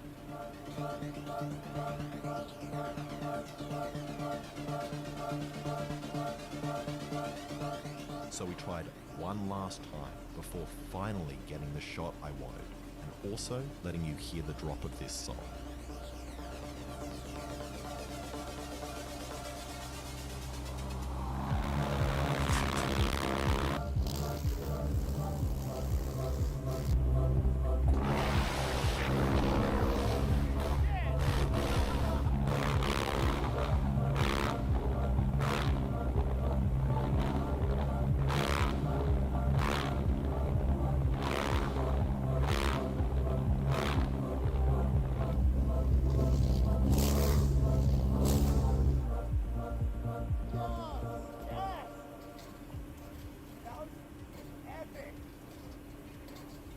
That initial burst almost stopped and there was...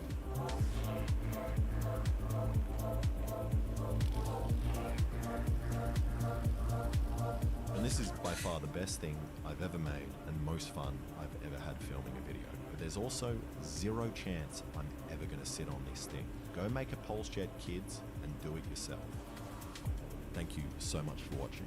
If you like that, please subscribe and check out some of my other videos.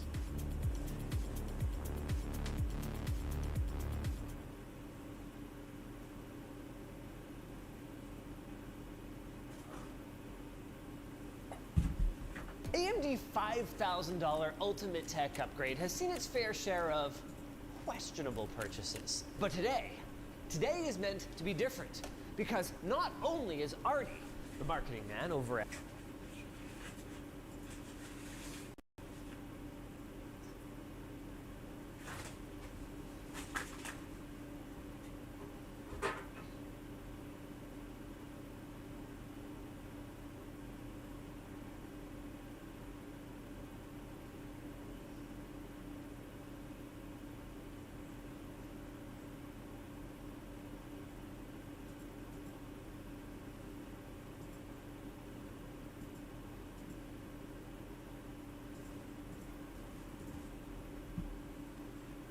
I'm not even kidding.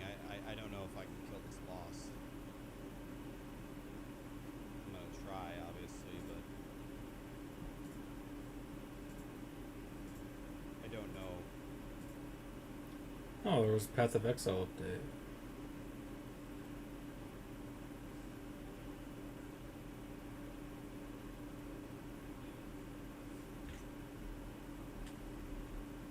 I don't know if I can kill this boss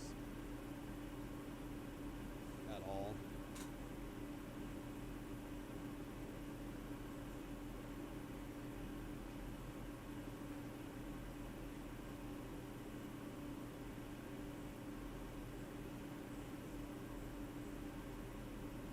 First of all, let's start with the basics. Let's try getting to the boss first. Let's get to the boss first, and then we can talk about fighting the boss.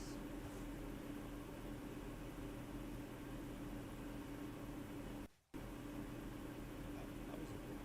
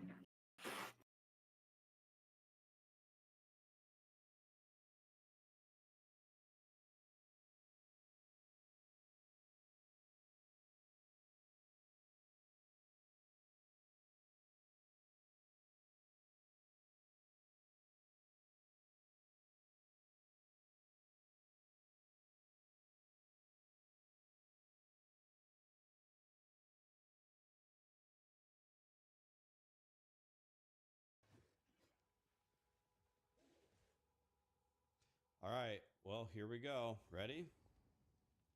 This should be entertaining. I guess I go brutality. I guess I just go brutality here, which is what we had before.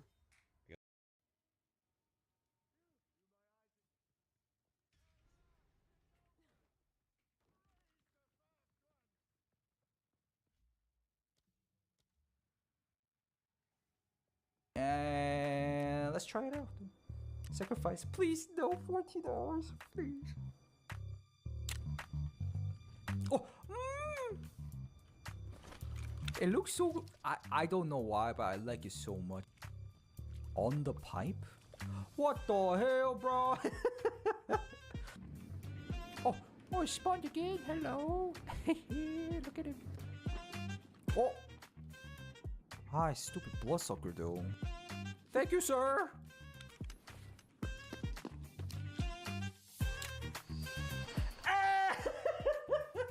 Yeah, I kind of expected that, to be honest. Let's check out the 5 figurine that I put in. Result. A Byliki and a Bitcoin and a BS ammo. Huh. Not bad. And let's try it out. Sacrifice, please. No, $40, please.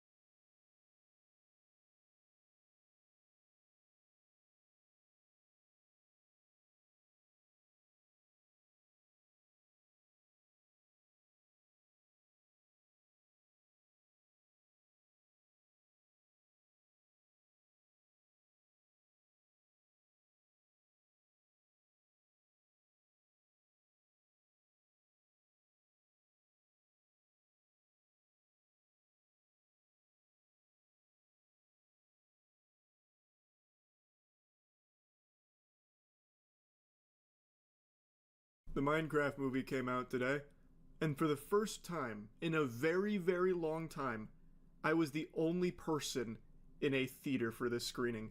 I was the only poor soul subjecting themselves to the torture of the Minecraft movie on debut here. I cannot remember the last time this happened where there was nobody else in a theater with me.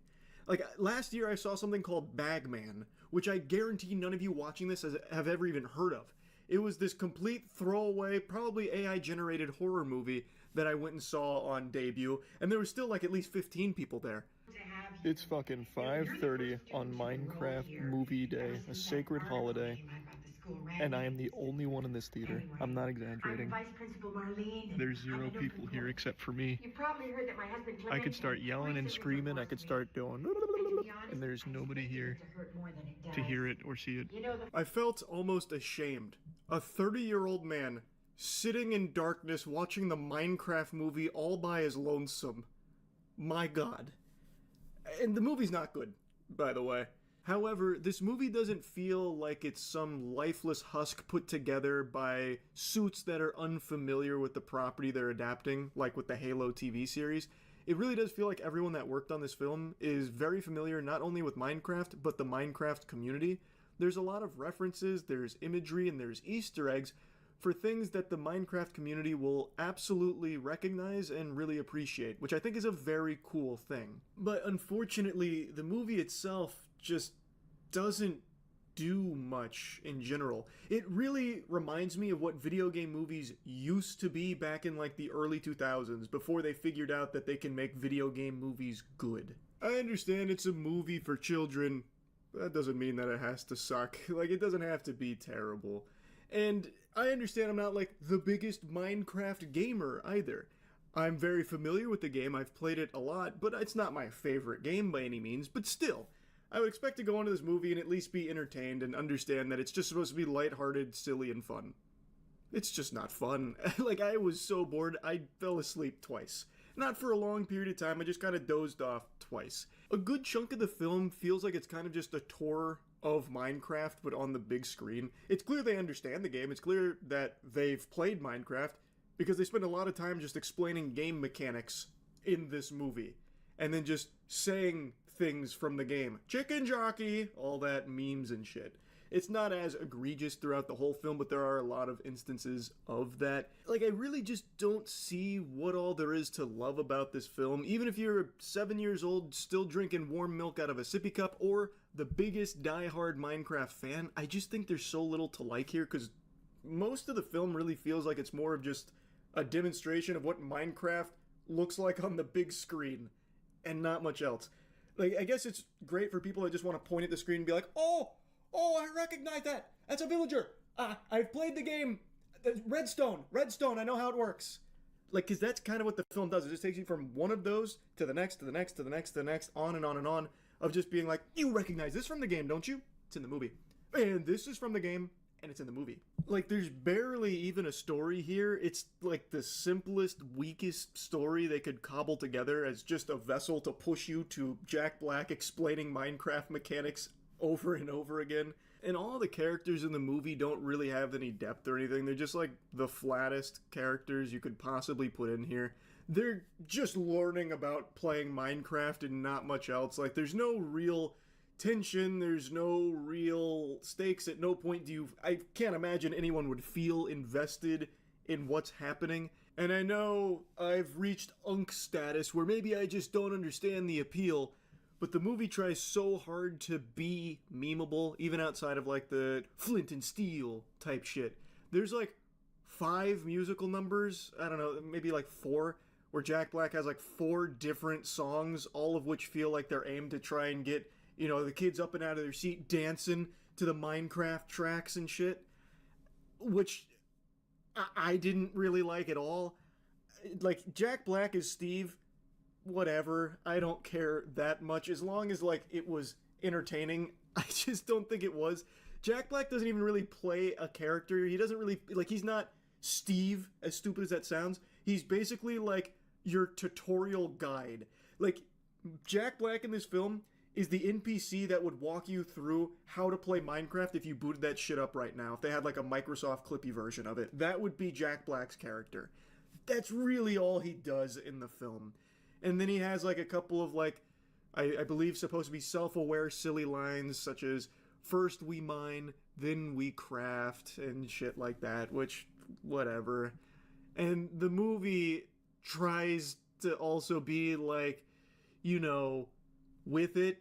So there's a character named General Chungus, and his whole shtick is he talks very wacky, and he says at one point, really sorry, but I'm gonna have to unalive you now. Okay, General Chungus. Haha. For as much as I disliked this movie, not having fun watching it, I know this film is going to be extremely successful, and I am beyond confident that the target demographic, children and like really huge Minecraft enthusiasts, are gonna go ballistic for it. Because they're not really looking for a movie per se, like a good movie per se. They just want to see something that they love in a different way. And Minecraft movie does offer that. You do see Minecraft in a different way, and it takes the mechanics and puts them in a movie. And I know that's gonna be really hype for a lot of people. I am not in that bucket. That was not hype for me. I wanted something fun to watch. Like, it has been proven many times in recent memory that you can do really good video game movies. The Super Mario Bros. Movie, for example. I don't know why they wouldn't follow suit there. That was still very true to the games while also being a really good movie in its own right. This ruins the magic to a certain extent of, like, Minecraft. Like, there's nothing creative about it. They just take some humans and haphazardly throw them into the Minecraft world. And also, immediately in the intro, they just fucking blast you with so much exposition and immediately just say, like, and then they go to Minecraft. Now they're in Minecraft. It's like, well, okay. I feel like there was definitely a more enjoyable way of getting to that point. Now, this movie does do something really well, I think. And that's the visuals of Minecraft. Like, I actually think all of the animation here with the Minecraft characters, the big bad, even the way that the characters fight each other, looks good. Like, it actually looks really good. I thought the world looked cool. When it falls apart is when you take live action people and you have to green screen them into that world. Then it just looks like shit, which is one of the huge critiques people had for all the trailers because it looked really lackluster. Sorry to say, in the film, there is a lot of instances where it looks really lackluster because of having to just put them in front of a green screen where they're running at the screen while some Minecraft stuff is happening behind them with flaming arrows coming their way and shit. Like, that's just lame. I feel like would have been significantly more entertaining if it had all just been in that style with no live action. I really think that would have been a lot better. And one other thing I think is good and that I appreciated is that I really felt that Jack Black and Jason Momoa really tried to bring a special kind of flair to their characters. They didn't just phone it in with a lazy performance and go through the motions. To me, it felt like they really did try to breathe life into it and make it fun. And for me, it didn't work because I just wasn't entertained by the film, but it's not for lack of trying on their part. But anyway, yeah, not the worst video game movie that's ever been made, but definitely not a good one either. That's about it. See ya.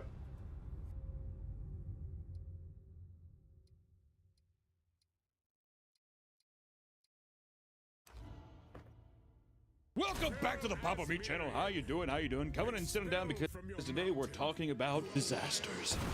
Gotta put it in the shoe. How long does a man have to wait to kind of joke about disasters? It's not even a rhetorical question. I'm literally asking. 6 months? A year? 10 years? What about 2,000 years? Surely that gives us enough time to give a little chuckle. I would assume, right? Things can be horrible, awful, bad thing can happen. If 2,000 years has passed, I mean, we can have a little chuckle, or we can at least talk about it in a lighthearted way, which is what I wanted to do today about the death statues of Pompeii, which I want to say the Pompeii death statues, not even death statues, they're just burnt up people. Gonna get that right out of the way, all right? These aren't art pieces. These were human beings. Let's say you've never heard of it. Let me give you a nice little fill-in on what the Pompeii disaster was. Pompeii was a middle-class Roman city in southern Italy, founded 600 BC, and its population consisted of around 20,000 people. It was a thriving city, filled with restaurants, bars, bakeries, and even brothels. The city sat next to a large volcano called Mount Vesuvius. Such a good name. If I was going to die by any volcano, give me that one. Which had been dormant for centuries. But that all changed on October 24th, 79 A.D. Did you know that there's contention on when it exploded? There's a million dates. They say it's August, and then like it's September. It was a long time ago. Ask Neil deGrasse Tyson. I can tell you what, black holes went out. Around 1 p.m., Mount Vesuvius erupted violently, and for 18 hours, the volcano covered the city in ash and rained volcanic stones to the point of initiating mass evacuations. And approximately 2,000 residents stayed behind to weather the storm, hiding wherever they could. Rocks, ash, and toxic gases rushed down towards the city at around 180 miles per hour, destroying buildings and suffocating people. Death was that's the Grim Reaper, okay? Over time, the entire city was completely flooded with volcanic debris. Some were able to escape at the last second, but the rest faced brutal deaths. One of the only survivors, Pliny the Younger, recounted how the city was buried under 17 feet of ash and volcanic rock. He recounted how people covered their heads with pillows as the only defense against the showering stones. Don't think that's gonna work. Over the years, the remains of victims have been found and excavated in a sort of plaster cast state, displaying their final moments before death. The total number of casualties is not known, but 1,044 cast have been discovered. And just a little food for thought, the last eruption of Mount Vesuvius was 1944 and is expected to erupt again in the near future. So, you know, maybe we'll get more plaster sculptures of people. All right, so albeit disrespectful, I think is going to be a lot of fun because today we are doing the Pompeii feels wrong to say. We are doing the Pompeii Death Pose Statue Tournament. We're gonna see which is the best. What does that mean exactly? I don't know. Without further ado, let's start going. Like I said, there's 1,000 of them, but I think we're just going with 16 because a lot of them It's gonna sound disrespectful. A lot of them are kind of doing the same thing. All right, so we have to kind of, they're either like, oh, or they're laying down, justifiably so. Okay, but we gotta have some separation to make this thing work. So you know, there's a lot of them, but we're only talking about a couple of them. 16 of the best, cream of the crop, ways to pose when you die. Let's get into it. So first off, I'm gonna look at it's crawling in my skin or the first selfie. First off, I want to say the first selfie, is that their actual teeth? I don't know. If that's their actual teeth, that is phenomenal. Yeah. I mean, who's going to sit there and be like, put in some fake ones with some dentures? I was reading some Reddit posts and people were like, those aren't real. And someone's like, they had really great teeth back then. Okay, I just want to say the first selfie, the teeth are really selling me. But at the same time, crawling in my skin, that's a Linkin Park reference. I want to say looks more like Creed's Human Clay album cover. Also, it's kind of fucked up. The first selfie one kind of looks like they're smiling, doesn't it? Like, what kind of sadistic is like drowning in gas and in volcanic stone and they're just like this? The crawling in my skin one, that motherfucker's going through it. You can tell he's trying to crawl. There ain't no crawling away from anything. But this is where you're gonna see a lot of these forks in the road. Which one's better? First selfie was just like, I don't even give a f. They're kind of smiling at the end. Barely hurts. The other one seems like a guy who's just like, I will not die here. But he did. Which I guess if that's the case, I feel like I'd want to go out being like, I don't give a f. Like Monkey D. Luffy smiling when you die. What are you talking about? Oh, in One Piece, if you have the will of D, you smile before you die. What does that mean, Nick? That's just what it is. Because of that, I'm gonna choose the crawling in my skin one. No, I'll do first selfie. First selfie, I'll give it to first selfie. Next one up is, ooh, a nice wave and just a baby. It's just a baby. First off, he's saying wave, but how do we know that he didn't, like, in his final moments, he wasn't just like, oh. He was flooded with the future, and that's him actually driving a car, and he's waving to his neighbor. Technology, or the technology, because they're in Italy. It looks like he's driving like a little go-kart. It's a Mario Kart. We popular Japanese people are going to make Italians very popular. He's like a Mario banana, and then just catches him there. I'm not gonna lie, the baby one, that is haunting. Why does it kind of look like he was like straight up like diving, or somebody held him like a spear and they're like, "Whoa, fly, baby, fly!" You know what it reminds me of? The dancing baby gif. If you like tilted him. He's jumping. It's making me sad versus the wave one. I'll tell you what, when I zoomed in on it, I don't mind the wave. I like that he looks like he's driving a Mario Kart, but at the same time, him not having fingers just really shows how painful it is. Also, like the blaster sealing his nose and lips where he's just like... is kind of horrifying as well. But I feel like I would like to have just a jolly wave forever. See, when I die, what I want to happen, I don't want to be buried because I'm claustrophobic. I want to be in a mausoleum. But I want to be in a glass case so my family can come see me. I'm naked. I want to be airtight sealed so I can try to be preserved as long as I can. But if something happens where I'm able to come back to life somehow, don't know how that works. It only opens from the inside. So people can't just come in, fondle me, and do whatever they want with me, or like steal my brain or like a leg. Yeah, it's like the only person I can only open it from the inside. But then I get scared that sometimes if I do come back, that I'm sitting there and I'm like, ah, this guy's case. But at least I'm not buried. We have the little pull tab that says pull here. If I can't open up a door handle, I'm already gone. All right, I'm going with wave. Also, I just don't like babies. You know what I hate about when people have babies for the first time? They're always just like, this is him doing that. Your baby, every baby is ugly. Let me at least agree there. Child and mother. Oh my God. And pray. What's that? Is a kid on her stomach? Also, apparently it's a man. This is a man? How do we know where they weren't playing? He's like bobbing him up and down. Whee! One of those things. They didn't even know what was going on, the commotion. Daddy, why are people yelling? Don't worry about it. Woo! Bouncing him up and down. God, the prey one goes so hard. That's so sick. I don't know what the hell's going on with that father and son one. It looks like the son's like beating him. His dad's like, stop hitting him in the face. And his son's just fucking wailing on him. Because maybe, what if we can create some backstory is, what if he pushed his mom into the gas or whatever, and the kid saw it, and that was him attacking his dad. This is the final moments of him being like, we're both gonna die. He's like, I don't give a f. Or, I don't give a f, daddy. But then he's punching him like that, and he rips off his Italian mustache because they all have the big mustaches, and he takes off the chef hat, and he's like fucking strangling him with it. Die, Dad. Die. Jesus. I mean, kind of cool. I will say the guy sitting there praying, though, goes so hard. What do you think he's praying for? Probably listen to... What's that song say? Pray to a God that don't believe me. I got freedom. Who is that? Is that Bruno Mars? Don't tell me. I'm gonna just assume it's Bruno Mars. But see, now with the backstory that I have, I like the dad and son more. I like the kind of camaraderie there. But at the same time, this is just kind of sick. It's kind of horrifying too, actually. He's got big ass knees. What if he's not praying? What if he's squatting and taking it? Because that's how they did back then. Yeah, but wouldn't he be kind of standing up? Oh, you know what's kind of fucked up? If you were sitting in that position and you were taking it and your poop slides out like a little snail out of your... And in front of you? What if at some point there was a little petrified piece of shit there, and he sat there and his limp was over there, and the shit grazed underneath the underside of his. He was like, whoop, and then. So now we have the poop prey, or we have the Scorsese film. Which one would you say? Which one do you like more? The child one's funnier, but the prey one is just goes way harder. Yeah, I'm trying to think about if I was in my pose, even if I was beating the shit out of my dad, I don't think I want to be sitting on my dad's lap forever. I'm gonna go with prey. It does look kind of sexual. Well, I didn't want to bring that up, but it does look very sexual.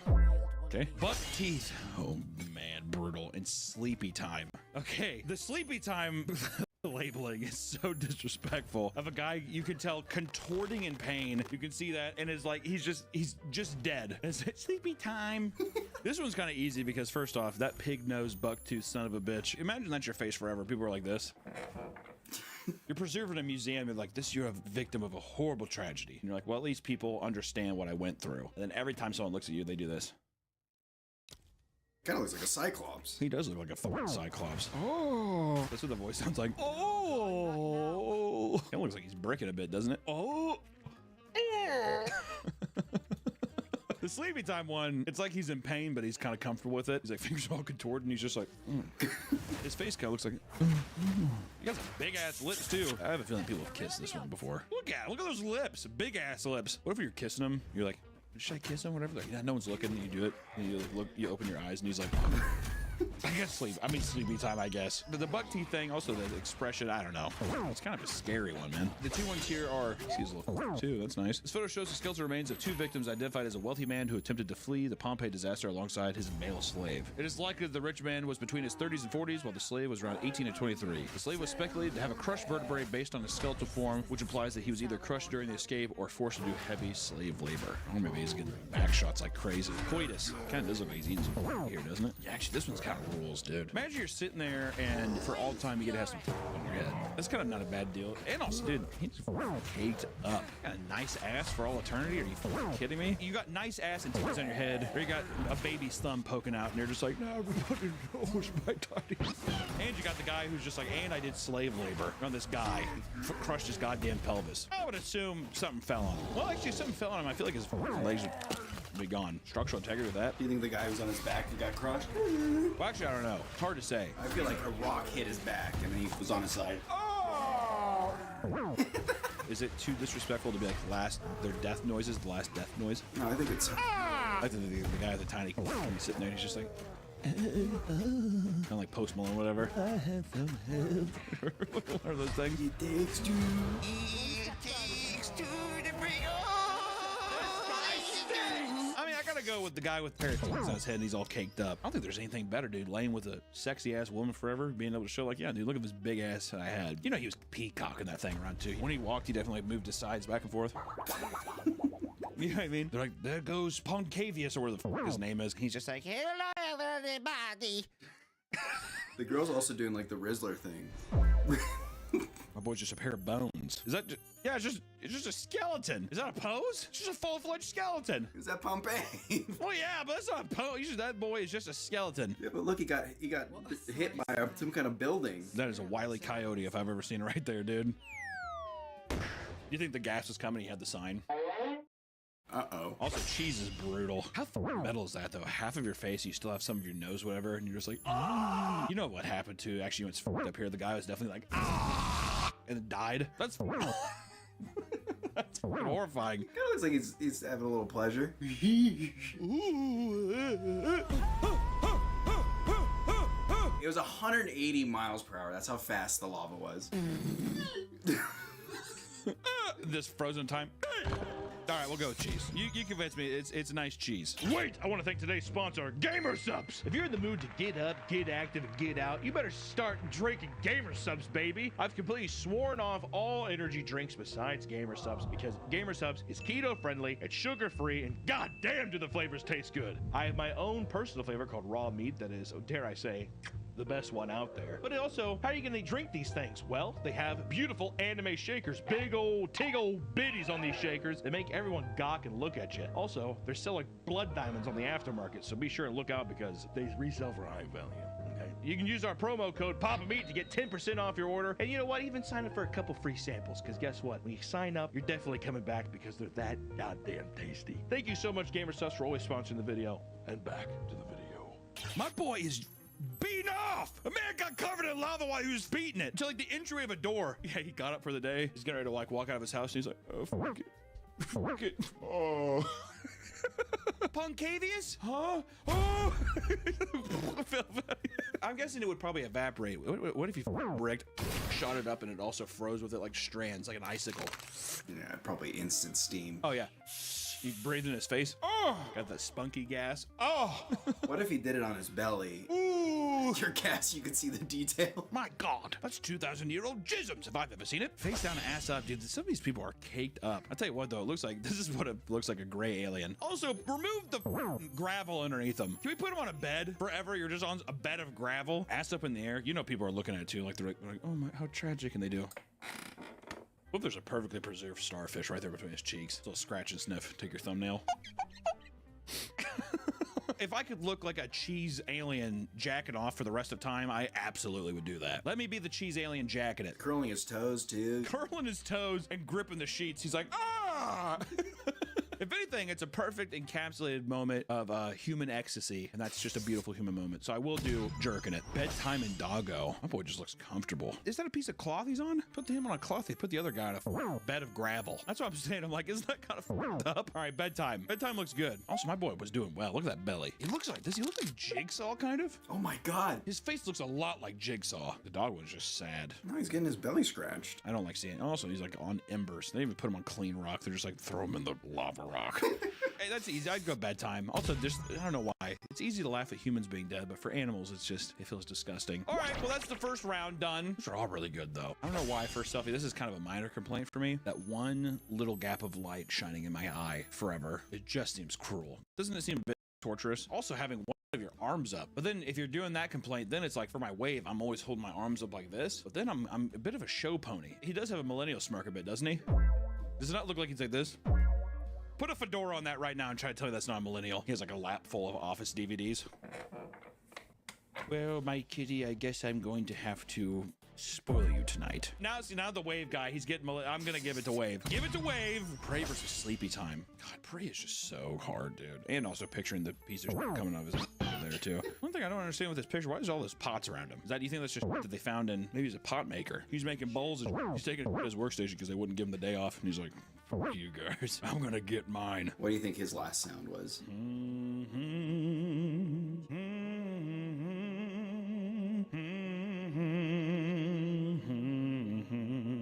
That's actually before. And then he got done, he was like,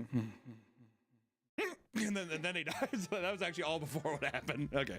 Sleepy Time. It looks like he's got a nice comfy shirt on too, though, doesn't it? Look at him. He's got some full-on robes or whatever, looking comfy. This is what I think. He's walking, and then he had a heart attack and fell over. Yeah, I like to think that he had a heart attack, died, and then the whole thing happened. No one found him. No one came across his body yet. You can kind of see it in his ankle here a little bit. It looks like maybe an animal got him for a second, but then they felt the rumbling and they ran off. I don't want to be in Sleepy Time, but then I'm in a robe too. Whole thing is with the Prey, you're barely human. You know what I mean? You're kind of a blob. Granted, the thing is awesome, or you could be lounging around forever. And you got the, I don't know, man. The praying one is a better pose. I want to say that, but also, I don't know. You know what? I feel like if you're laying down, you're kind of one of many. I think you got to go with Prey just because of that. Even though I will say Sleepy Time, dare I say, looks like the comfiest of the death poses. And I like to think that he did have a heart attack beforehand, so he died his own way, right? Oh, head or say cheese. Man, that's one is gonna be hard. You got a full ass, you got a full pair of, and you're like cheeked up, snuggled up forever with somebody. And it looks like he was pulling her pants down. You see that? God damn, Nick.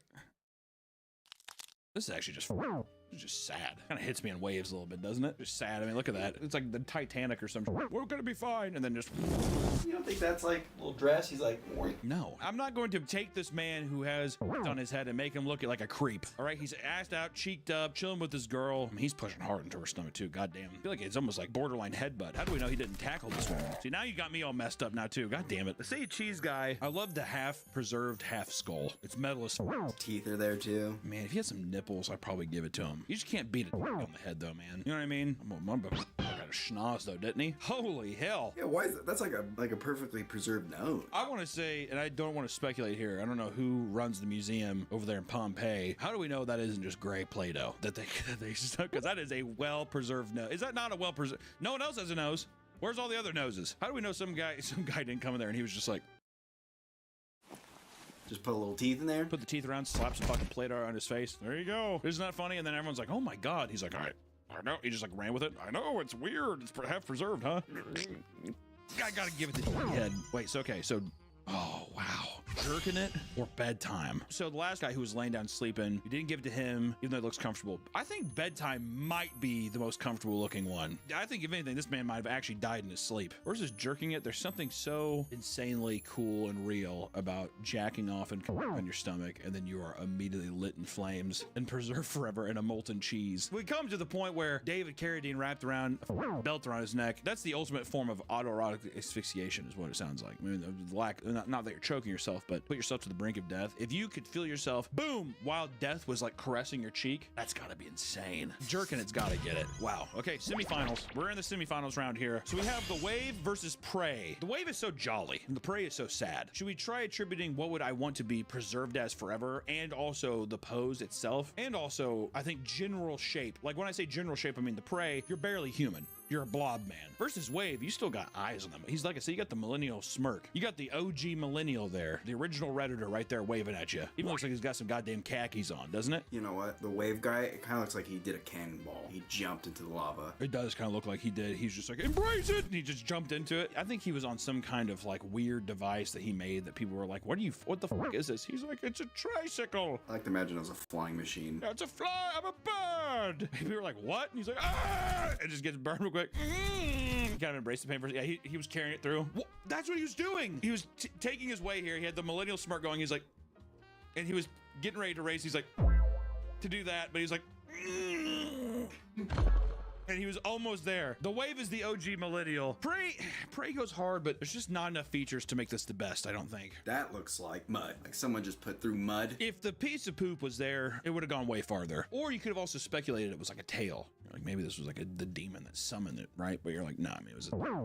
Now, what if it was perfectly preserved prolapse, just like... Not a piece of poop. That would have been kind of cool. I mean, it's not here, but you know. You think anybody in Pompeii, do you think any of them had a prolapse ass? Everything's just looked like red cabbage over there. Yeah, it did, didn't it? Looked like little monkey brains popping out of their ass cheeks. I'm going to give it to Wave. All right. This is easily the hardest matchup of the day. It has to be.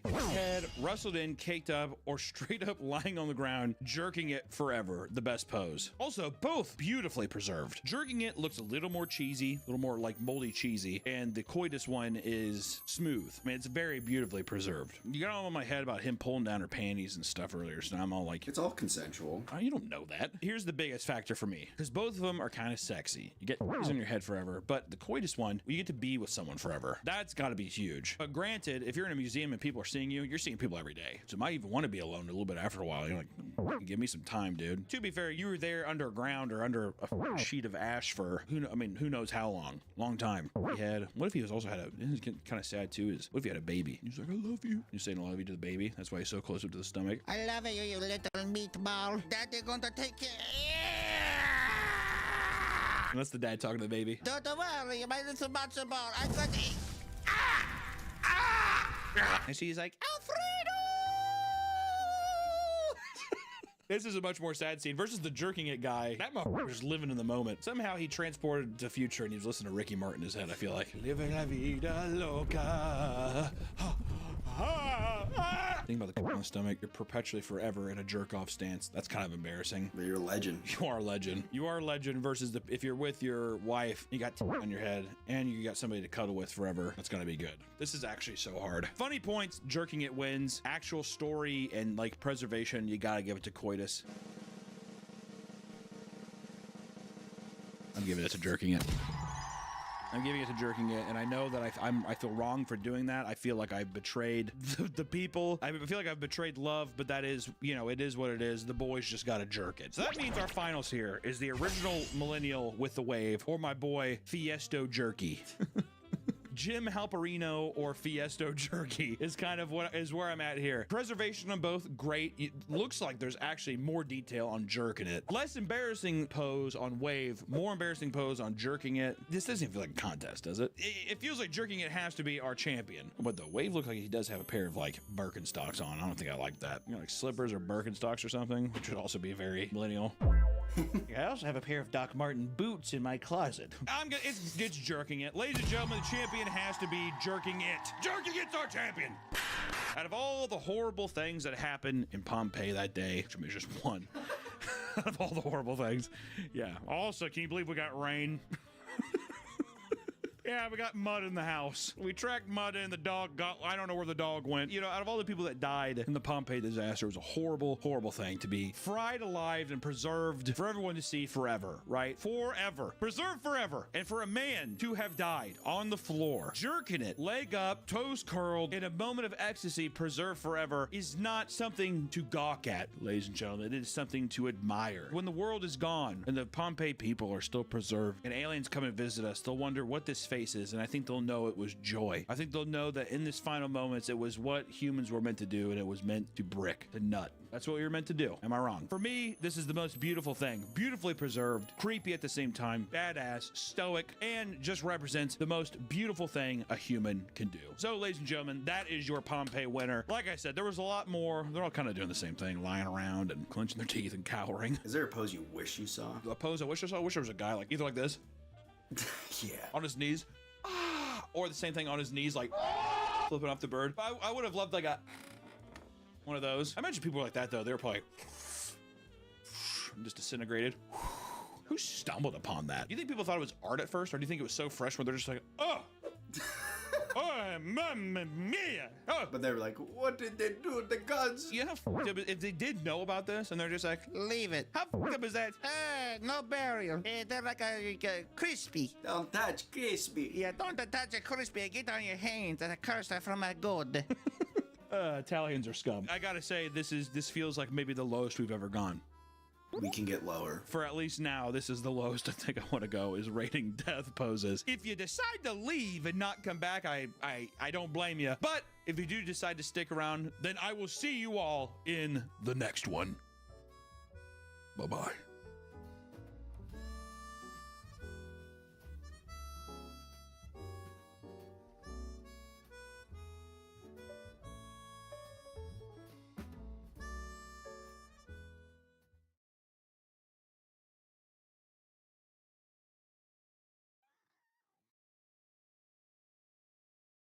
Hey everyone, it's me, Margaret, here to tell you about Melvin's Macabre manga! Yay! Head to Meat Canyon Store and pre-order today! Sale ends January 1st! Yay! Welcome back to the Papa Meat channel. How you doing? How you doing? Coming up and sitting down because today we're talking about animals. You know, unlike men, animals don't have biases. They are all a part of the animal kingdom and they do what animals do. Isn't that right? Unlike man, people bitch, they argue. And you know what?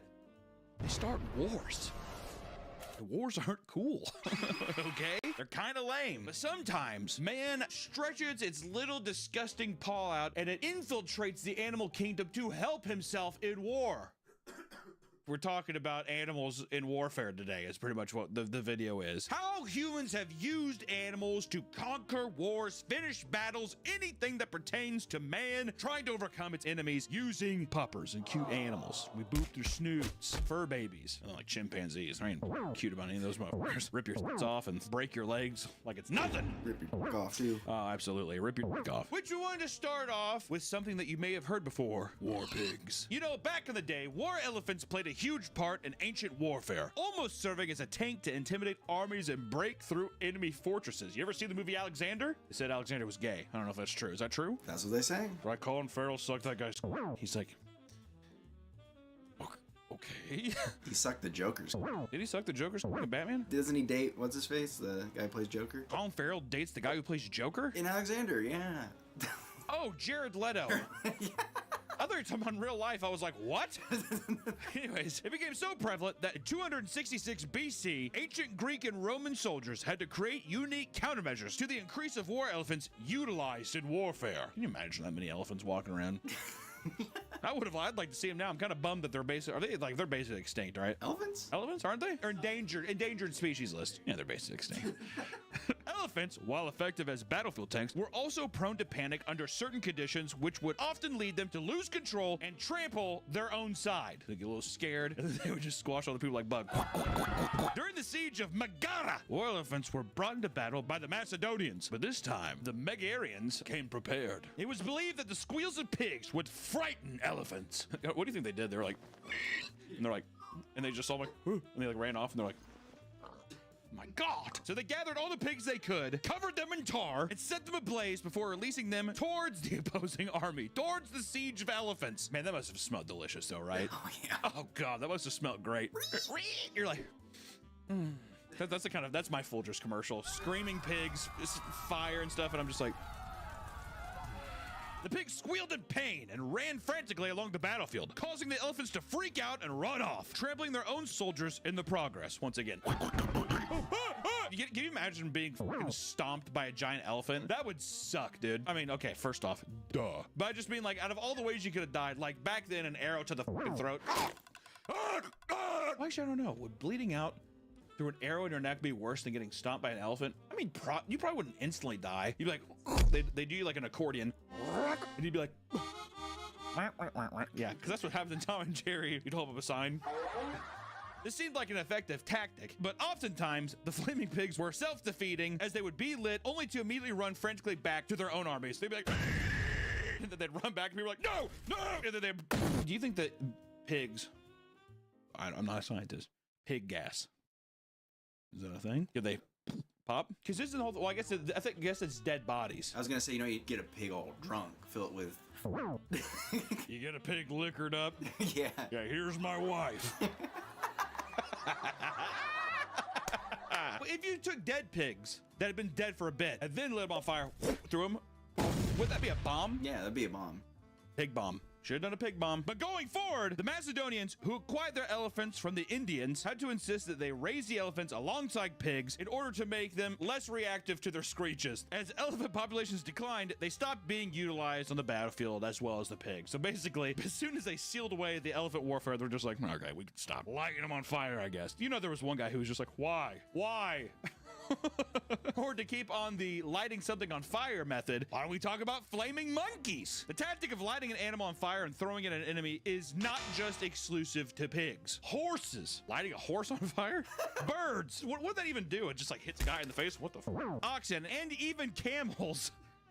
That's sad. Have all been used throughout history as flaming weapons.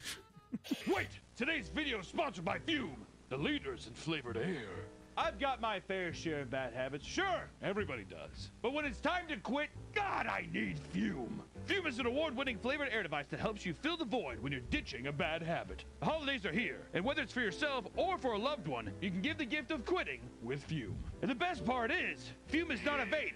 There's no vapor, which means you can use it anywhere. Plus, there's no nicotine, no toxic flavors, and no batteries involved. And Fume, you're meant to fidget with it. With satisfying snaps and clicks, Fume is there to calm you down when you're feeling anxious. Fume is super easy to use, tasty, and highly satisfying. If you're thinking of giving Fume a try, there's no better time than now. This holiday season, you can give the gift of better habits with Fume. Head to tryfume.com/PapaMeat and use code PapaMeat to get a free Fume topper when you order a journey pack. And if you're lucky, you can even win one of Fume's limited edition gold-plated devices this holiday season. Again, tryfume.com/PapaMeat or just scan the QR code on screen to grab yours right now and make somebody's holiday unforgettable. Thank you, Fume, for sponsoring the video, and back to the video. But the strangest use of a flaming animal was during the Chinese and British Opium Wars during the 1800s. I don't know why, dude. Opium dens just make me laugh. People just in a den just like, oh. I like to imagine there's one Chinese guy with blonde hair, looks just like Kurt Cobain. Oh. Like f***ed up jeans and stuff. And one of the Chinese officials allegedly suggested strapping firecrackers to the back of monkeys and then catapulting them aboard English ships. They're like, throw a couple of black cats on that thing and let's get this war done. You know the English would hate that too, right? Oh my God, oh gee God. They tried to kick it off, but it's like, kick it off! The thought was that the flames would spread rapidly in every direction, and with luck, it might reach the gunpowder magazine, causing the whole ship to blow up. That is such a roll of the die. Throw the monkey aboard. It's gotta hit the powder keg room. I'm almost positive it will. Hey, Curious George? He shows him some gunpowder. Have him smell it. Oh. Go find that. Ah! Can you imagine seeing a monkey? in the air popping off. So 19 monkeys were bought and properly geared up for their sacrifice, just shy of 20. But when the time came to deploy the monkeys, none of the Chinese soldiers dared get close enough to the enemy ships to fling the monkeys aboard. So instead, the troops fled the town they were defending. Unfortunately, no one knew how to take care of monkeys, resulting in them all of dying of starvation. Do we feed it? Give it a black cat. It's like, we didn't know how to take care of them. They were acting weird. Or we could talk about Taliban monkeys. In 2010, rumors were spread on a Chinese media outlet. That doesn't sound fair.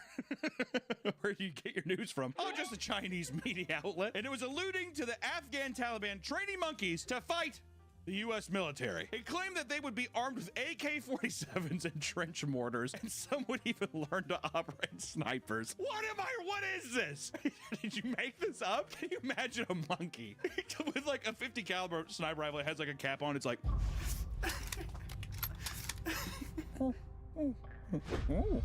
Their goal was to train them to recognize U.S. military uniforms and fire at them. What are you talking about? In order to train these primate soldiers, it stated that they were using bananas and peanuts as a reward system for their obedience. Hey, Chim Chim, here's the thing. You hit that soda can a mile out, you get a little bit of this. Many scoffed at this rumor, as monkeys simply didn't possess the cognitive ability to be of any use in war, and a NATO spokesperson claimed it was no basis in reality. Yeah! What's funny is that they made like a 3D render showing the Taliban training them. You know, there's one guy who's just like, oh my God. He has like a copy of Mighty Joe Young on VHS. We got it prepped for war. Seriously, they're coming for us. Or we could talk about Morocco offers U.S. monkeys to detonate mines. What does that mean? In 2003, Moroccan government officials offered 2,000 trained monkeys to help detonate landmines in Iraq. And by training, the Moroccan government meant that the monkeys could run out and step on a landmine, causing the landmine to detonate and explode the monkeys in the process. That's such false advertising. So you're like, oh my God, these are like smart monkeys. No, they're just be like walking around like that and just blow up in the middle of the desert. Luckily for us, we have better techniques to detect landmines, such as the bomb-sniffing rat. Magawa, the African giant pouched rat, was utilized by Apopo, an organization that trains these types of rats to detect landmines as well as tuberculosis. Dual purpose. Explosion? Tuberculosis. Kind of weird. It's like the same shit with like dogs can't eat chocolate, but they can smell cancer. What the fuck is up with that? Isn't that weird? When your dog comes up to you and puts his paw on your lap, gives you the Jim Halpert. You're like, oh, fuck, I think I got cancer. Airbud stops dribbling. Due to decades of conflict, Cambodia was riddled with hidden landmines that have yet to be unearthed. This had created a huge risk for those living there. Since 1979, 65,000 people have either been killed or injured due to landmines left over in previous conflicts. That's a lot. 65,000 people? How the f do you scatter that many landmines? And now they're like, there's way more. Doesn't that seem like a lot? How much space is there in Cambodia to drop that many landmines? God damn. With proper training, Magawa was able to understand the smells associated with landmines so that he could alert his owners and have them safely disposed of. Due to his lightweight frame, he could traverse this area without activating an explosion. His reward for finding the mines was a piece of a banana. You saved 6 people.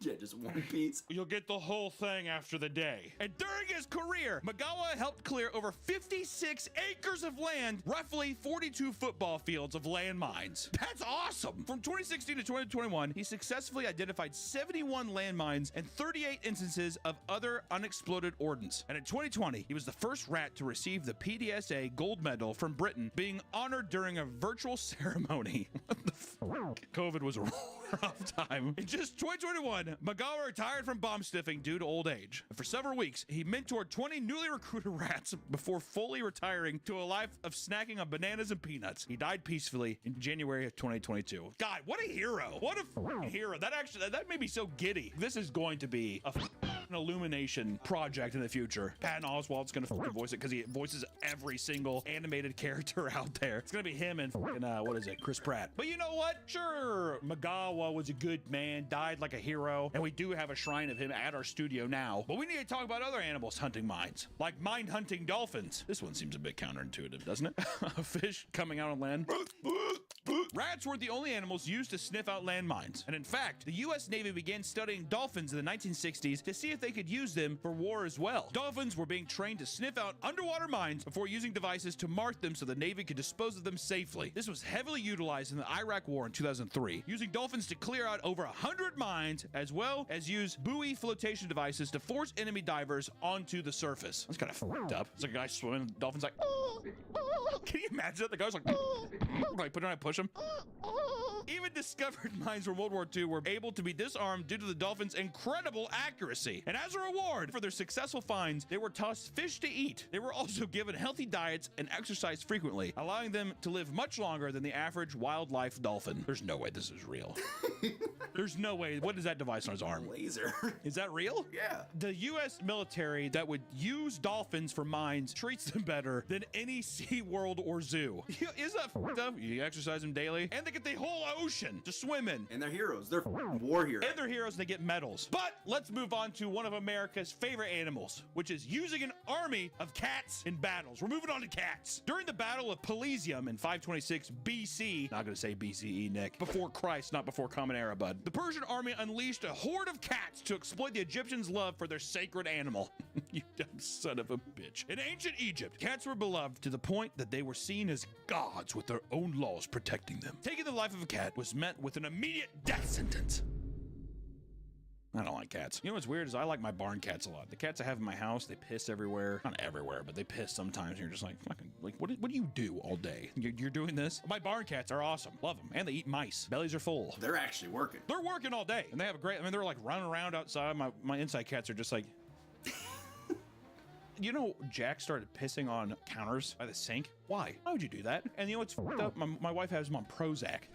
My cat's on depression pills right now. I guess I'll go live peacefully and have everything given to me. When the Persians were made aware of the religious importance they had, they were prepared with a cruel strategy to gain the upper hand. Goddamn Xerxes. The Persian army gathered several cats to release ahead of them on the battlefield. Not only that, the cats were painted on their shields as well.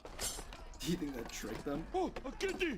Kitty! I wonder what ancient Egyptians would think of that movie Cats versus Dogs. Would they be upset? Like they'd be like mad at the dogs? Ah! Punching the TV and stuff. Ah! The Egyptians were afraid of accidentally maiming their sacred animals or shooting arrows at the image of them placed upon the shields. This form of psychological warfare resulted in an easy victory by the Persians. What a weird painting. Can you imagine being commissioned to paint this? So it's like a cool battle, or they just paint some cats running across. But this isn't just primitive warfare, my friends. Why don't we talk about Operation Acoustic Kitty from the Cold War? Did you just throw up in your mouth? Because I did. Operation Acoustic Kitty was developed during the Cold War in the 1960s when the CIA attempted to create cyborg spy cats. In an hour-long procedure, a veterinary surgeon would implant a microphone in the cat's ear, a radio transmitter in the base of their skull, and antennas in their fur. Wires were run up to its ear, to its cochlea, wires to its brain to determine when it was hungry or sexually aroused. This is all with the hopes of having the cat position themselves near Soviet leaders to eavesdrop valuable intel. You think of like, what do they think these Russians are gonna do? Oh my, this little kitty cat, let me tell you, I'm planning to blow up the world. Former CIA directors like Victor Marchetti described the cyborg cats as monstrosities, as the doctor had to slit the cat open, put batteries in him, and wire him up. Oh, boo-hoo, he's got 9 lives. Marchetti, 9 lives. Project Acoustic Kitty cost about $20 million. What? For the specialized gear and CIA manpower, but the project was considered a failure. $20 million! What's $20 million in that? During the very first test, the cat walked away from the target and was immediately run over by a taxi cab. No! Oh, that's a failure. Well, imagine that being your conclusion. Do the people who are working on this, do they get fired immediately? We go to the next project. This very quickly illustrated that they were much harder to train than expected. It was also noted that another problem the CIA had to address was the cat getting distracted by its sense of hunger. Should have gave him some bananas, bitch. This had to be simultaneously addressed in another operation. All right, so we have Acoustic Kitty, that's $20 million, and we're putting $40 million in how to stop cats' hunger. Go. And after 5 years of preparations, the operation was a failure, and the idea of spy cats was abandoned completely. But while we're talking about cats, did you know that there was cat bombs?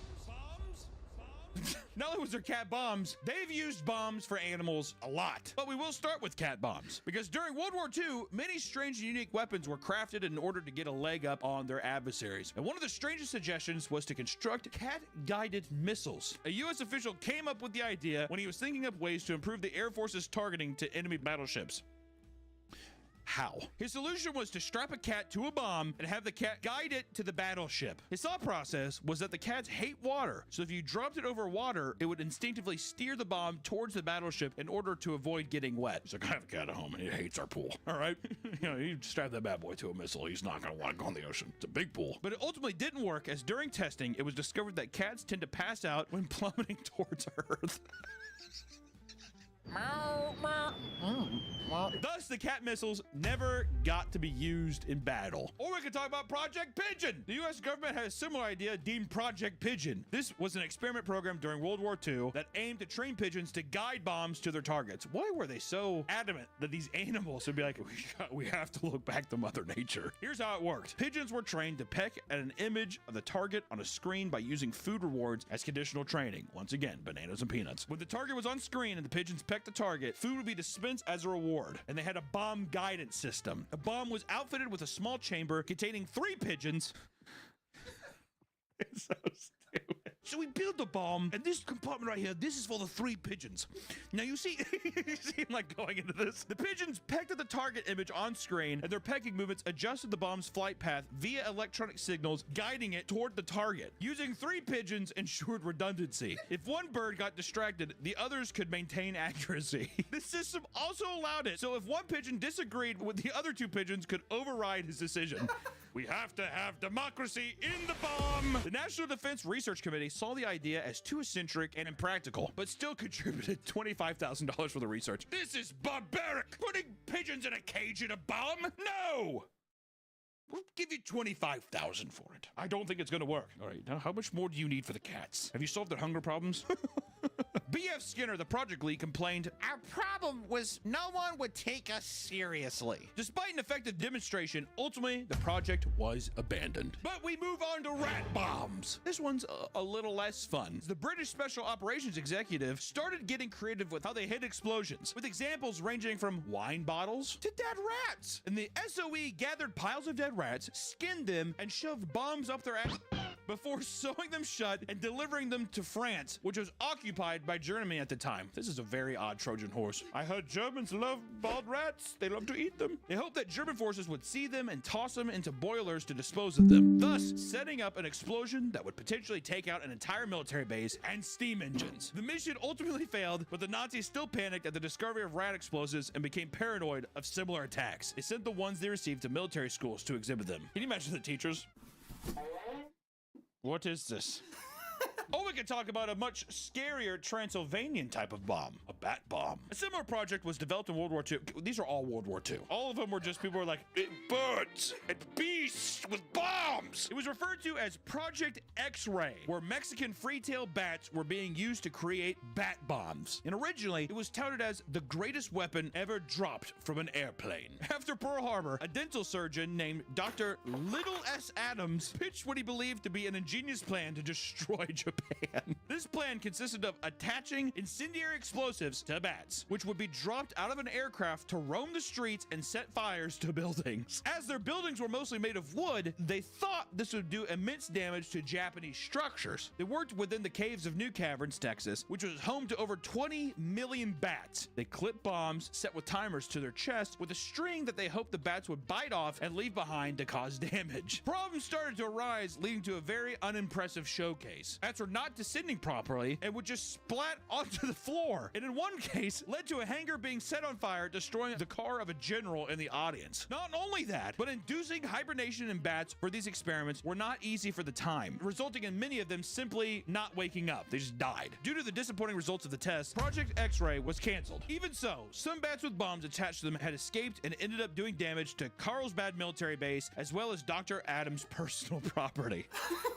Oh, so he was just doing this in his dentist's office. He was just sat there. He's just like, we got your root canal. Don't mind the bat droppings. Those are for... I'm working with the government on something big. Has he never seen a bat fly? What is he expecting? Like, birds are graceful, right? Bats are like...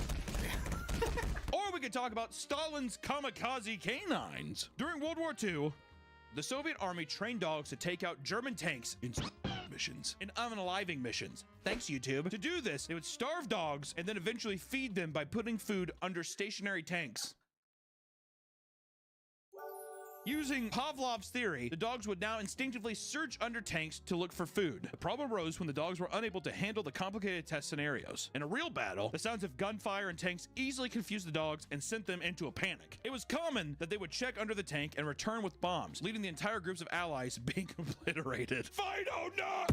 At times, the dogs would avoid German tanks that reeked of petrol and ran under Russian tanks instead, leading to more unnecessary destruction. Although riddled with errors, these anti-tank dog units were able to destroy hundreds of tanks throughout World War II. So while there was some oopsie daisies, that's just kind of Russian in general. Yeah, we got it done. You killed 50% of your own people.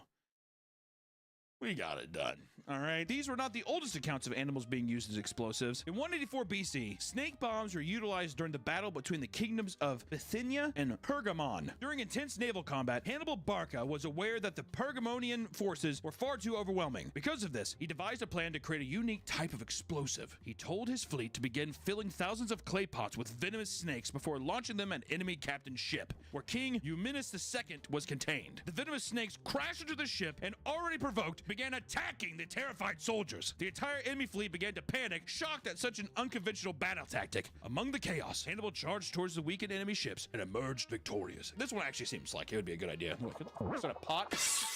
Back then, too, people were like, they probably thought it was some like religious thing. Anybody back then, I'm always just like, you know how easy it must have been back then? God did that to me. The gods want me to be bit by a snake, so that's just what it's going to be. It is what it is. But you know, not all animals are just lit on fire or thrown or kill other people. Sometimes the animals are indoctrinated into an army. Sometimes they have them join an army. The humans and animals shake hands and become allies, such as our first example, Wojtek, the bear soldier. Oh my God, that picture is so cute. In World War II, World War II was a difficult time for the world. In World War II, a bear named Wojtek joined the 22nd Artillery Supply Company of the Polish Army. Wojtek was an orphan cub that was adopted to Polish soldiers in 1943 by a young shepherd boy who witnessed its parents shot to death by hunters in Iran.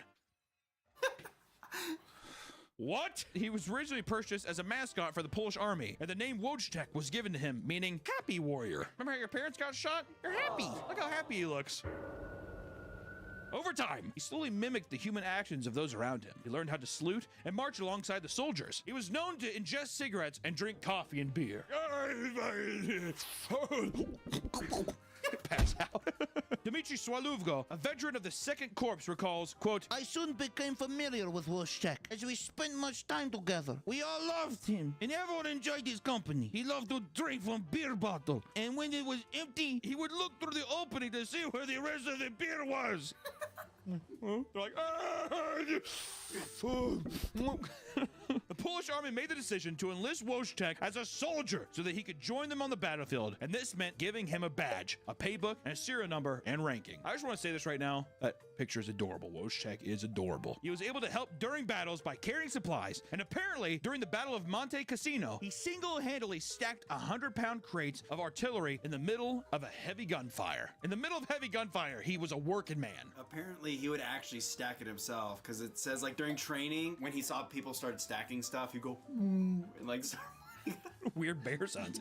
You know, orca whale.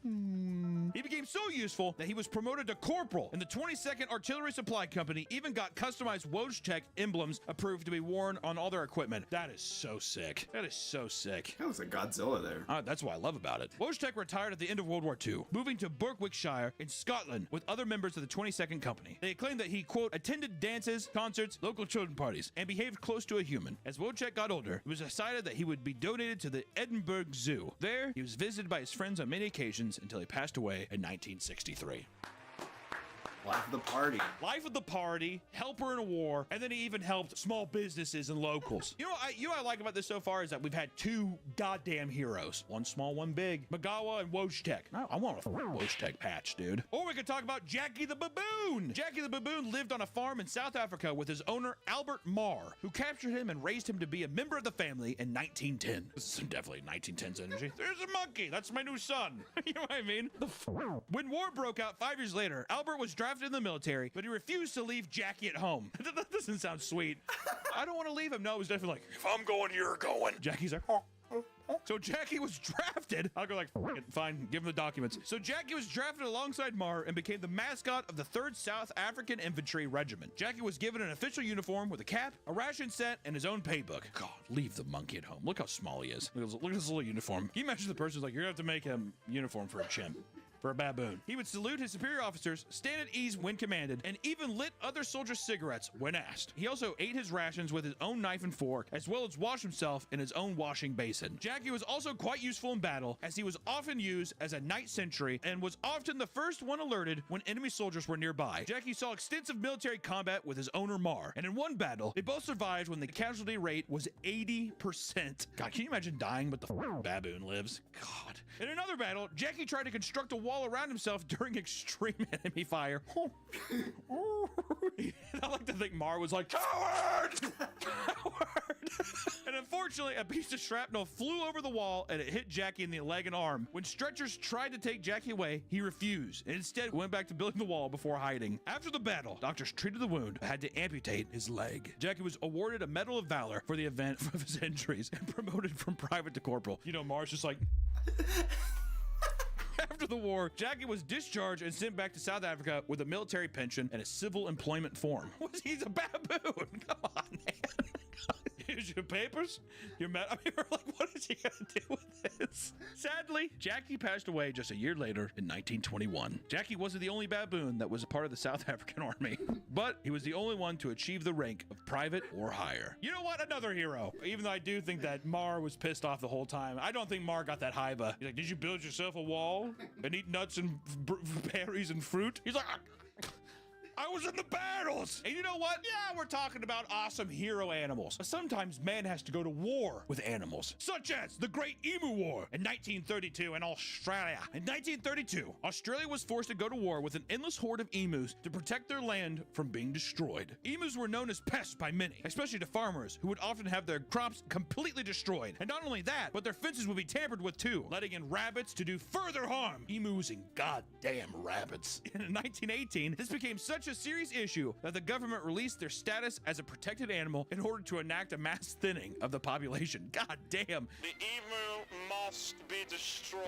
Local farmers, struggling to survive off their small harvest, waged war on emus, chasing them down and killing them in droves. My God! Oh, I gotta strangle them right here. But this was no easy feat, considering that there was an estimated 20,000 of them. Not only that, but emus could often take several shots before going down. They're like, you're gonna do more than that, motherfucker. Things were bleak, as the emus were never ending. Unemployment and people unaliving themselves, thanks YouTube, rates were reaching shocking heights in 1929, mainly due to the Great Depression. George Pierce, the defense minister, responded to the farmers' pleas by sending 3 army soldiers armed with machine guns to rid the pest problem, which was the dawn of what history called the Great Emu War. At every turn, the soldiers as well as the accompanying farmers would fail to ambush gangs of emus due to the chaotic movements. Trucks were used to gruesomely run over emus, and in one instance, a driver got one of their heads stuck in the steering wheel, resulting in a brutal crash. He's just like... He's like, what the bloody hell's going on here? The soldiers were forced to retreat, abandoning battle after such a pitiful performance. And it was estimated that only 300 were killed in the process. Only 300 emu. And days later, soldiers were redeployed, continuing the slaughter until a staggering 986 emus were taken out within a month of battle. Some claim that these numbers are inflated, possibly due to the embarrassment of being outsmarted by the birds. The emus were responding with war tactics of their own, splitting off into smaller groups, and over time, it became difficult to justify the ongoing battle economically, leading to the final withdrawal from the war. The emus had won, and the reward was a continuation of farmland destruction. Farmers continued to plead with the government for further assistance up until 1948, but to no avail. But eventually, the problem solved itself through complex barrier fencing, but not until after thousands of Australians suffered and lost their livelihoods. The goddamn emus won. That's just that we're ending there. I love that the ending here, you start off by having humans completely destroy the animals, throw them, light them on fire, do whatever you can, and at the end, they're war heroes. You go to war with them and you lose! And sometimes that's just the way it is. But all I know is this, my friends, war is never the answer. The answer is never lighting a pigeon on fire. It's not, that is literally not the answer. So if you're doing some war of your own, I would say leave the aviation firebirds. Leave that on the table. But until next time, everyone, stay safe, and I'll see you in the next one. Bye-bye.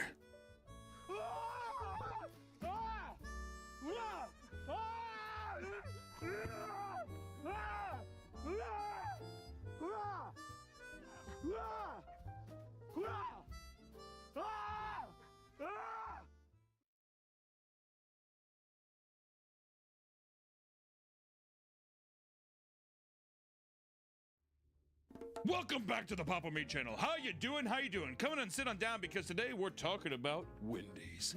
The square burger place with the obese red-haired girl, right? They're doing a disservice by not making that little girl just fat as shit on the side, dude. You know what I mean? You know, a little while back, we did a video talking about Waffle House's training videos, right? We learned the hieroglyphic method of ordering some waffles and some eggs. But now today, I want to talk about another strange training video that's out there from our good friends at Wendy's. More specifically, training videos from the 80s and 90s golden era of Dave Thompson, the CEO of Wendy's, the golden era of his training video escapade that he decided to do. I'm not sure. These videos have become infamously known for their cheesy and, dare I say, somewhat catchy music videos. Whoever was in charge of producing these songs and producing these music videos did not hold back, ladies and gentlemen. They swung for the fences, and dare I say, at times, they hit some home runs. So without further ado, let's dive in, shall we? Whew, eat spicy goodness like a boss. Wait! Today's video is sponsored by PDS Debt. It's so easy getting into debt, but getting out of it is a different story. So many of us are struggling with credit card debt, personal loans, collections, or medical bills. Oh, I'm sorry, I'm sick. And the system just wants to keep you there, man. Hey, look, I went to art school, took out a bunch of debt, and I wish that PDS Debt was around to help me. If you're currently struggling with debt, PDS Debt may be able to help. PDS Debt provides a service to match you with debt solution tailored to your financial situation. Everyone with $10,000 or more in eligible debt qualifies. And the best part is there's no minimum credit scores required. Save more while paying off your debt in a fraction of the time. And PDS Debt works hard to understand your unique situation and find alternatives to get you debt-free. Stop waiting and start saving. Get a free debt analysis right now at pdsdebt.com/papameat. It only takes 30 seconds. That's pdsdebt.com/papameat. pdsdebt.com/papameat. Thank you to PDS Debt for sponsoring this video, man.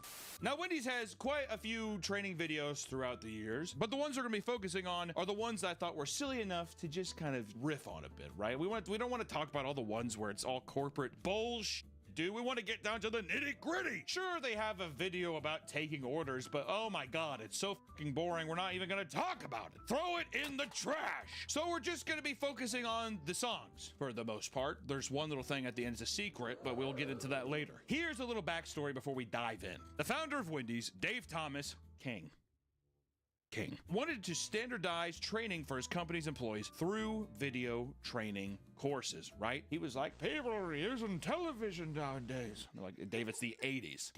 We've had this technology for a while. He's like, did you hear a burger's a square? You'll see it too in the videos. He's in the videos and he's lost. Dave doesn't know what the fuck is going on. And since many of Wendy's employees are young and had entry-level positions, Dave decided to use engaging, music-driven instructions that were fun, relatable, and easy to understand. You thought they're like monkeys. It's like training a dog. He's like wiping his sweat with like $100 bills. What are they? What? Give them music. The poor people love music. Isn't that right, Wendy? She's like just fat, like ballooned up. She's like, The goal was to teach employees essential tasks like cooking, customer service, and maintaining cleanliness with memorable tunes. And thus, Wendy's beautiful musical training videos were born. Which, luckily, a lot of these are super short, very punchy, and they're just, it's just a good time to talk about. So first up on the list is the seductive and, dare I say, borderline sexual hit called Cold Drinks, which features a sexy 80s blonde, big old titties, and a flat ass. She's showing you how to fill up fountain drinks in a flirtatious manner. Sorry, gentlemen. May want to look over your shoulder and make sure the old wife isn't looking this time around. The opening feels like an intimate R&B song, or an opening to basically Evangelion. I remember I clicked on it, I was like, and as soon as the first frame popped up and you see her seductively looked at you, I was like, Huh? This is palpable sexual energy, right? I mean, right through the screen. It's unbelievable. The way she points at the drinks and talks about stopping an inch from the top, I mean, got me about half chubbed up. All right, I don't know why she's just like, right from the top, just an inch from the top. Uh-oh, too many inches. You're just like, what? Dave Thomas is in the back. He's like, Wendy, close your eye. Cover your eyes for daddy. Cold drinks come in 4 cups. Gotta know the size before you fill it up. Biggie, medium, small, kids meal. I love back in the day how they had the fucking Biggie. Yeah, I know. On the cup. Isn't that sick? Why bring back Biggie, dude? That thing is so tight. It's a good deal. Use the scoop to fill with ice. Never use the cup. Take my advice. I'll be honest though, she could have a little bit more life in her voice. It's a little like that. You can tell she's just like, they usually get me in here for my looks. Now I'm having to talk. What the f? Tilt the cup and push against the lever. Keeps the foam down now. Isn't that clever? Isn't that clever? Like it's like, there's gotta be more rhymes. Put in more rhymes. They're like, can you add in more rhymes? Lever, isn't that clever? He's like, ha ha ha, perfect. Putting out a stogie on the intern's face. When you reach a 1/4 inch from the top, that's where you wanna stop. I mean, come on, dude. Can you imagine being sitting in the back of a fucking Wendy's watching this? You're like having to cross your legs and shit. That's where you wanna stop. Looking at the screen. Hey, buddy, just wanted to bring in a Frosty for you. It's your first day, so this one's on us, right? Just like so flustered. Can you imagine that? He's just like, don't worry, we all pitched a 10 our first day, buddy. He's like, he stands up a huge hard on. This place is gonna be magical. And tell the guest you'll see him later. Don't forget to smile when you serve cold drinks. Okay, and it's a fucking train video. And they just show an Asian woman. She's like, even Asian people work here. Ooh. She's like, the guy again crosses his legs.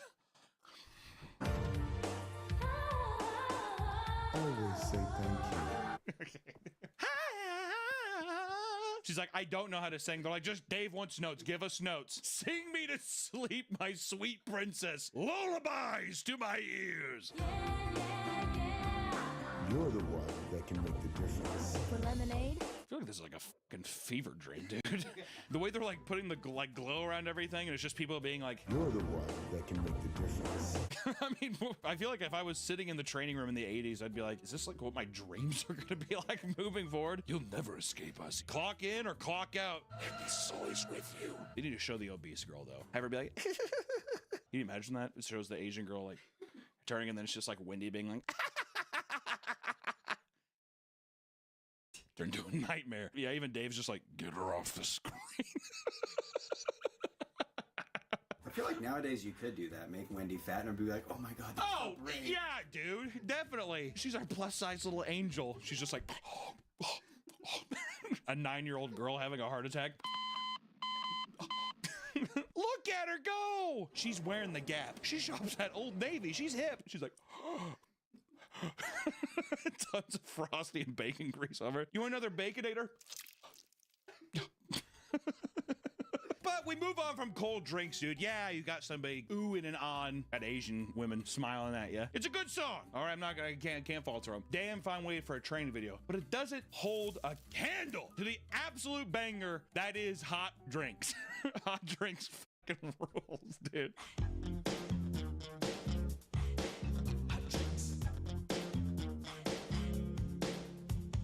This Michael Jackson inspired song is all about how to serve scalding hot coffee to your customers. When I mean scolding, I mean they emphasize how hot this thing is. It's like there's a goddamn fog machine inside the coffee cup. It's like blow it off at least once, dude. It's like a fucking cup of molten lava. It's ridiculous. It's crazy. What fucking temperature are they serving this coffee cup? It made me immediately think of that lawsuit. Can you imagine that fucking spraying and falling on someone's lap? The first time in my life, I was like, I feel sympathy for the old woman.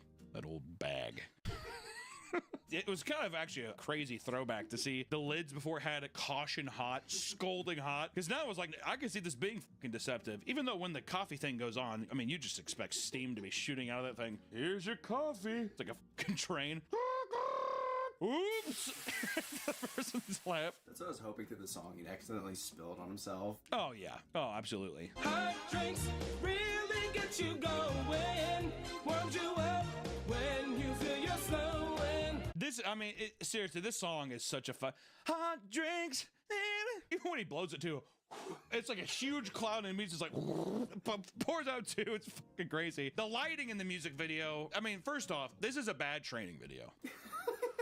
This is a bad training video, not because the information is bad, but because I am not absorbing any of the information. It's just a catchy song, like too catchy to where I'm like, hot drinks,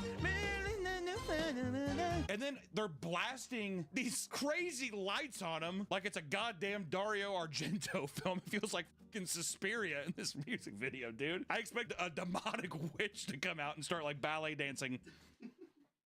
Hot drinks really makes you go away. Wendy's, we always serve it right away. And a smile and have a nice day. This motherfucker's just full of charisma, dude. I love it, dude. The spins and stuff, and especially like going, have a nice day.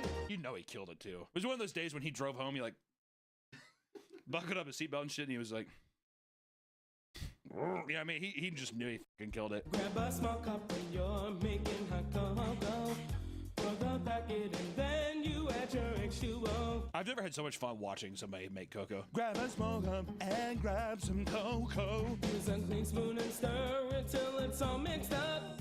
Toss the spoon out and put the lid on the cup. Things are really looking up. Hot drinks really get you going. To be fair, yeah, the rest of the music the whole music video is in the store, and he's just like, grab some cocoa and mix it up with a clean spoon. And you're like, okay, yeah, that makes sense. And all of a sudden, he's like in the depths of hell. Hot drinks really makes like it's fucking crazy, dude. Man, those old signs too are so sick. Oh, there's the Asian woman smile again. She's just like, how many times do you gotta come here? He's just like, you smile for the camera again. She's like, yep, it's really busy today, Mr. Thomas. I don't care. What's your name? She's like, it's Susan. Yeah, right. That's what the telemarketers tell you to say, isn't it? Yeah, I probably can't throw that one in, but I love this one though. Once again though, I feel like cold drinks, I retained a lot more information versus hot drinks. Hot drinks, you went too hard. If I was in the room, I'd be like, you gotta pull it back, because I only remember the chorus, and like there was some cocoa and stuff, but then you're blasted with fucking neon colors, and it's too good. Historically epic music video. This is like pretty popular too. What the? This has 3.5 million views. It's a Wendy's training video, dude. I love it. Like the comments are so good. Just people being like, he didn't get paid enough. Also, if you have this legendary thing, even if it's outdated, why would you not still just play this? Or do you think they're like, oh, it's too old? What's what I love about corporate people? They have all the money. We want a hip new music video, right? And it's like, well, dude, you guys have hot drinks. They're like, I don't care. It's so old. Oh, God, look at us. Outdated technology. God, can you make it modern? Where's the fat little girl having heart attacks? She's like, oh. I like to think that Wendy never gets older. She's just always perpetually an obese small girl. Like as soon as the earth is gonna explode, and she's gonna be the only remnant of humanity, just like floating in space forever, perpetually having a heart attack. You're gonna be a star, Wendy. If we have to move on, I almost wish we would just save that one for last. All these are gonna fucking suck. Because next up we have the goddamn "Can chili be served with cheese" song. We started off way too strong, because cold drinks is like still kind of a ooh, and then hot drinks, hello. Chili can be served with cheese song. It just teaches you how to stir the chili. At some point I feel like they have like, Dave, we can't capture lightning in a bottle 7 times. He's like, get the goddamn cheese chili song out now. Always got to make sure that you stir it right before you put the chili in the bowl of cup. Use a figure 8 motion from the bottom to the top. Arguably not that bad of a song. There's just something, I don't know why, there's something kind of disgusting to me about just B-roll of chili. Like B-roll of chili being scooped and like... Also, I kind of miss the personality I got out of the guy singing the hot drink song. This is just a nameless, you know, faceless man singing to me. A small serving, get the ladle fulfilled to a habit from the top of the cup or bowl. This one's the most boring, like least creative. This is definitely the most least creative one, which is a shame because, once again, they're like, we did another song for you. And he's like, I can't pay for the lights again. I can't pay for the dancer. I can't pay for the perform. I can't do it. Just show chili. And it's just a guy with the camera, like, and the person's like, do you really need a whole song for chili, dude? That's the thing, they split it up. It's about Frosties and then cookies with milk. The rest of the song. So they include Frosties and cookies with milk in the chili video. Dave, how does that make sense? You know it was Dave too. He's like the cornerstones of Wendy's, the chilies, the Frosties, and of course the cookies and milk. Do you have any questions? Like the burgers and fries? Hello? He's like, no. God, it looks disgusting. It really does not look appetizing. Does this look good to you? No.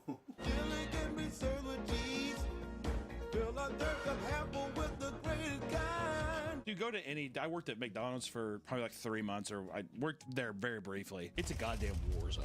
Acting like somebody's gonna be using like, oh, this is my little cheese cup. Yeah, fucking right, dude. They're gonna have a fist that Velveeta cheese bucket. They're gonna be like, stir it with their fingers real quick.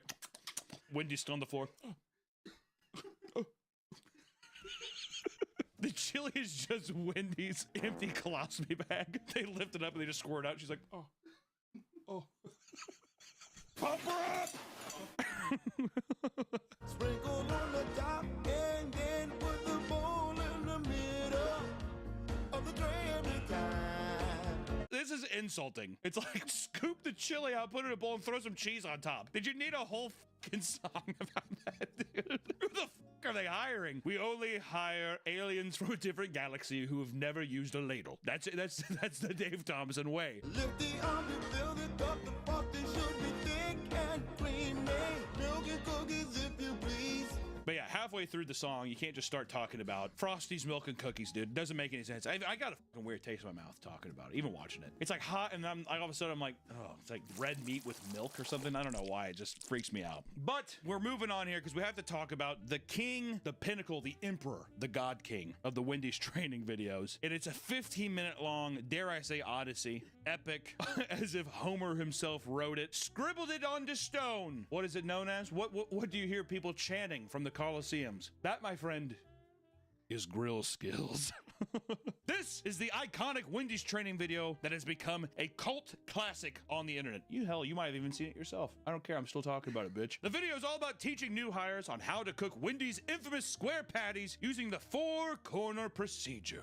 Because they're square patties. And you'll find out why they're square patties in just a second. And it starts off, this is my favorite one too, because it starts off with our boy Dave Thomas creeping out of the corner of the walk-in freezer to awkwardly touch the burger patties and to teach us how to make the best hamburgers in the business.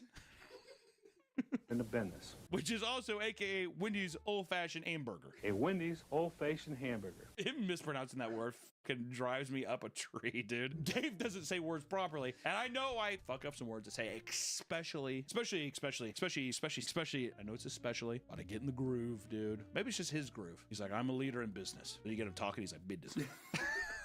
I cannot emphasize how much joy Dave Thomas has given me in such a small time. From him, very awkwardly, like a giant turtle. You ever see that show, My Best Friend Franklin? Oh my god, I love that. He looks just like the parents, the old-ass parents. That's Dave Thomas, him creeping around. It's why it's the best old-fashioned hamburger in the business. He doesn't say words properly. He keeps his ugly daughter off the screen. Get her out! And he doesn't look at the patties. He's like talking about him, and he just keeps he misses it. Him missing the burgers there is as awkward as like somebody reaching for a high five, and then you like you kind of miss it, or you clump it up and you're like, oh, do we do it again? Like, no, we got the idea, I guess. It feels like that. Also, I just want to say too, the Wendy's walk-in freezer looks like either a fucking Guantanamo Bay cell or a part of the set of the movie Hostel, Eli Roth's Hostel. That's what it looks like to me. Creepiest walk-in I've ever seen. And it's only frozen meats in there and ketchup. Dave Thomas just makes it an alluring, just murder pit. From the day I opened the first Wendy's, my goal has been to serve the best hamburger in the business.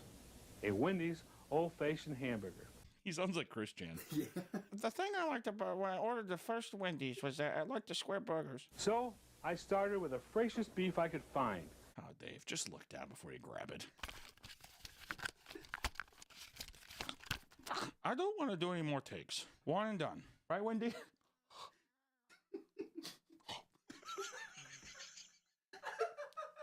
I really hope that joke does well because I keep beating this dead fucking horse, dude. 100% pure beef. Never frozen.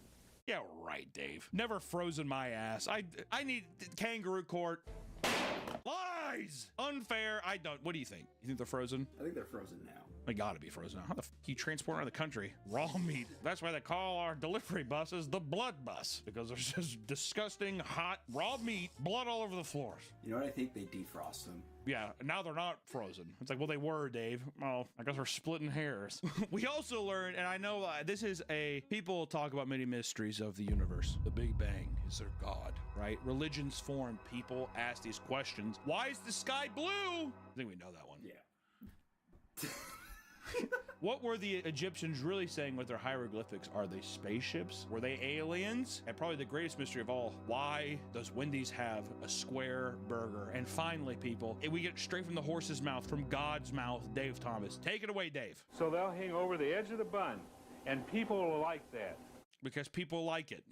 The square shape and the burgers hanging over the bun allow customers to see the quality of the beef before taking a bite. That is the dumbest that actually pisses me off. Can you imagine you like get ready to take a bite of a burger? You're like, whoa, holy shit, did anyone else see? You guys see this thing? Okay, I guess that is quality. It's like, what the f are you talking about? What a week, like, come on. But 2 minutes into the video, Dave decides he's tired of talking and goes and grabs a hot and juicy hamburger. I am going to have a hot and juicy hamburger. Good old-fashioned hamburger in the business. While we continue to watch a training video, Dave pretty much just taps out and he's just like, I'm here, I'm gonna eat, okay? We then get a nice little montage of the workers preparing the store for customers as the trainee, Bill, clocks in and gets scolded almost immediately by his manager. He gets clocked in and they're just like, hey, the manager needs to see you right away. There was a stabbing last night. Please tell me you didn't take home mustard again. Dave Thomas is here and he is livid. Today is Bill's lucky day as he gets to learn how to use the grill. I thought this was kind of weird when she's just like, you're gonna learn how to use the grill today. It feels like he's been there a while. Like people know him and shit. He's like, hey, how you doing? And he looks totally comfortable. She's just like, we're gonna let you use this foreign device known as the Wendy's grill. He's like, you mean it? That beautiful alien technology with the square burgers? She's like,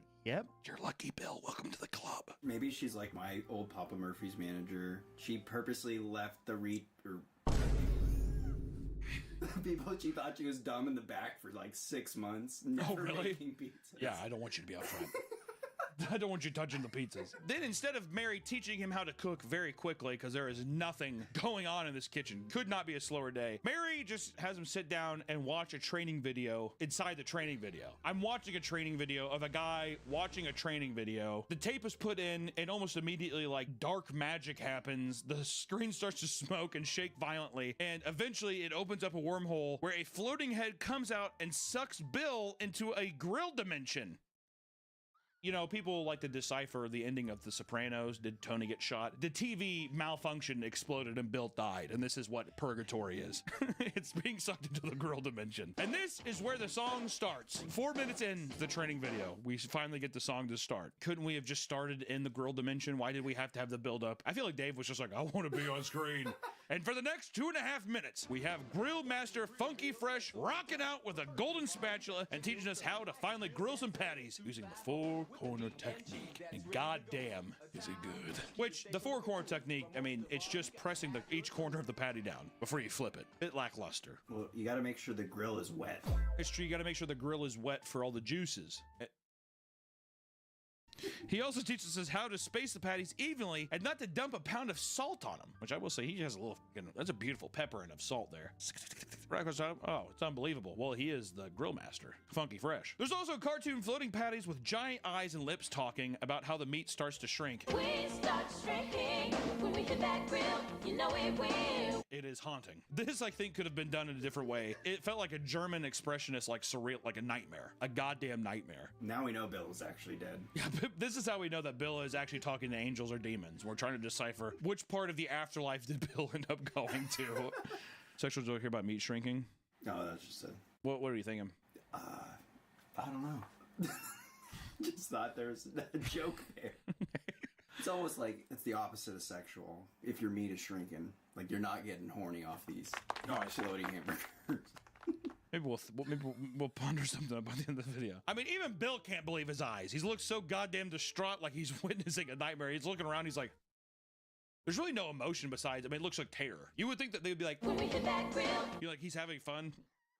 not Bill. Bill is truly seeing the actual horrors of the cosmic universe happening right before his eyes. We also get disgusting shots of the grill master draining the meat on the side of the grill before serving it on a plate. I don't understand that. You have to drain the meat, so you take the spatula and you have to hold the patty up against the side of the grill, and it's just like oozing out liquid, and he's like, see, there you go. You know, I mean, it's just a fucking kind of a gross shot. I don't know. All the burgers look disgusting in this. The burgers are extremely unflattering. That's why we know now when you see burgers on TV, they're like covered in like glue to make them look like perfectly, you know what I mean? The cheese isn't even real cheese. It's like plastic that they melt, and because the real shit's just like, yep, doesn't it look great? Dave Thomas is like, it looks perfect. These fucking gray sculptures just falling on and dripping disgusting fluids. Oh, and you know what makes my blood boil is Bill says, where do I start? Right after the song gets done. Don't be afraid, I think you're gonna be hot.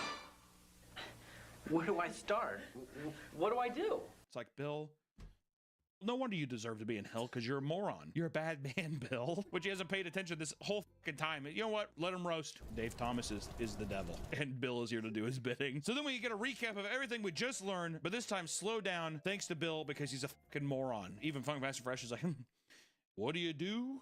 Skippity doo. Yep, see, right, Bill. Good God. He's like, fold it up, flop it down. Not too little, not too much. With the little finesse, I think I'm getting the touch. Hey! You're like, off, Bill, you worthless bastard. There's a great moment where the grill master gets pissed at Bill and grabs his hands, telling him to start choking up the spatula. He's like, hold it up here. And Bill's like, hold it up here? I see a deer. In a way, it does feel like whitewashing a culture a little bit, doesn't it? It's like a guy like repeating the rap back, and he's like, huh, rhymes are fun, aren't they? Is this the rap and hip hop I've been talking about? And the Funk Master's like, yeah, sure. And they also drain the meat again, and it makes me wonder, how are the patties getting so filled with liquid, even if there's fat in it? It is just such an uncomfortable amount of liquid pouring out. He's like, you have to pour them out. If people bite into this, they're gonna get real sick, for real. Then on to song 2, which is putting cheese on the patty. Lay down the cheese in a juicy spot, but don't leave it too long or it'll get too hot. Tool it up, lay it off on the meat, do it right. Keep it neat. You gotta have a whole song about that. You'd think it'd be just taking the sliced cheese, put on a patty. No. Gotta have a full song. Which they say if your burger is gross or if you mess it up, then you can just dump it in the chili. Chili with cheese. The chili with cheese, remember? With your tiny cheese cup? Which I was like, oh, if you split the patty, sure. But they're like, oh, if you can, it kind of made it seem like, drop it on the floor, throw it in the chili, give it to all our chili fans. And it's just like a really random, almost Jacob's Ladder-esque scene. Put those patties in a chili pan and save them for all of our chili fans. There's a part in Jacob's Ladder where he sees the guy in the back seat and his face is like, and that's like where that effect became popular from. I sort of think that Jacob's Ladder stole it from the Wendy's training video. I understand it's probably trying to be like when you're cold outside, you want chili. Play on words. Chili is in cold. I don't like it, Nick. I don't like it, and it scared me. It's also black and white. It's like the beginning of Antichrist. It's like a Lars von Trier film. All our chili fans, and it cuts out like this nightmare. I feel like if you just had that on loop with like people would be like, this is unnerving. Lastly, we get another segment of burgers with giant lips talking about the cooking stages for the burgers. Stage 4, I'm hot, I should be done. Looking good like I should so you can serve me, son. I'm stage 5 and I'm still alive. There's too many stages, okay? I feel like Dave Thomas is just like, more. We need more horror. Dave, this is getting kind of scary. Stage 4, I'm hot, I should be done. You hear that, Wendy? They're scared. She's like,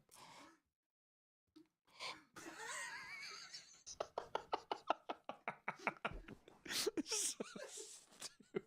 After the song is over, we cut back to Bill blankly staring into the TV as Mary yells in his ear trying to snap him out of his drug-induced trance. I feel like Mary, like, she's like, good luck, pat him on the arm and like put like a patch on like LSD. And she's like, Bill, hey, welcome back, sleepyhead. What was it like? And he's just like, totally fried. His eyes are completely white. So actually, you didn't pass your drug test because it was laced with LSD. He was like, I've never done that before in my life. And it was Mary who did it. She's like, we can't have him. He asked too many questions, Dave. The horror. We then get a montage of Bill rizzing up Mary with how well he can use the grill. I mean, she's like, play your cards right, Bill, and you can spread me and four-corner me tonight. He's like, what does that mean, Mary? She's like, how about a rope, some duct tape, and candle wax, and we'll figure it out in the back, Bill. Whoa! You think Mary's beef's pretty greasy down there? I imagine you have to drain Mary's beef. Do you kidding me? Those two lips look like an old man spitting into a dip cup.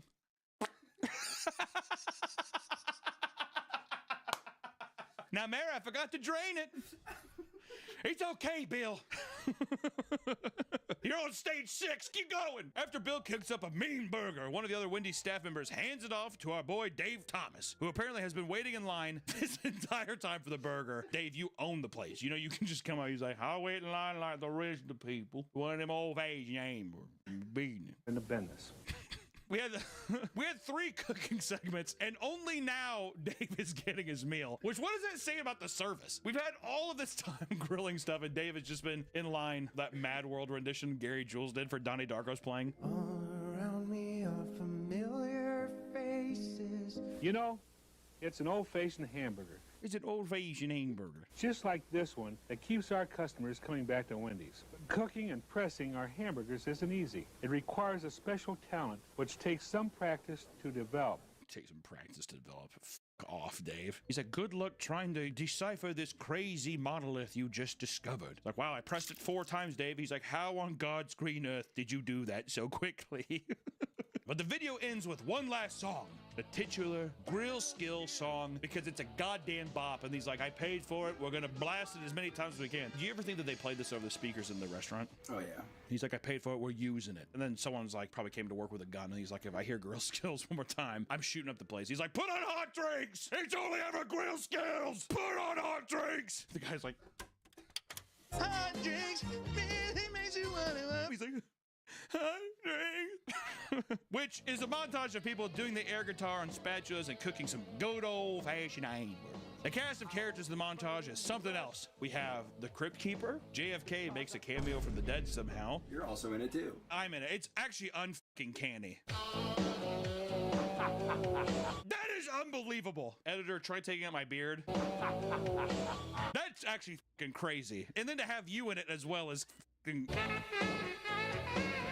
That is haunting. If you had a mullet without your glasses, you would look just like that. This is I wonder in a weird way if whoever watches the video, if you actually see yourself in it, it changes every time. The first time I watched it, I didn't see myself. It was just there. The Wendy's training video is a Japanese horror. It's like The Ring. It's a Ringu. There's like a well and like a little girl crawls out of it. Wendy comes out of it? Yeah, exactly. Wendy. And the final Wendy's video is actually not a music video at all. It's so much more confusing. They did a full court case trial called When Clowns Go Bad. Surprisingly, this 20-minute long video about Ronald McDonald dying in their walk-in freezer is about what to do to close the store at night. Which I want to say, the beginning of it is visceral. The video opens up with a Ronald McDonald-like clown, it's fucking Ronald, threatening an ex-employee over the phone for betraying them and working at Wendy's next door. I thought this was kind of manipulative. You know what I mean? So you worked at McDonald's, well, you're here now. They're evil, and we're good. Isn't that right, Wendy?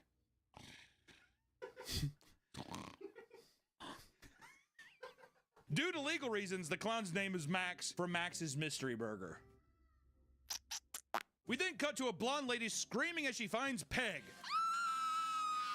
another Wendy's employee, kneeling over Max's lifeless corpse in the walk-in freezer. I mean, I was like, holy shit, there's a fucking dead body in this training video. It's implied that Peg caved Max's skull in with an iron pot. There's a huge dent in it. I think Peg did street justice on Max, dude. An unbelievable way to start a training video. Essentially, the whole video takes place inside a courtroom and swaps back to the Wendy's store as the defense and prosecutors question the various employees on what went down that night when Max was murdered. Which, for being a courtroom drama, I was hoping that they would ham up the acting just a bit more. Specifically in the courtroom, I wanted some like, we want the truth. You can't handle the truth. Did you kill Ronald? You can't handle if I killed Ronald. You would have been sick as a tie-in. Remember the beginning of Goodfellas when Ray Liotta? Also, I like how many, why the fuck were you doing so many movie references? There's been an alarming amount of movie references. I apologize. But I want to say it would have been cool if they would have tied it in where he didn't snitch. She's just like, I don't know what happened. She comes out of the courtroom and then Dave Thomas, along with all the other Italian Americans, are like, good girl.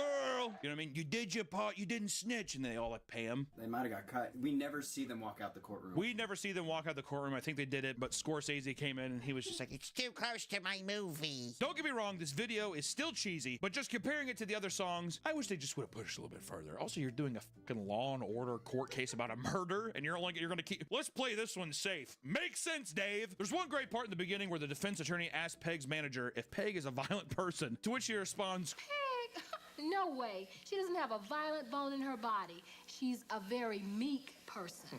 Not like yourself, eh, Betty? No. like a fucking slap in the face, but she's meek. She's such a quiet little flower.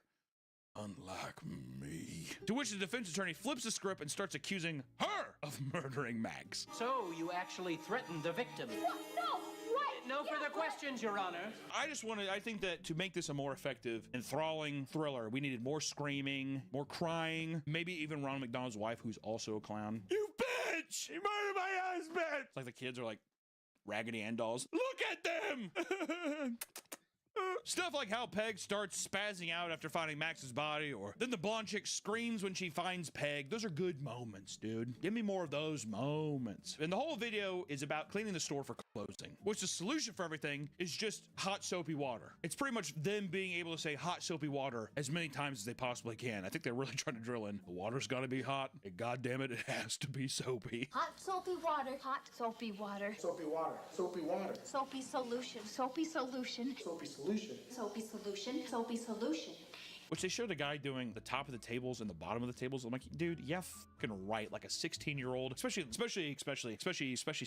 what is it, in the early 90s or something? I'm getting paid $1.25. Let me scrape the gum out the bottom of the tables. Fuck you, Dave. Yeah, I'm not gonna do that. And somebody was like, did you get the bottom of the tables? I'd say, yeah, I got the bottom of the tables. Thank you, it's minimum wage, and shove it. Oh yeah, then they start mopping down like the salt, pepper shakers and the ashtrays, which the ashtrays I thought was funny. People smoking. Can you imagine the mouthfeel of having a fucking square hamburger and a cigarette? I feel like a cigarette and a Frosty would go kind of hard though. That's a good palate cleanser. Even the urinals in the bathroom get hot soapy water. Cover your hands in hot soapy water and wipe all that piss off the urinals. Yeah. Throughout these cuts, the videos do a great job to really showcase Peg as this unhinged psychopath. She might have done it. By this point in the video, I'm thinking old Peg Leg is a little devious, all right? Who knows? Like when she's talking about taking the trash out, the music sting plays, and she talks about using the side door. Use the side door, not the back door. Bum, bum, bum. Yeah, no reason. Yeah, I didn't use the back door. I used the side door. Or how she says to another employee, we're killing him, in regards to Max's mystery burger. But don't you worry about Max. We're killing him. Which I like that too, as if people are like, did you see the sales? We're doing way better than McDonald's. Dave's like, they talk like that. I've heard it before. They talk like that. It's like, that's only you, Dave. He's like, She was even a former employee and had her last paycheck held for leaving his restaurant, and that she was so mad at him that she could have killed him. Yeah, you quit there, you don't even get your last paycheck. Unlike here at Wendy's where we pay you in gold. Dave Thomas found all that pirate treasure. He doesn't know what to do with it. He's like, that's why I made the old-fashioned hamburger. My deep sea travels. Do with the film grain too, like all the artifacts does legitimately make this a pretty fucking horrifying. Have you worked in this business before? I used to work for Max Mystery Burgers across the street, but they don't concentrate enough on cleanliness, and that's why I left. I bet they were sorry to see you go. But they were sorry to see you go. All right, have a good night. And he goes into his car and he drives home and he's like, so the new person at work is a complete and total fucking psychopath, by the way. They didn't focus on cleanliness like I do, like Wendy's does. Mm-hmm. They sound weird, huh? I gotta talk to the manager real quick. I'm putting in my 2 weeks right now. Sorry wasn't the word for it. The clown was so mad at me that he kept my last paycheck out of spite. She's doing this like the Kubrick stare the entire time. Keeping my last paycheck out of spite. The guy's like, yeah, dang them. You know what? You're justified too. Gets in his car, never comes back. I was so mad at him. I could have killed him.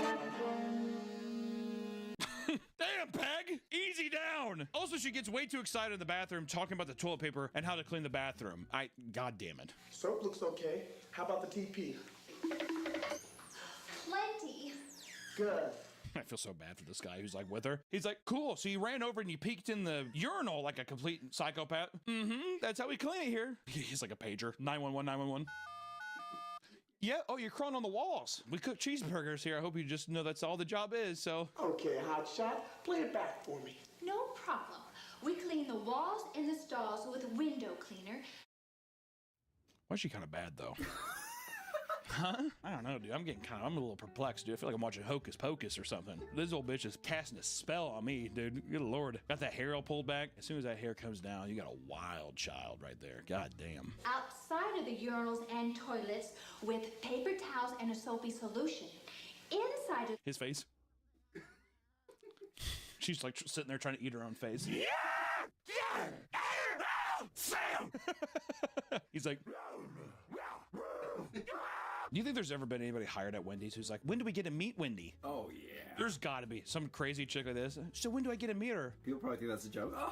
Yeah, and they're like, things are not looking good for her, and she seems as guilty as can be. Can you blame the court? Can you blame the court at this time? Even her lawyer is having a hard time defending her. Even he's just like, she's like, if you don't fucking get me out of here, I'm gonna eat your face. He's like, mm-hmm.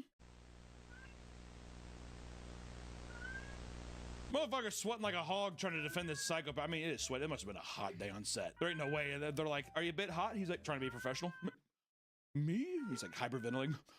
Me? No, I'm fine. I'm like, I'm totally good.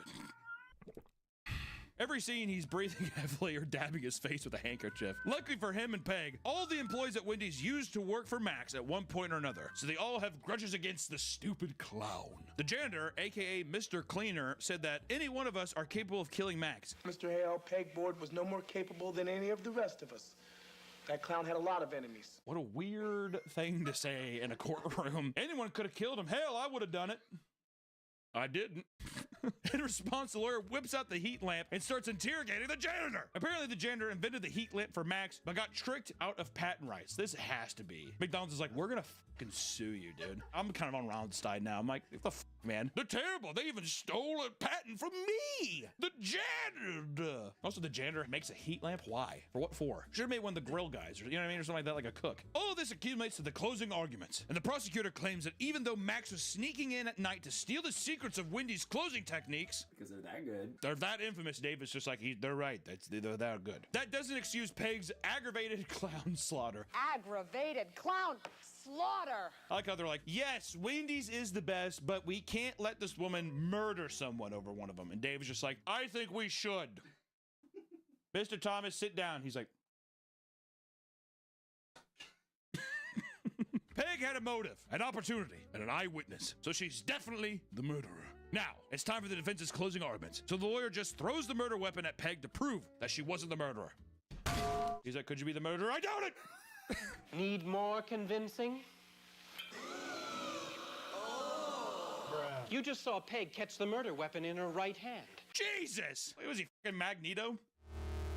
In perfectly straight line, she's like, we both have abilities to control steel, so she couldn't have beaten this man to death. She's not clumsy enough. She's too good. Also, is that what they're trying to say with that? They're saying that, look, she caught it with her right hand. Oh, yeah. He argues that she caught it with her right hand. That means she's right-handed. But the coroner's report claims he was struck on the head from the left by a left-handed assailant. I think just because someone catches something with the right hand doesn't, well, it doesn't matter. The lawyer then proceeds to accuse every single other Wendy's employee of murder, but claims none of them can be the murderers as well, as they are either right-handed or about to win millions of dollars in patent lawsuits. I like how Dave Thomas is like, this is like Silence of the Lambs. How the hell did you guys think of this case? This is unbelievable. They should have put you guys on the Zodiac case. They would have gotten him sooner, damn. Thus, this leads to one obvious conclusion.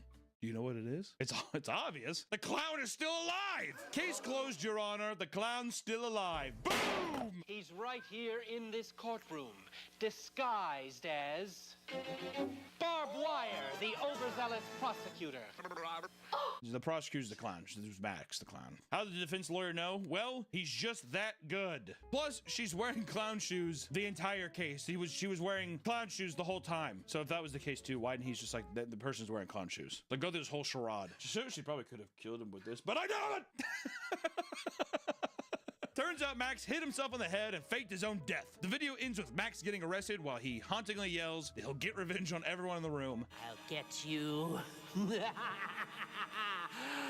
I'll get all of you. And you, and you, and you.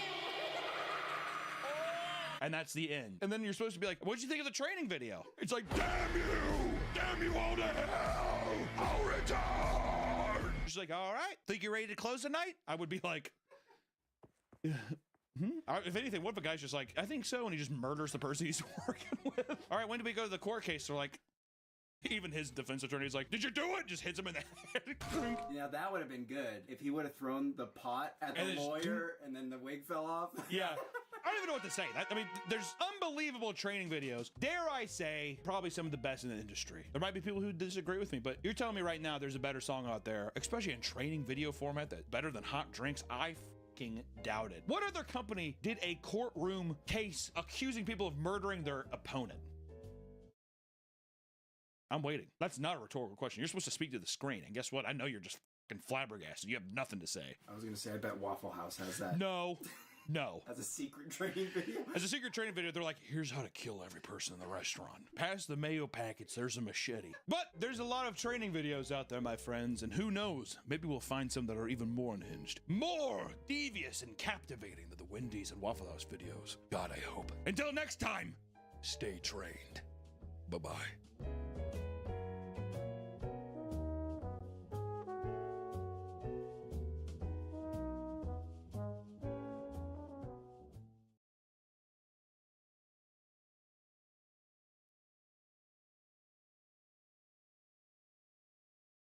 Oh, I'm a stinky boy.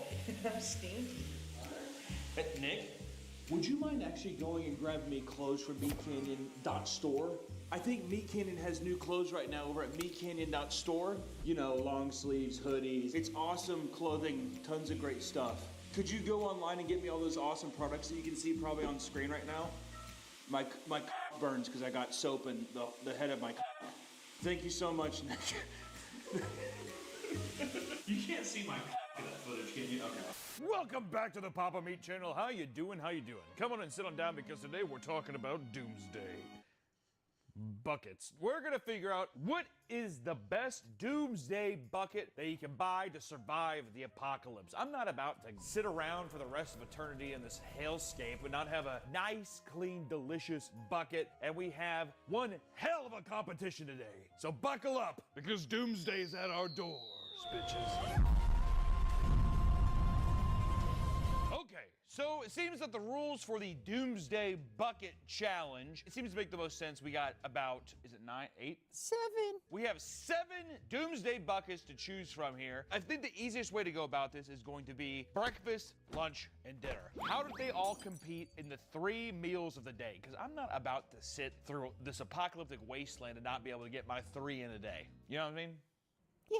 So, without further ado, these are our buckets. Cabela's Mountain House, Ready Hour, New Manna, Valley Food Storage, Augustin, and last but not least, Peak. Which, of course, we want to make sure people know that Jim Baker, the nutty professor himself, his doomsday bucket is New Manna. Oh my God. It's very deceptive. Also, I just want to say, too, all of the icons you have to put on the back of these buckets, it's a child basically getting trapped or drowning in a bucket. It's some kind of, you have to put the same dead baby logo on all of these doomsday buckets, which I will say, point to everybody, it adds to the doomsday charm. I think for this as well, we're going to do a ranking of life totals. Everybody starts off with 10 life totals, and those get deducted. We drop bombs on them for everything that we find a complaint with, and whoever has the most life at the end wins. So without further ado, let's eat some breakfast, shall we? Yum, yum, yum, yum, yum. Wait, I want to talk to you about today's sponsor, Gamer Subs.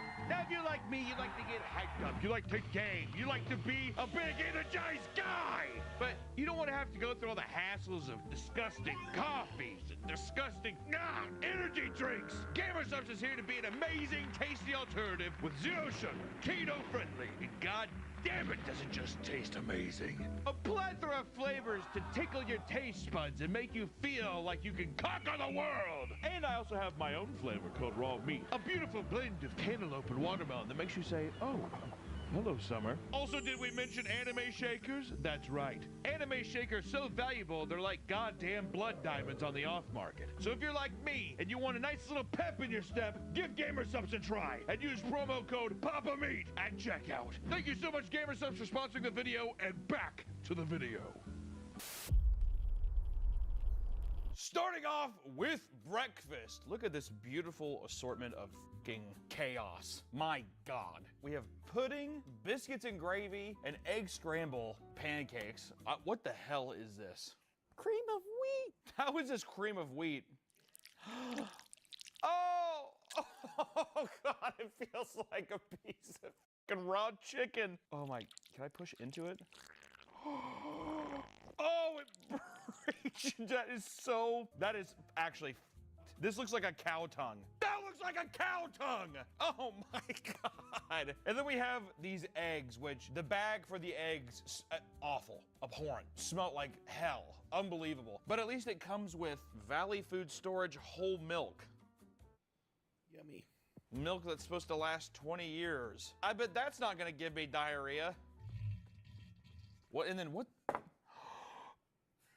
Oh, cream of wheat, oh my God. It grabs like a goddamn monkey brain. Valley Food Storage with their monkey brain cream of wheat. That's fun. And then lastly, we have Ready Wise whey milk and their, I think this is also cream of wheat. Or this is oatmeal. That's the maple oatmeal from Cabela's. Oh, so this is all Cabela's here. Okay, so this is Cabela's. Cabela's is Ready Wise. It's just rebranded. Yeah, well, because they're not a company anymore. Because Bass Pro Shop whipped out their big donkey dicks and just slapped Cabela's across the face. I just want to say, get a zoom in on that, Jacob. Look at the bottom ring of that hell. You did not stir this. You look at me right in the eyes right now and you say you stirred that. I whisked the shit out of it. This is unbelievable.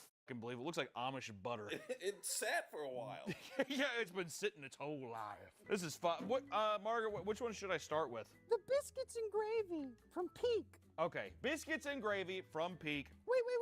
Which one, based on looks, do you think is the worst? Oh God, this. Whatever the hell this is. I'm still not convinced this isn't a cow tongue. This was cut from the mouth of a four-legged beast and thrown on a fucking Dixie paper plate. That one. Looks horrible. The two that look the best, I'm not gonna lie, this biscuits and gravy doesn't look too bad. I'm not the biggest biscuits and gravy guy, but I can get down being like, that's aesthetically not too bad looking. And the scramble.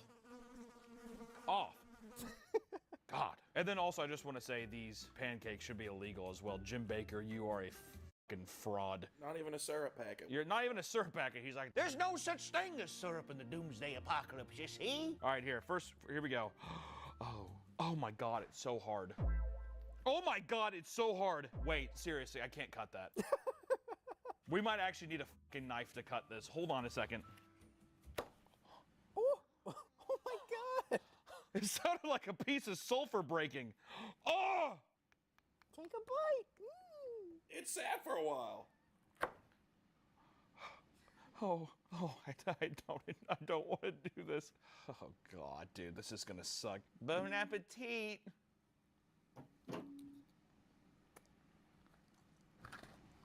Oh, that's crunchy.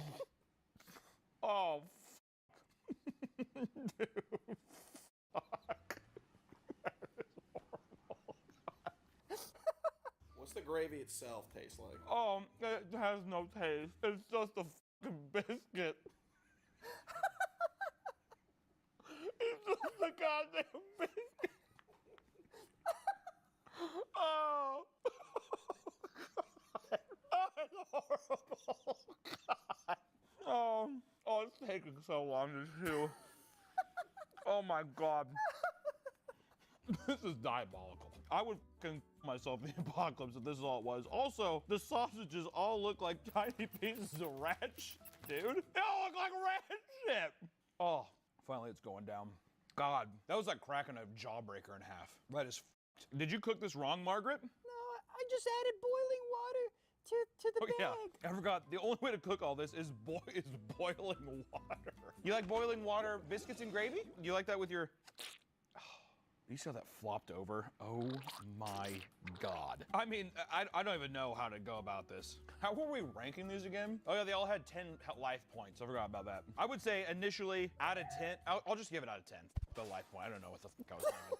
Out of 10, I would give that, God, I mean, a fucking 2. I'd give it a 2. Some of the other ones are very, very bad, so. You know what? I'll give it a 3. It's just the biscuit. The gravy is so non-existent, but that's probably a good thing. At least you're getting nourishment inside you. Yeah. Yeah. Were we able to get the crunch of that biscuit in there? Oh, I heard it from here. It was crunchy. I now know why I've waited so many years to not come back in this fucking kitchen. Margaret, what should I eat next? The Valley eggs, the strawberry cream of wheat, and the milk from Valley. Good choice, because at least now I get something to wet my whistle. That's... Oh my God.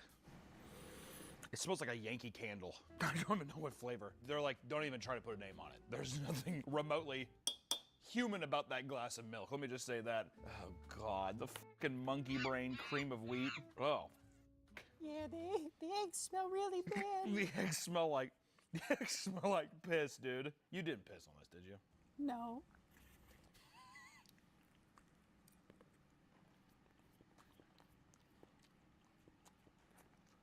Tastes like eggs. I feel like the eggs have got to be like, if you fuck up eggs, what are you doing? It's weird. It's like, you get the egg taste, but it has the texture of like, I don't know, like the skin of an olive.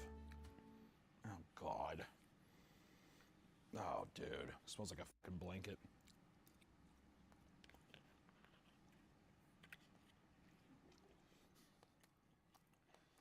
Oh, dude, it has the texture of a wet noodle.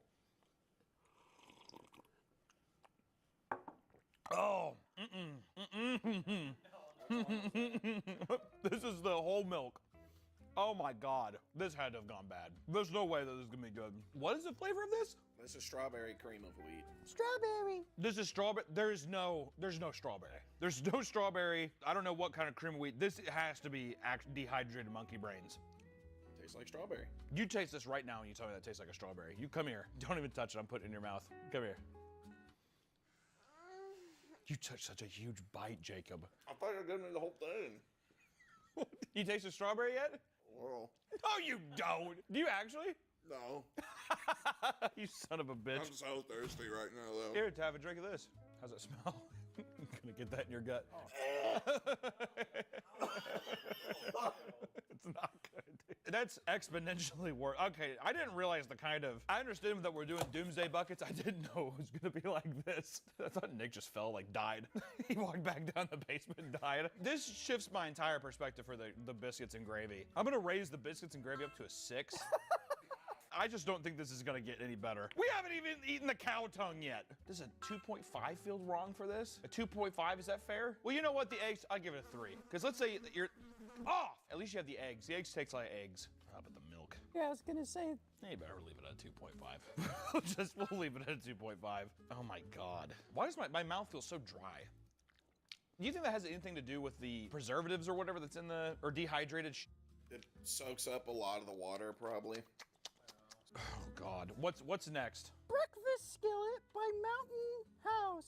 Breakfast skillet? I'm not gonna lie, this actually looks pretty good. It smelled really bad. This does smell like, I went to visit Wendigoon in his town and somebody threw up jambalaya on the street and it smells just like this. Which, to be fair, visually the threw up looked pretty good. Honestly, you can do like that motherfucker didn't digest anything. You got to see the whole meal he had that day. Let's go. So this is like hash browns and there's some peppers in here, some sausage, you got some protein, you got some egg. Damn, I could f this up, dude. I could f this up every day. Smells terrible, just awful smell. I cannot emphasize enough how bad this smells. Truly a wonder how something this good could smell so bad. I don't know. Look at me going in for seconds, huh? Damn, dude. I'll give this an 8. Pretty fucking good. How many people, is this supposed to feed 4 people? Yeah, or 2. You said 2 people? I think so. If it's supposed to feed 2 people, then that feels good too. Like, I feel like if I ate half of that, it'd be good. It's Best Buy May 2054. Best Buy May 2054. I'll be a distinguished young gentleman by then. Still drinking? Why did I drink that? Oh God! Just absolute fucking brain rot to grab that and drink it again. God damn, that's a deal. You know what? Give it a 9, Harry. Boost it up to a 9, Margaret. Boost it up to a 9. You did good with that one, girl. Up next, the pancake from New Manna. All right, so this better be fucking good because Jim Baker's been slinging these fucking buckets for a long time. That dirty old sucker. How the fuck are you gonna give pancakes, not give syrup? It's criminal. The syrup has to last longer than the pancakes, right? The audacity on them. When we cooked these, did we form these or did they just come like this? No, Harry formed them. You had to mix the batter and pour Oh, it. so you even had to make it? We had to pop it in the oven. You had to pop it in you? Yeah, they popped it in me. Jesus. After one sniff, it completely, it literally breaks in half. Okay. Gross, dude. It's just fucking, it's bread. It's like, where's bread? It's edible, but no one in their right mind is gonna be like, now that is a pancake. This is, I mean, this is just bread. I like how Jim Baker's like, we're gonna give you pancake mix. He just gives you the essentials to make fucking caveman bread. Fuck you! That's false advertisement. That's a fucking, that's a 0. Seriously, there's nothing, there's no way. Okay, next up, pudding from August-san. I do love pudding. I will say, this is obnoxious. How many fucking people is this? 4. It's 4 4 people? servings, yeah. That one was fresh off the stove. Was. I don't know, I always got a weird feeling with pudding, dude. I always feel like it looks, especially like white pudding, big old droopy tank of cum. Also, look at the spaceship bowl it came in. That's my bowl. Oh, it's your bowl? Yeah, it's from your house. Oh, I asked you earlier if this was mine or not, and you're like, oh, it came with it. Oh, sorry. All right, Margaret, you fucking bitch. Okay, I'll admit it smells pretty good. Dude, also, here's another thing. Pudding for breakfast? Sign me up, dude. You kidding me? Also, I think I have this. Oh, no. I think I have to. I also can't tell if my throat is closing up, so I don't know if there's some kind of allergic reaction I'm having to some unknown thing, but we'll find out soon.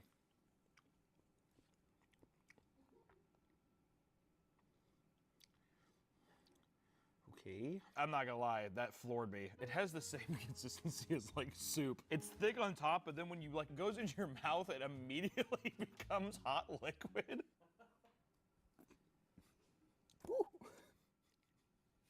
I mean, it wants to taste good, but it's just like, nah. I'm good on tasting good. Can you guess the flavor? Let me try again.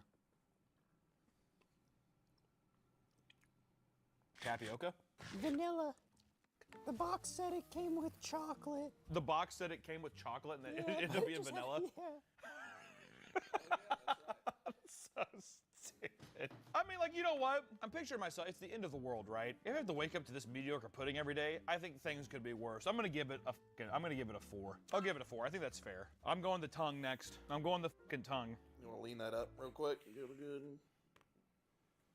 It doesn't even move off. Oh, it doesn't move because this is actually a living organism. What they didn't tell you is that a part of the doomsday, the nuclear fallout, that you're actually gonna make your own microplastic chicken.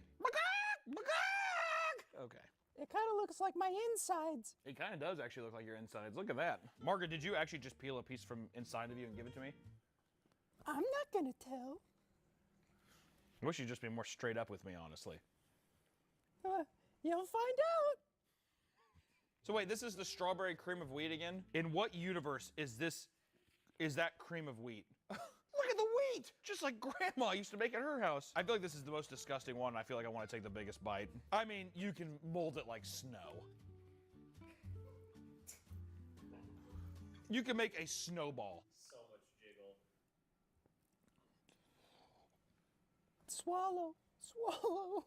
I don't want to swallow Swallow.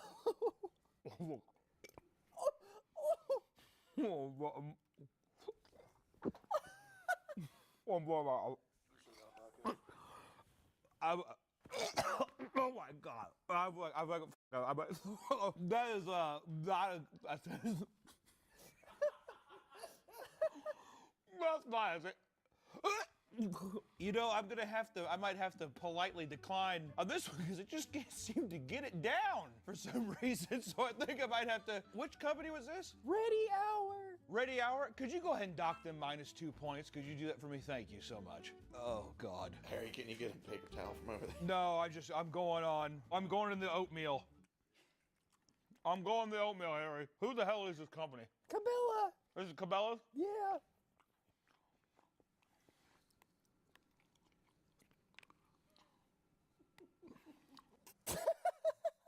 Tastes like rocks. No wonder Cabela's been out of business. It tastes like rocks. Oh, can't forget the milk. The fucking milk. Whey milk.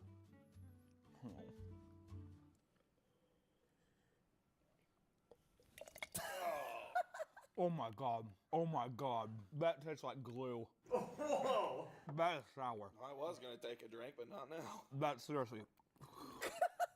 That is bad. That is fucking bad. I'm really trying not to blow that one back. Could you go ahead and dock Cabela's just -1 point, please? What's their score? -1. Just -1. -1 is their score. Margaret, I need to clean myself before I continue. Okay, clean time. Okay. Oh, I am back with a new t-shirt after my nice little throw-up incident here. I'm back and fatter than ever and ready to take on more Doomsday Buckets. This time, it's lunchtime. And lunch here consists of 7 new meals from our Doomsday Buckets. It looks like this is sweet habanero chili. Oh my God. My God. I mean, it smells like chili at least. These all look terrible, dude. God. And the flies! Margaret, I thought we got fucking fly traps or something. Yeah, I haven't set them out yet. If you're gonna cook shit, you should set out the fly traps. Next we have Valley's enchilada rice. How can something be so impossibly flat? It's like a sheet of fucking paper on the deal. It's so flat. Oh God. This is the most upsetting. This is potato soup. Yum. Ready Hour is potato soup, but they also give you, it was only labeled orange energy drink. Not sure the health implications of how much caffeine or what is inside Ready Hour's orange energy drink, but here we are. Next you have, I think this is black beans and rice. Southwest rice and beans from Cabela's, which if you look in here, there's actually, you can see 3 pieces of corn. Impressive. Wow, look at all that color. And then we have these all look like fucking throw up. Next you have Peak's homemade style chicken. Are these carrots? What? I think it's like chicken noodle soup. It's chicken noodle soup. I don't even know what the hell I'm looking at. This looks like a live leak, like the aftermath of like a live leak video. I like how none of them move. Oh, this one's kind of going a little bit. Look at him go. Off to the races, as they say. Next up has to be the most unappealing of them all. This looks like actual cat throw up. This is Mountain House Chicken Fajita Bowl. Doesn't that look like a fajita bowl? I once had a 24-year-old cat named Susu that we had to put down. Every time she threw up, it looked just like this. So rest in peace, Susu, you horrid little cunt. And then last but not least, we have probably another just rice-based slop. What the f even is this? ReadyWise teriyaki rice. Uh-oh. We're heading to Mount Fuji because this is teriyaki rice. This looks like every Asian cuisine I've ever seen. Wow. Is this Panda Express or is this Doomsday Buckets? I'm not sure. Oh, God. Margaret, well, I guess we had you do this last time. What's the first one we should try? Peak home style chicken. Oh, God. This looks terrible. Sorry. It's not your fault, Margaret. They're pre-prepared, aren't they? Yeah. This is just all, I'm almost positive all these are rice-based. This has to be a carrot, I'm pretty sure. It tastes like ground beef. That's not good. It tastes like have you ever had like a really, really raw hamburger? Almost like an old woman who's like, Just let it hang on each side for 3 seconds and give it to me. that's what this tastes like. I feel like I'm eating like blood. I think that's what it is. I think it's the fucking blood. It's what it tastes like. It just tastes like blood. Oh my God. I don't even know. I'll be honest, I don't even know what the hell these are. I thought this was a carrot. I have no idea what that is. I'm suspicious that these are croutons. It has to be a carrot. That's what I thought. There's no way that this is vegetative life. What is this again? Peak homestyle chicken? If I could describe this in 2 words, it would be bloody crouton. Blood crouton. I don't even know what if I had to give it points is that I didn't gag. There's that. If I was sitting at the nuclear fallout all around me and I was with my wife and my kids and I had to have this for lunch every day for the next 25 years, I feel like there's probably worse lunches out there. This is not the worst. You know what I'm gonna give it? I'm gonna give it 2 points. I forgot what the hell the point system even is. I think at this point it's just, we're just adding up points. It's chaotic, just like a nuclear fallout kind of world. So 2 points. I don't know. Off, fly! All right, Margaret, what's next? Up next, Cabela's Southwest rice and beans. Oh, you talk about the Rainforest Cafe entree? Look at all that color. Yellow, yellow, yellow, and brown. Pretty good. Take a big bite. Big. You want to take a big bite? Big. Is this big enough, Margaret? Yeah. I don't want to take this big of a bite, dude. it smells. It's like you can smell the beans, but then it just smells like foam. I don't want to take this big of a bite. Do it, pussy. I mean, you know what's up? Is it good? No. It tastes like rice and beans, but man, oh man, does that corn sear through. No wonder they only peppered it in there. I don't know why. That corn stands the out. I mean, it tastes like rice, beans, and corn. There's one piece of corn. It tastes more like corn than anything. I don't know how that's possible. Can rice be made from corn? No. No? Nope. I gotta say, for evolving from breakfast, so far not too bad. Rice and beans, you know what? 2 points. 2 points. Edible. You know, you're in the fallout. You're not gonna get filet mignons all the time, right? But rice and beans, you can't really go wrong. Also, that corn's sweet. Out of 10? 2 out of 10? No, we're getting rid of the whole 10 point. It's just we're adding points. Whoever has the most points at the end wins. It doesn't even matter. I could give something 20 points. We're just gonna tally up points at the end. It's not the best system. I don't really know else how to do this. I'm still recovering emotionally from breakfast. So far, not bad. The blood, even the blood crouton thing wasn't the end of the world. I will say I would rather have the rice and beans though over blood crouton any day of the week. What's next, Margaret? Ready hour potato soup with orange drink. My favorite. I like how this is supposed to be soup. You want a bowl of soup? You want a bowl of soup? All right, so this is just potato soup, that's it. So these are just little chunks of potato here. Let's see here. Let's get a nice, good glob of this thick, gravy-like substance on this plate. What's weird is that they're formed, but then when you touch them, they dissolve. Is that a good thing? I'm not sure.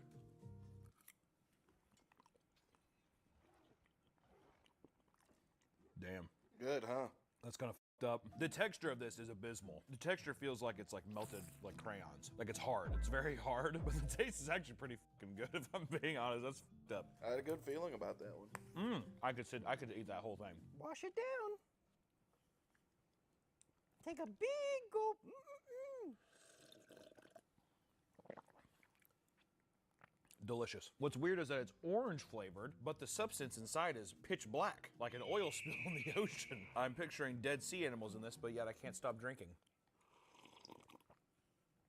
I'm actually nervous though, because I'm like wondering what is the energy drink aspect of this? If I start getting heart palpitations, I don't know. You know what? I'm gonna give the potato, god damn, dude. Give me some of that. Huh, Margaret? Who is this by again? Ready hour. Ready hour. You know what? 5 points. I wouldn't mind having that multiple times. Also, if I had to get hyped up in the morning, I already feel like I'm gonna, actually, hold on a second. I can't tell if it's paranoia, but I feel my heart fluttering.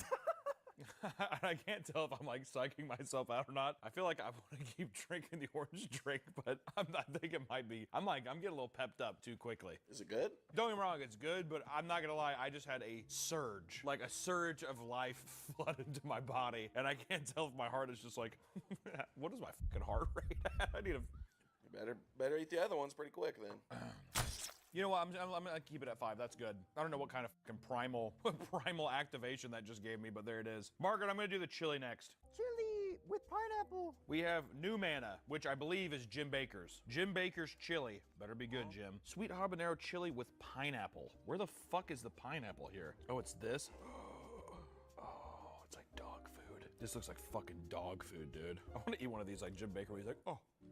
Oh, God. It's good. Oh my God. Oh my God. Dude, that is f***ed. Oh, the first word that came to mind was skunk. Oh God. Oh my God. The habanero, there's like unnecessary heat in my mouth. Give me the It's like being pepper sprayed in the mouth with none of the flavor. It's just heat. It tastes like a skunk. It's almost tasteless with this texture. Spicy. Oh, the pineapple has to be rotten. The pineapple was sweet for a second, and all of a sudden it was like, it just immediately turned sour, like a goddamn Disney villain right in my mouth. Mar, I don't want to take another bite of this one. One more. I mean, look how that curves. God, mother of God. All right, well, everybody dig into the chili here. I wouldn't even give this to my dog. This is fucked.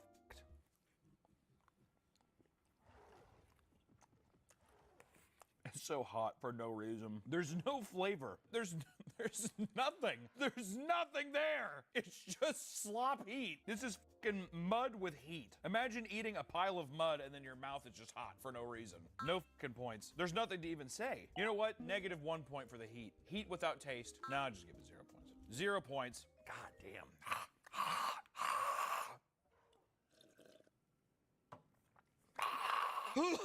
Let's get in the back of my throat. Ah! Give it -2. The heat is only growing in my mouth. Hold on a second. This is actually it's building in the back of my throat. Why would you want something spicy in the apocalypse? Yeah, exactly. I'd love to have diarrhea. Hey, can I get some squirts in the apocalypse? Especially chili? Who the would be? Oh man, I'd love to just cause a mess. You know what I mean? What the -3 points. Kim, god damn. Next we have Valley's Enchilada. God, there's still fucking spicy mud on my fork here.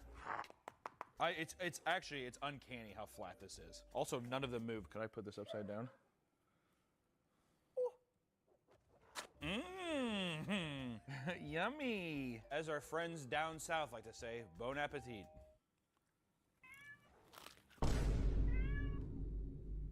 Boom. It's really crunchy.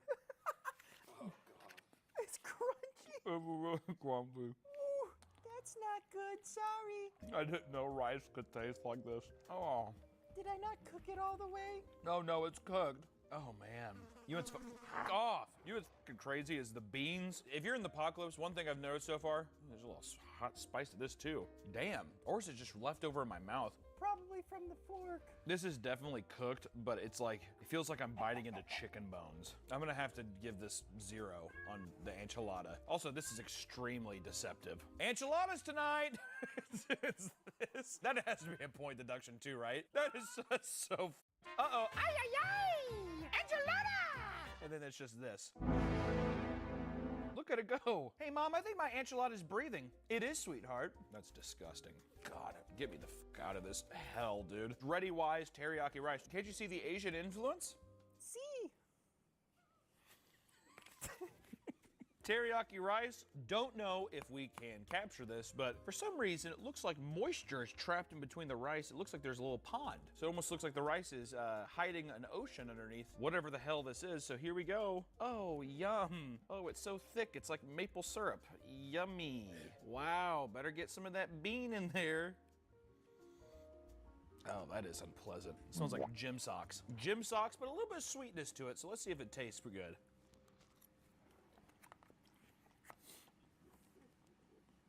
How's it taste?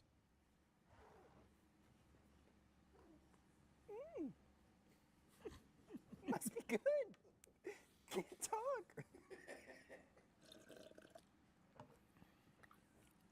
I gotta stop drinking that. I don't know what the hell this is. I feel like it's cocaine. I'm like on a fucking wire's edge right now, dude. Teriyaki, it's kind of fucked up. I mean, it's just rice. It's rice with like a weird syrupy teriyaki sauce in it. It does taste like teriyaki, but I wouldn't be mad. I got 2 points. Is it as good as a potato? Oh, absolutely not. No.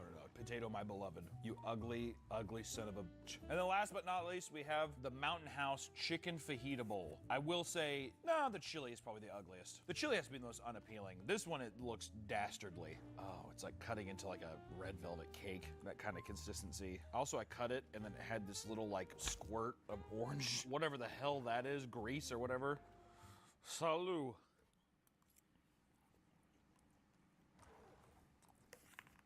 You know what? 3 points. Shooting from the hip here, 3 points. Not bad. Looks terrible. Absolutely terrible. But guess what? You kind of taste the fucking peppers in that. All right? It does feel like you're eating like a dog's tongue, texture-wise. Okay, what the hell is this? Hold on a second. Is this a piece of chicken? It is the chicken fajita bowl.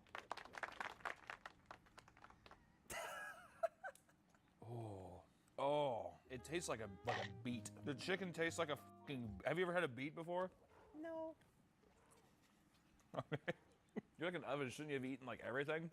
I only eat meat. I'm on Jordan Peterson's meat diet. Oh, you're on the carnivore diet? Yeah. Can't you tell? Your figure does look very slim, Margaret. Oh, thank you. Her titties look nice.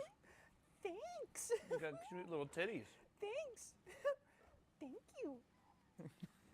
I gotta say, lunch way more desirable than breakfast, okay? My God, if anything, if this is a message so far from me to the Doomsday Bucket people, just skip breakfast. Maybe we don't need breakfast. Maybe that's a thing for human evolution after the nuclear fallout. No breakfast, okay? God damn, dude. It's like a goddamn piece of Jacqueline's beef jerky, this chicken. We've been working on this son of a for a while. Let's move on to our last meal. Dinner. Ah, it is now dinner time. Some time has certainly passed, but it is an appropriate time to finally eat some dinner. Our last, probably I dare I say, most important meal of the day.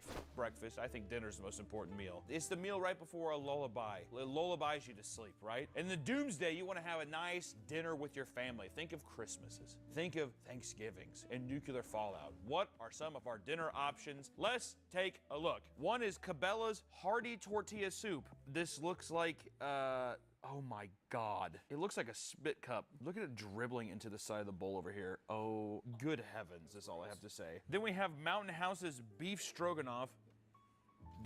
This looks just like rat shit and throw up again. There's a lot of noodle-based ones in these. Oh God. Here we have Augustin's Italian Marinara Pasta. Italiano. You love Italians, don't you, Hannah? I hate Italian Americans. I'm trying to get a better look at the sauce on the bottom. It is disgusting. I don't know if it translates well on the camera, but this is just foul. Oh God. There's no way that you're supposed to have doomsday bucket pastas, right? Or like the cheeses and stuff. Maybe dry pastas, but like meats and sauces. I think it's gone bad, like this. Like look at the tiny, what the hell even is this? What am I looking at here? Peak beef pasta. It's just beef pasta. Look at that. My God. God have mercy on my soul. Good Lord. This is probably the ugliest looking one. It's corn chowder.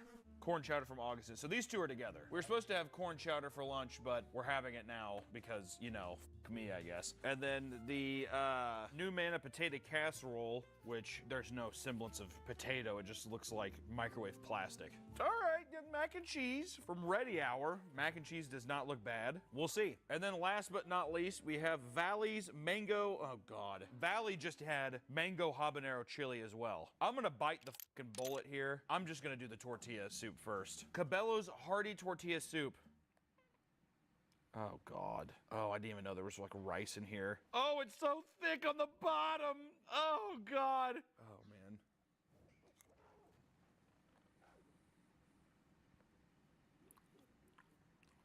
Oh. What do you think? Oh, there's so much pepper. Oh, there's so much pepper. God, it's like a goddamn pepper brick in my mouth, dude. God.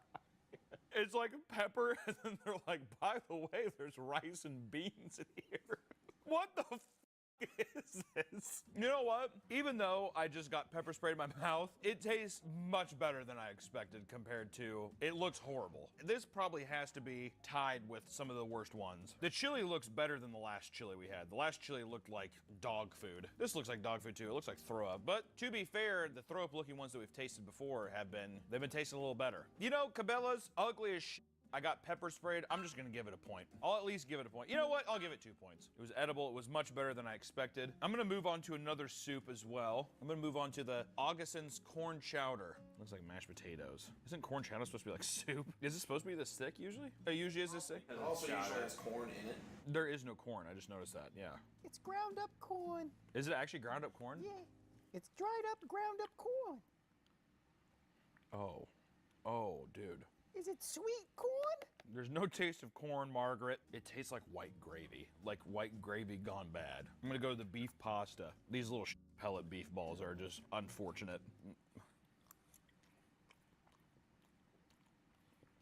Oh, goddamn. I just want to point out, I understand these are not supposed to be good. I mean, they come in a bucket. Okay, it's a last resort thing. This meal right here, let me tell you something. If I had to eat this for a meal every day for like 20 years, I would rather just die. All of this so far, I would rather just die. I would openly go out into the toxic radiation that is the earth, and I would just suffocate or whatever the f would happen. I would just rather have that take me. I think as soon as any minor inconvenience happened, I'd just be like, it's done. No electricity, no internet. I'd be like, I'm done. That's it. Yo, I get to sit around and read books for the rest rest of my life. Oh, fun. I give 2 points to the beef pasta. Beef pasta wasn't terrible, even though there's no way that's actually meat. I don't know what the hell that is, but I can tell you right now, that is not meat. I don't even think it's a plant. I don't know what the hell they put there for you to eat. I think it's a mixture of foam and some kind of dog food. And they're like, oh, don't worry. I know it's hard in the bag, but you'll throw it in the water and it'll get soft, so it'll be like meat. So I don't know. I give it a 2. It was edible. I'm gonna give -3 for whatever the hell this is. For the corn chowder, because this is a forbidden pudding. It is a rancid gravy. Like, this is what I expect, like, mutants to eat. I'm gonna go next up with the Mountain House beef stroganoff. That smells terrible. I'm beginning to believe that this is all dog food, that they just say boil it. All the meat is dog food that they say boil and it'll be soft, because this is gray. A gray, pale meat, like you killed a fucking zombie and served it to someone. I mean, what the fuck is this? It's different than every other thing in the entire concoction here. Oh God, God damn. Oh, the sound of that. Oh, I shouldn't have stirred it. I shouldn't have stirred it. It was like it was an immediate chemical reaction, did it just to my face.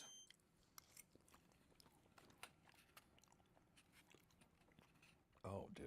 It's very slimy. Hey, the beef tastes like beef, though. That's a plus. We've had a lot of blood tasting stuff today. Mostly just one. That's a lot for me. The noodles in this, though, I don't know what happens, but as soon as it hits your mouth, it dissolves. And that was unpleasant. So really, it's just you eating plastic beef. Whatever made-up dog food this is. Not bad. You know what? I'm gonna give it a 3. Would have given it higher, but it smells worse than it tastes. That's become a recurring thing for dinner. You know, you might smell shit, but you know dinner's ready, and it doesn't taste too bad. Mac and cheese time. Dare I say, looks definitely the best out of all of them. Could be an easy win here, boys. Mac and cheese. Can you imagine being alone? All your family's dead in the apocalypse. Mac and cheese.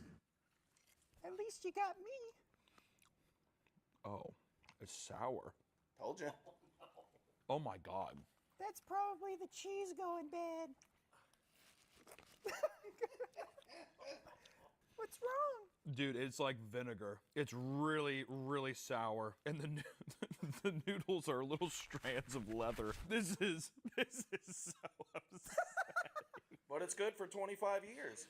Yeah, imagine you're so stoked. My mutant daughter just got married. We're busting out the fine china. We're serving some mac and cheese. And it's these little strands of, this is so upsetting. It looks so good. It actually looked really fucking good. Ready Hours mac and cheese, stay away from that. I'm pissed off. That's Gotta be -5 at least. I was gonna say -4 was my gut. A -4. Because at least it's appealing. Even if you're like, let's say you wanna make someone jealous in the wastelands. What are you having over there? Oh, these mac and cheese? And then you like just have it on a table and it looks good. But you don't eat it. Yeah, it's just, you use this to tantalize people in the wasteland. Or you're like, got you something to eat, and then you run away, and you hear just like gagging and choking in the background. Ah, it's vinegar poisoning! That is fucked.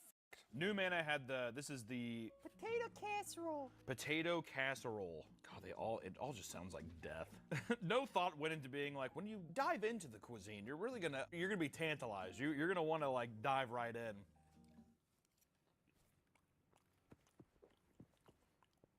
I hate Jim Baker. What? Oh, it's so sweet. It's like really sweet, like sugary. It is not good. It's weird. It's like sugar potatoes. I have no way to describe it. It's a really sweet, there's nothing savory about it. It's like, I feel like Jim Baker's like, they want it sweet, trust me. It's like something like that. Oh God. I mean, it's edible. That has to count for something in the wasteland, right? Yeah. I would rather have sugar potatoes over leather vinegar macaroni. So I guess I'd give it a point. That's fair, right? I'll give it a point just because it's edible. It looks horrible. It has no smell. It once again is falling into this routine of being something that could be alive. I don't know. I feel like if I would have poked it, like if I would have found this thing sitting out on a table, I'd be like, I'd like poke it a couple times. Has anyone ever had sugary potatoes before? Maybe they're onto something. Maybe this is the new cuisine of the future. Sweet sugary potatoes. Off fly. Okay. I'll do the marinara pasta by Augustin's. I don't like that name either. Augustin. So this is actually supposed to go with the corn chowder. Yeah. It's like sour again. I can't tell if it's just like, oh, that's just the preservatives or what. There's no marinara. I cannot taste any of the marinara. Like the texture is there, but it tastes just kind of like sour noodles. Noodles gone bad. I will say I prefer that. So now combining this with that makes it even worse. I would say dock it another point then. Just dock him another fucking point. Good God. Oh God, the last thing's the chili. Your favorite. Oh God, yeah, my favorite. So Valley's mango habanero chili. The last chili was terrible, so all it needs to do, oh no. Oh, it cuts like sherbet. It kind of doesn't smell like anything. It doesn't even, usually chili always has like a very distinct smell. It's weird. Maybe I have the COVID. Do you think people would care about COVID in the after world? You think COVID is the end? AIDS will be the end. What a horrible, horrible improv to say there, Margaret. What? You said AIDS, right? I said AIDS.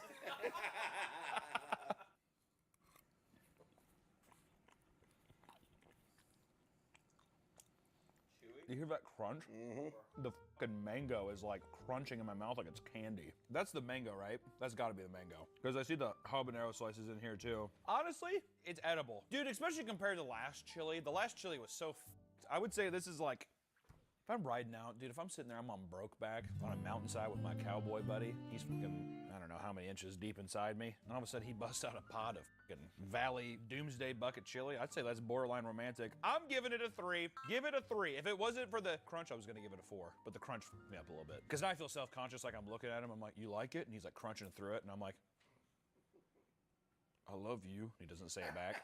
All right, well, I guess I'll see you next time on Brokeback. So wait, so that is our... That's it. The scores are in. The scores are in. Give me the totals so far from worst to best. New Mana comes in dead last with -2 points.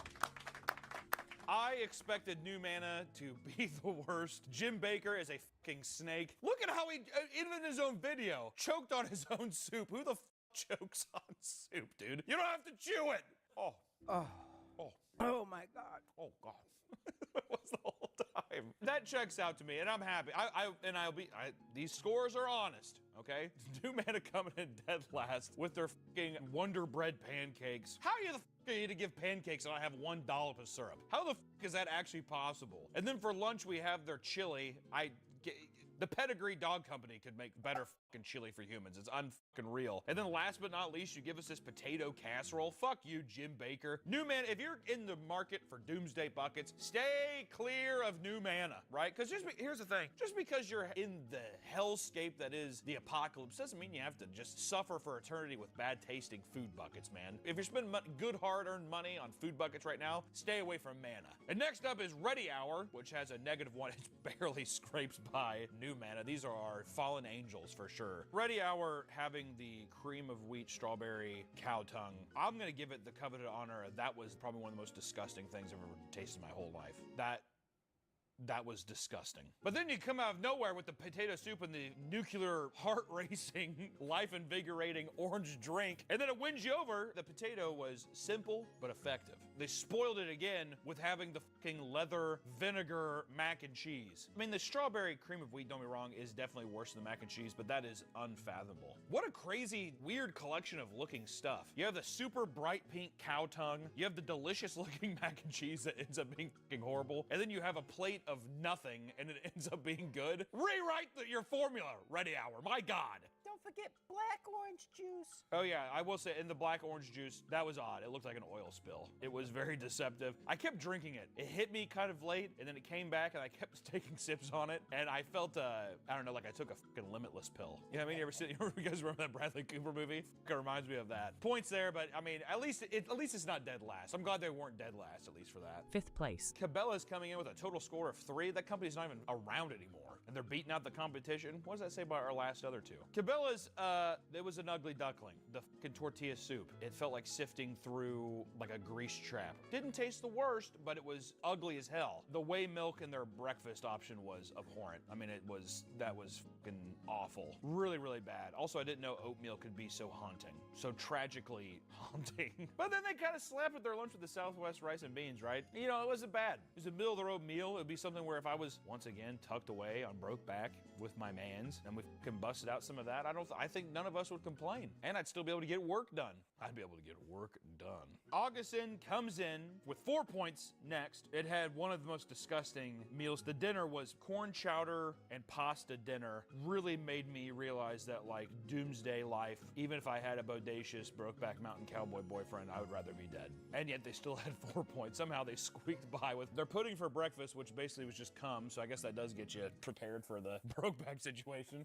Maybe you're eating that every day anyways, who knows? It wasn't terrible, but it also wasn't like super sweet. It was okay. So now we're in the top 3. Valley with 6 points. Valley coming through, having some memorable dishes here. I mean, the nice chili here really can putting Jim Baker's nose in it with extremely crunchy habanero stuff. I don't know what that is, mango, whatever. It's a crunchy mess, but it didn't taste the worst at all. It did make me contemplate my life as a gay cowboy. So, you know, that's pretty memorable. Their whole milk was the eggs tasted like eggs though, which in nuclear fallout is pretty important. The cream of wheat I remember being probably mid. The eggs were surprising because they looked awful. It looked like a fetus, like a diced up fetus on my plate. It was nasty, but it tastes good. That's the thing about these doomsday things, man. You know, don't judge a book by its cover. Oh yeah, they had the paper thin enchilada rice and beans. I mean, it was as thick as a sheet of paper. I don't know how it was possible. It's scraped up like cat food. It just tastes like rice and beans. I couldn't even judge it. If you had to have sustenance. If you had to have something in your belly, I mean, you could do that, but at the end of the day, I can't give it points for tasting like nothing. What's second? What's our silver medal?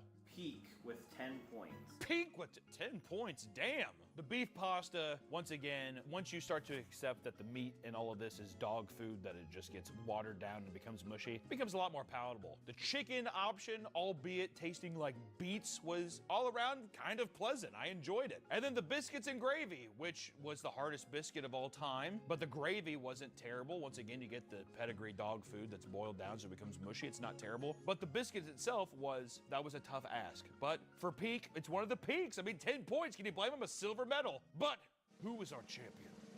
Mountain House comes in with 15 staggering points. An unbelievable. I mean, the breakfast option, the skillet. Mountain House, do all of us a service and don't wait for the doomsday to fucking serve that thing up. Every day, I'd eat that skillet every goddamn day. Is it unfair that I gave it 9 points? You. Why don't you get New Mana? And I'll stick with Mountain House. The chicken fajita bowl, it was an average, yeah, like a 3-pointer, and also with their little beef stroganoff thing. Beef stroganoff, I mean, it looks disgusting. I'm looking at it right now and it makes me sick to my stomach, but it tastes fine. The pasta dissolves in your mouth. I don't know what the hell is going on. The pasta shouldn't do that.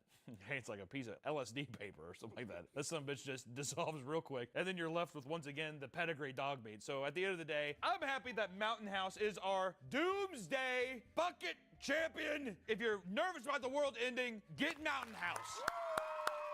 Mountain House! Mountain House! And if you've tried any of these at home, or if you're, I'm not gonna say that. You know what? Doomsday might be around any corner, right? Uh-oh, I'm peeking. Maybe not this one. I see a hallway though. Might be down that corner. So what I gotta say is prep for the worst and enjoy the best. Go Mountain House. Margaret, any closing thoughts? You should try all of Jim Baker's food. No. There was 17 in total. No, I'm not trying all of Jim Baker's food. There's too much. Also, isn't there a bucket that's like $5 grand? Yeah, we bought the family pack that was $400. The bucket we bought was $400. Yeah. Are you serious? And it was the worst one. Wait, how much was Mountain? Do we have the prices all? How much was Mountain House? Mountain House was $112. Oh, $112 for It says Mountain it's House. only for 5 days worth of food. Oh, so you are paying a premium. Maybe you only plan to be alive for 5 days. Make love to your cowboy boyfriend, and then throw yourselves off Brokeback Mountain. But that's our Doomsday Bucket video. Thank you so much for watching, and until next time, let's hope the world doesn't fucking end. Bye-bye. Oh.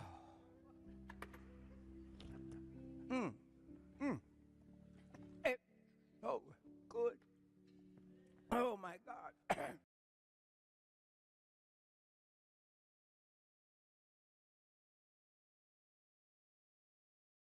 Welcome back to the Papa Meat channel. How you doing? How you doing? Coming in and sitting down because today we're doing another food ranking review. Margaret doesn't have to cook again. Oh boy, I never cook. Thank God. Look at her. What? What's wrong? What's the last thing you actually made that was tasty? My lasagna. Remember? I don't think I do remember the lasagna. Did I eat the lasagna? Mom's lasagna when you were a little boy. It's been that long. You will not leave this table until this lasagna is gone.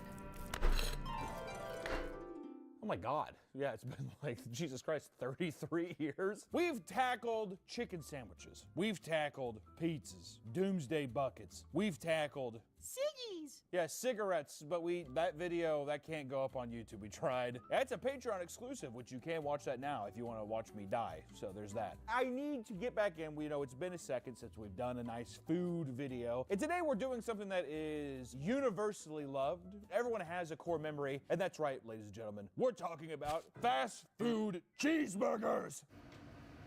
Full 1/4. Here we have a big empty slot where all of our delicious burgers will be ranked from first to last, best to worst, tastiest to mid. I don't think any of them are going to be obviously grotesque, but we will be coming at these companies. I will come at these companies. I'm coming. Oh. And I'm not going to stop. I will come. Ah. All right. Oh. I'm going to come, and I'm coming hard. All right? Me too. And it's been... Mm. And it's been a while. It's gonna be sludgy and it's gonna be rough. It's gonna be smelly, it's gonna be thick, it might even be yellow. Now I'm just talking about cum. I know, that was brutal. It's like aged Elmer's glue. It's really, it's like if you went into a fucking pre-World War II children's desk and you found a big tub of glue. That's what it's gonna look like. Sticky. So here, these aren't pieces of shit, by the way. They kind of look like giant turds. These are patties, dude. Get your mind out of the gutter. First, we're going to be ranking Culver's, Wendy's, Sonic, McDonald's, Jack in the Box, Whataburger, Dairy Queen. A little more spice on that one. Five Guys, Burger King, and then last but not least, Carl's Jr. or Hardee's. They're the same fucking thing. All right, I don't know why. Can you put up a little blurb here why they had to separate them? I have no idea. I think Carl's Jr. is like West Coast. Yep, California, baby. That's where I'm from. Yeah, I don't know. Whatever, it doesn't matter. So first, we are going to rank Culver's. I've been raw dogging my online security. When a company gets hacked and exposes my social security number, I don't do anything about it. When someone accesses my bank or credit accounts, I have no clue. Free public Wi-Fi? Say no more. I'm on it. When I see a data broker selling my personal information, I let it happen. I answer every unknown call. I use the same password on every single website. I feel like people are gonna fucking just try hacking me. A lot of my friends use Aura, the sponsor of today's video. Yeah!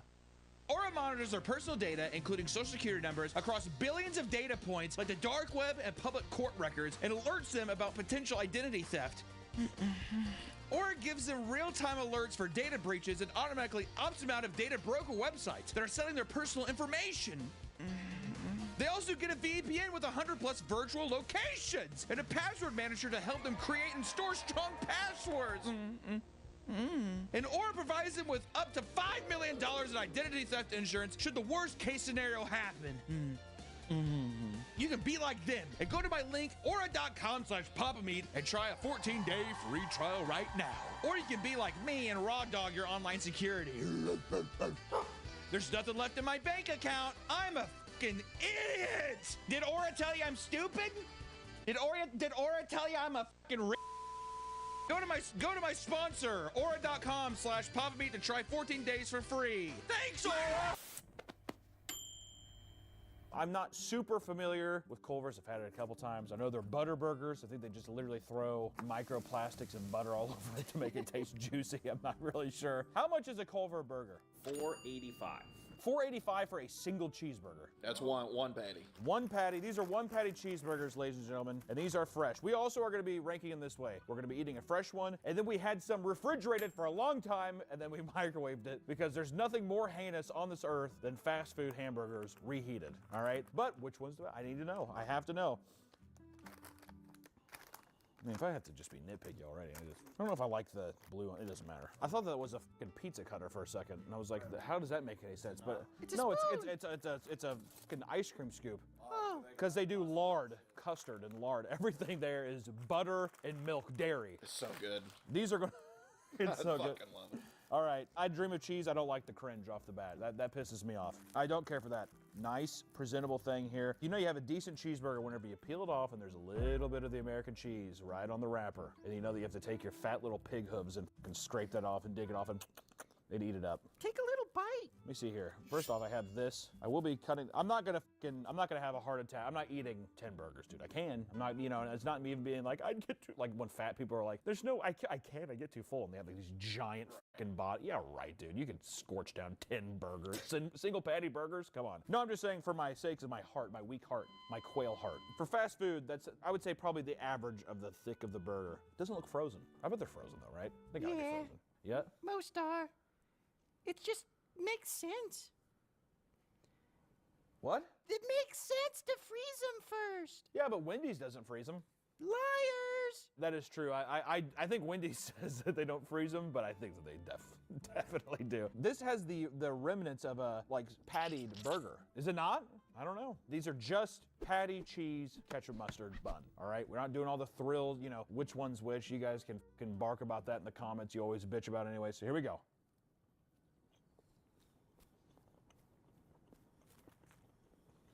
Oh, wow. Feels like I just bit like a burn victim's face. You know what I mean? Yeah. Like crispy. It has a little bit of that gristle on it, huh? Like it's caked over a little bit. Damn, that's good. I will say immediately when I opened it up though, it smelled like a baby diaper when I first opened it. But I think that's just the meat. I think that's just because it's dead flesh, right?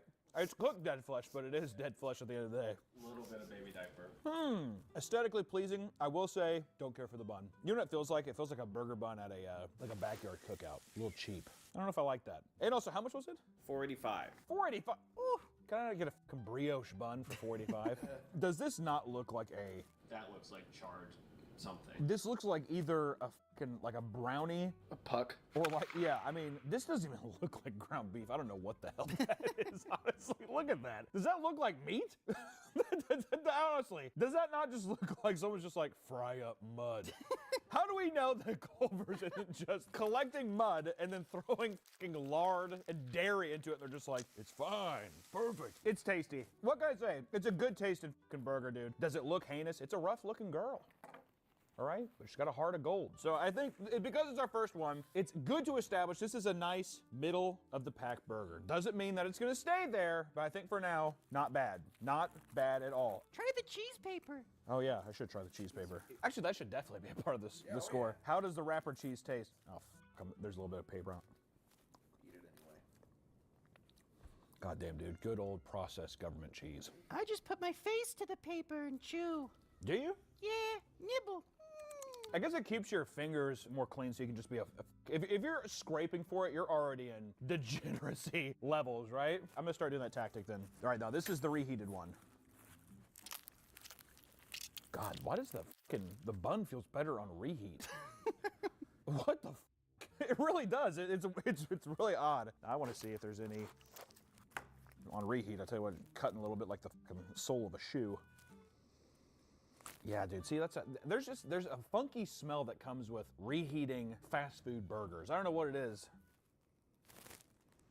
It's like you can literally smell like the melted plastic. It's like glue. It's like hot glue. How f***ed up is that?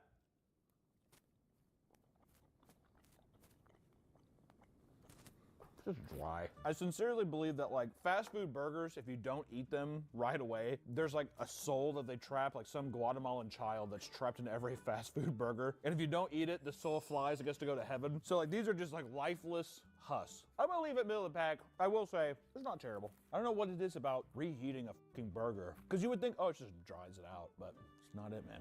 Just evaporates all the fake little juices that there were. Exactly, every artificial thing. I even worked at McDonald's. When I worked there, I would take a syringe and you had to stab the patty and then jolt something inside of it. They never tell you what it is, but. What? Really? Huh? All right. Culver still owes me chili fries. I went there and they forgot them. The what? They owe me chili fries. He still, Hunter, this is from like when we first moved in. He still has a receipt hanging on his fridge that they forgot one of his chili fries. It's been there for over a year. Wait, so you still have almost 2 years. It's been 2 years and you're still hung up on a fucking order of chili cheese fries? Yeah, they messed my order up. You are like seriously the stingiest little cockroach I've ever fucking met, dude. I like to think that he's like up against the fridge too, like looking at it like this. And that song, he has a little JBL speaker playing. It's like, my tea is gone cold, I'm wondering why. It was 2 orders. 2! They did wrong you. I'm not gonna say you weren't wrong, but I'm just saying drop it, dude. How much was it? $10? I don't remember. Yeah, I don't remember.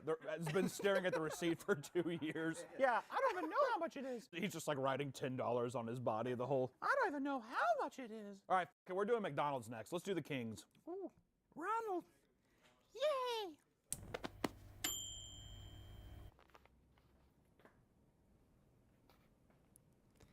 Hey. Hey. Hi. You're making me uncomfortable.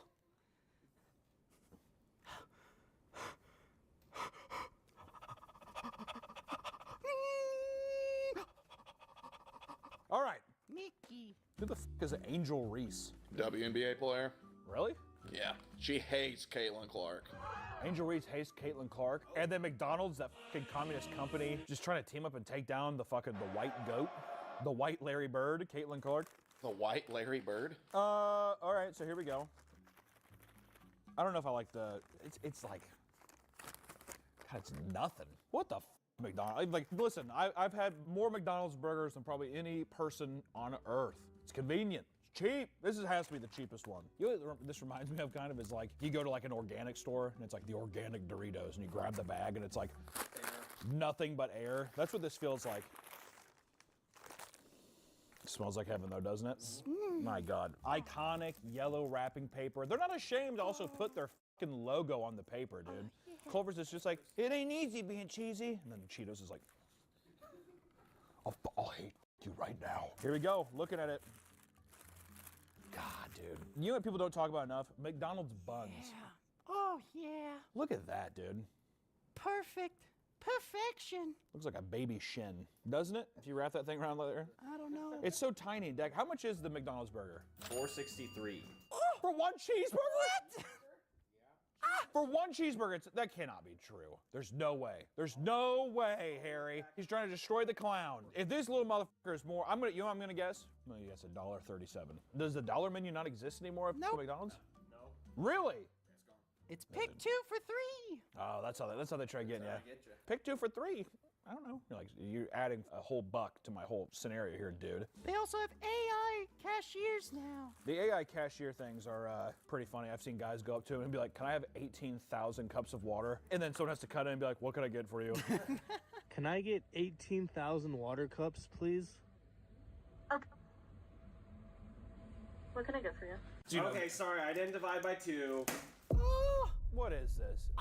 What the hell is this? Amateur hour. All right, so $2.32. Like I said, my God, great bun already. Just fantastic. I will say how thin that they do the burgers. This is unbelievable. Look how tiny this is. Small. Yeah. It is insulting. Take a bite. Oh. Oh.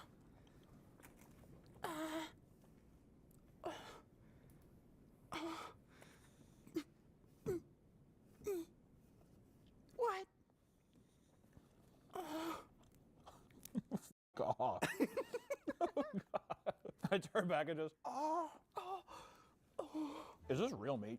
It's pink slime. Didn't it used to be pink slime, but now it's actually supposed to be meat? Nope, pink slime. I thought the pink slime were the chicken nuggets. What? That too? Oh, because I think it got released that they used to do pink slime, and then everyone was just like, bring it back, dude. Oh no, I'm eating pink slime. It's like, you're at McDonald's, dude. Look at that though, huh? Oh, points off, there's none. What the fuck? Nothing, not a goddamn thing. There's ketchup on there. That's true. Actually, you know, sometimes I like rapper ketchup because you're like, you dip it in there. All right, well, what about the reheated option? Just toss it to me. You can throw it at me like a puck. Oh my God. I caught that. It just crumpled in. There's like nothing.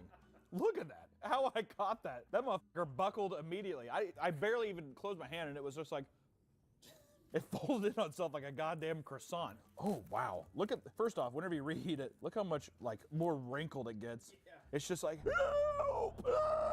getting sucked in. I don't really know now. God damn, I'll tell you what though, look how perfectly toasted these things are, huh? It's a disservice to microwave them. I feel like you should toast them. This thing is fucking damp. God damn, dude. Motherfucker's sweating. Feels like me after I walk up a hill. Seriously, I mean, this thing is like in between my thighs. That's what it feels like. Every time you like go down, you like kind of wipe the stink off your inner thighs a little bit. That's exactly how this feels, tucked in there. Just digging in those little craters. God damn. Still smells kind of. See, I don't know. I seriously don't know what a microwave does. Even reheating any of this does to like lose the soul of it. It just they smell.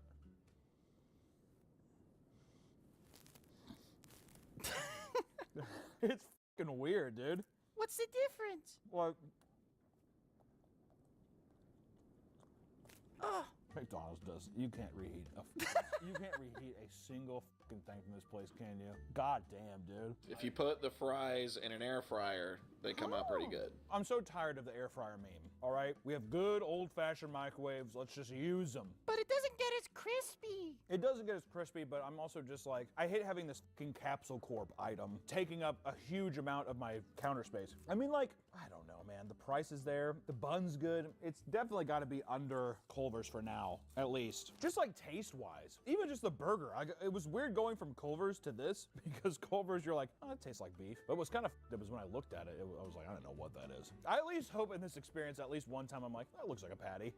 I have a feeling that dream is not going to come true. I bet Five Guys. Oh, fine. Oh, yeah. When we get to heaven, we'll definitely get there. Next up, let's do Wendy's. Wendy's! Sweet Wendy. Oh, she's beautiful. Hot drinks really makes me cum my pants. All right, Wendy's. We all know Wendy's. We love her on this channel. Hot drinks. Hot drinks really get you going. Dave and his, what was it? What was the thing he kept saying that we kept memeing him for? Hamburgers. Oh yeah, hamburgers. My goal has been to serve the best hamburger in the business. He has this little pig-faced daughter on the cover of every piece of merchandising. It's weird too, is he's dead and she's just like, keep using my face. Keep using it. I was a Wendy's girl in high school. You say you're a Wendy's girl in high school? Yeah. You never went to high school, Margaret. What? Oh, yeah, I did. She was homeschooled by an Amish guy that come over, and I think that he... Does not, that doesn't count? That doesn't count. All right, already, my God, the bun is depressing. The bun looks like it's made of wax. At least the meat looks a little more ground beefish, and it's an iconic square. You know what's kind of fucked up is he's not wrong. I like that it has a little shape. If somebody came out with a triangle burger, I'd fuck with a triangle burger. Why not? Like a little Less piece. meat. More meat in a square. There is more meat in a square. That's true. I'm just saying, inventiveness, dexterity. They're square because people like them that way. They're square because people like them that way. Thanks, Dave. Also, no wrapper cheese. Oh. And also, they put it in like fucking the conspiracy theorist, like aluminum foil thing where people wrap it around their head. Like, aliens are talking, God's talking to me every night. You're like, cool, Dave. God damn, they sloppied this motherfucker up though, didn't they? Ooh. It's got some weight to it. Yeah. God damn. What does it say? How much does this cost? $6.47. What? $6.47 for one cheeseburger? What this point? Oh, hold on.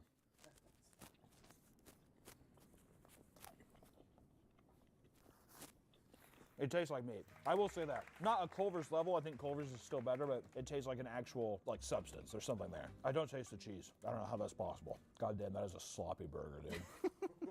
God damn. I mean, look, chill it. Easy. Look, it's just sliding on its own. I'm not even pressing down. Look at that.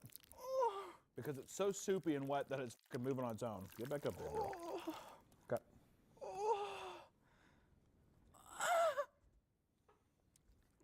What? Next time he goes back there, I'm putting that copy of that receipt back there. So he has to look at it while he's back there. I mean, this looks like ground beef. Like, I mean, I can't fault them. This is just one place, but that is a sloppy fucking burger, dude. $6 worth though? Unbelievable, dude. God damn. And this is this one's a little cold still. That's all right. See, this is reversal though. Look how nice this bun looks compared to the one who wasn't frozen. Is that the hack? Don't eat it fresh. Go home. Throw it in the freezer for like 15 minutes. Oh my.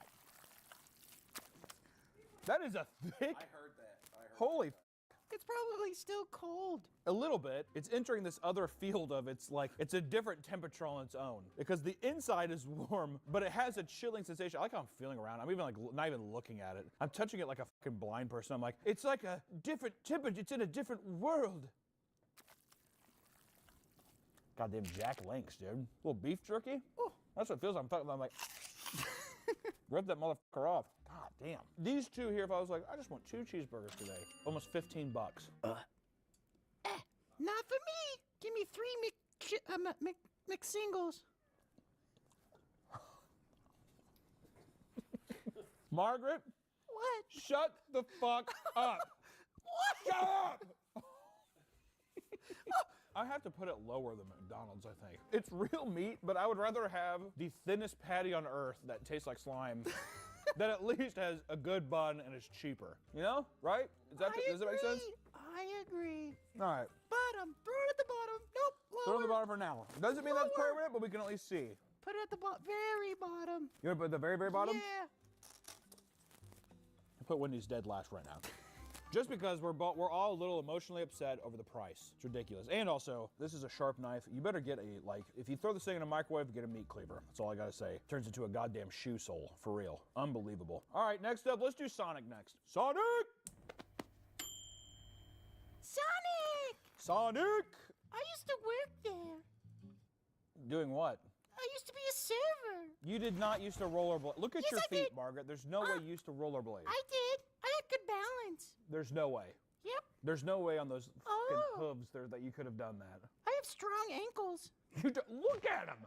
They look like a chicken leg. The ankles are the thinnest part of the whole. Yeah, the ankle is it looks like the thinnest part of your fat body. Don't judge a book by its cover, honey. I'm going to. No. I'm going to. And the title of your book is Distraught Woman with Weak Ankles. That's the fucking title of that one. Good Lord. And it's Sonic. I'm talking about Sonic. Sonic. I am starting an alt-right podcast, as you know, called You're Wrong Unless You're Right. And this right here is some nice Kid Rock level lyrics on the back. Live free, eat. We're not even into July. What the fuck are they talking about? Like, have you seen 12 Years a Slave? I mean, what the is it? What are you trying to tell me, Sonic? God damn. What is Sonic's logo supposed to be? Is it just there's like a neon sign? Because on the side here, I thought these were bow ties for a second, but that's just it's supposed to be like a star, maybe? It's supposed to feel like a drive-through, like 60s. Oh. Yeah. It smells like gravy or something. Ooh. It smells like gravy. You say ooh, like that's good? Yeah. Oh. If I get a hamburger, I think the least thing I want to think about is it smells like brown gravy. Oh! Points here. Wrapper cheese. Also, I just want to say this.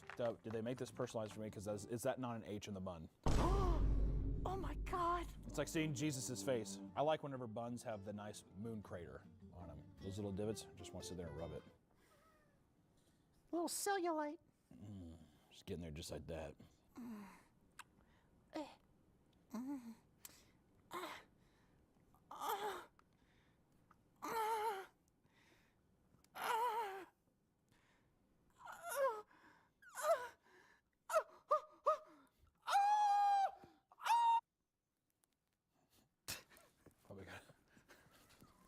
Probably gotta cut that part out. I don't know if me fingering a cheeseburger is probably the best route to go here. I will say this is one of the ugliest burgers I've seen. It looks like a piece of meat, which is nice. All right, we can at least say that. Throw some fucking like salt or pepper on that thing, huh? This girl's bland, dude. How does the wrapper cheese taste, though? Not faulting on cheese, dude. All right? It's just so obnoxious, dude. What does it say? It says live free, eat. Oh, okay. What's wrong? I just want to know what's going on. Live free, eat. What? I mean, where are we? Before, you were restricted, but now you get to eat free. Cool. Like, what the is this? What? Look at this. There's like air. What is happening? What the hell is this? That's for the workers to fold. Do they not know you need to Nope. fold it like this? No. God damn, dude.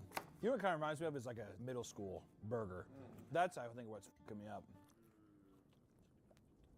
That's fucked up. It kind of tastes exactly the same as fresh. That's a good thing. I don't think it's really good or bad. I mean, like, I'm just pretty fucking disappointed with the fresh burger, if I'm being honest. I mean, how much was it? $6.39. What? $6? Dave's fucking lucky. Dave's lucky that there's someone else out there who's just like, people don't care, they just want a $6 hamburger. That's horrible. God damn, dude. Ruined my day. Fuck. To be fair, if you go to Sonic and you're just like, I just come here for the burgers, you're a psychopath, dude. You go there for the, like, drinks, right? Slushies, yeah. Slushes, yeah. Cheese tots. Yeah, cheese tots, slushies, shakes, all that shit. So you can't fault them that much, but at the same time, whoever did this, you need to stop that. Even if it was just like shake it up, where it's like, oh, yeah, we sell shakes. What the, I just don't, this is just pissing me off. Live free, eat. Put up the picture of the Sonic CEO. Live free, eat. I feel like I'm getting ready to go into like a Luigi. Do with that what you will. Yeah, I was like, please don't kill this guy. It happens. What's the next here? Oh God, Jack in the Box. Yeah, I'll tell you what though, as long as they don't have live free eat on the cover, they might be okay, dude. You're not a Jack in the Box taco guy? That's what I never understood about Jack in the Box. They're known for their tacos, but then they sell like chocolate shakes and fucking onion rings and cheeseburgers. One time, I ate like 6 of them, and then I threw up in the back of my mom's car. How old were you? I was like 16. What a pussy. What? The fucking Jack in the Box aren't they this big? I was car sick. But listen to that, dude. God, Margaret, such a pussy. I was car sick. I threw up in a 2-liter like plastic bag. And then for the whole ride, I had it there for like a 3-hour trip, just in the back. What? Just throw it out the window or like stop at a gas station. Why did you have it there? I got attached to it. I didn't want to bother my mom. So you just, how did she not smell it? I don't know. I bet she did, and she's just like, Margaret's a good girl. I don't want to disrupt her, but something smells funky in the back, and there's just fucking throw up all over the man. Also, car sick at 16. Yeah. I'm telling you, what a pussy. What? God, what a pussy. I do this every day, but today, woohoo! I have a sensitive stomach. I got a sensitive stomach. Yeah, I have a sensitive stomach. Better stop and eat 6 Jack in the Box tacos. What? What? Margaret, do you want anything? I'll take 6 Jack in the Box tacos. Can you give me, just give me all of them. God, Jack in the Box. Where's it at? Jack and Lay Box. Ooh, tiny. That is so small. This feels more comparable to maybe a Culver's burger size. Also, I don't like the sticker that says front counter custom. Is that better or worse than live free eat? It's worse. Leagues. Worse. Leagues better than live free eat. I seriously want to be a fly on the wall where someone's pitching that to Sonic Corporate. So that's why I suggest we do live free eat. Questions. Ooh.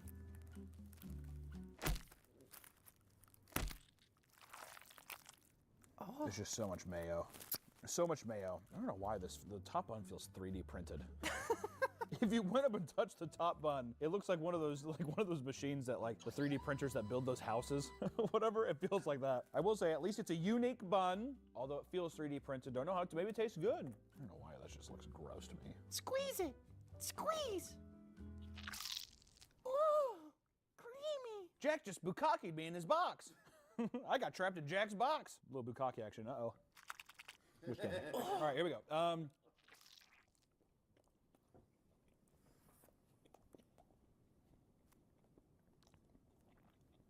All it tastes is bread. It's very bready, but even the burger is deceptively thin. They pump the bread up so high. How much is this? If it's over $6, I'm gonna kill myself. $5.72, just under 6.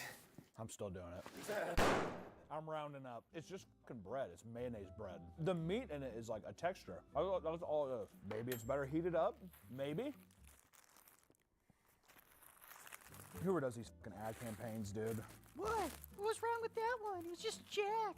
I don't like Jack. I don't care to want to know Jack, right? Unlike Ronald. That's the thing about Ronald is he persevered in a time where people are like, get the fuck away from me, clown, right? He's just like... I feel like at least Ronald had like a crew of friends. Like, I still think the greatest fast food mascot ever, Hamburglar. You can't even compete with the Hamburglar. Also, this still feels like it feels like a tortoise shell. Like, I'm very perplexed by whenever you guys take this off, just touch it. It feels weird. It feels almost alien. It's like, this is like if the government trapped an alien, like an Area 51, let's say, and they gave it a cheeseburger, they're just like, replicate this. And they're like, oh. This is what that would be. That's what the bread feels like to me, where they're just like, how did you do this? God damn, they do not play with that bukkake thing, do they? Look at that, dude. What is Jack doing? What is Jack doing in there? He's like, pull out king, and then ends up like that.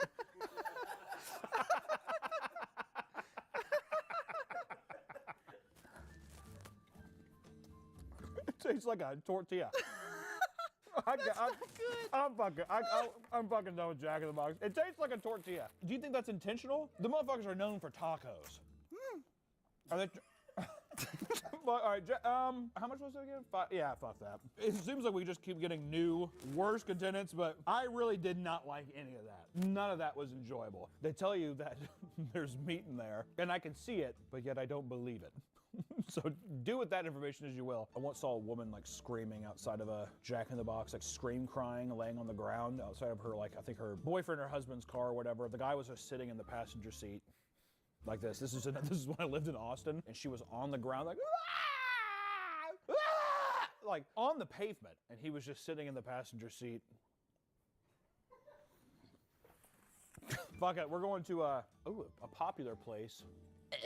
Growing Whataburger. Whataburger's next. Make sure you give Mr. Mahomes a nice shout out for getting these in town. Yeah, thanks, Patrick. I don't even want to put him in the video. I'm still upset. Why? What happened? Fuck off. Whataburger! The Texas classic is making its way all around the U.S. At least it's in Kansas City now. I think it's becoming like more of a Midwest meme now too. It feels like they've really expanded. Like In-N-Out, it only stays on the West Coast, but I feel like Whataburger's they're popping up all over the place. So, and I'll say this, Whataburger, dare I say, strongest logo out of all of them. The W's are very clean. It kind of reminds me of like WWE. It's fucking clean. It's got a nice vintage feel to it. Whataburger, I hate the fucking name because it's supposed to be like, what a burger, right? But I mean, look, that's kind of classy. That's primo. The yellow wrapper, but then also just the nice logo on it. You kind of know what you're getting ready to dive into. I don't know why, but when I look at this, it makes me think of Good Burger. Oh, yeah. Which I love Good Burger. Good movie. Damn good movie. You know why it's so good? Sinbad. Brother Reed, you have messed up my afro.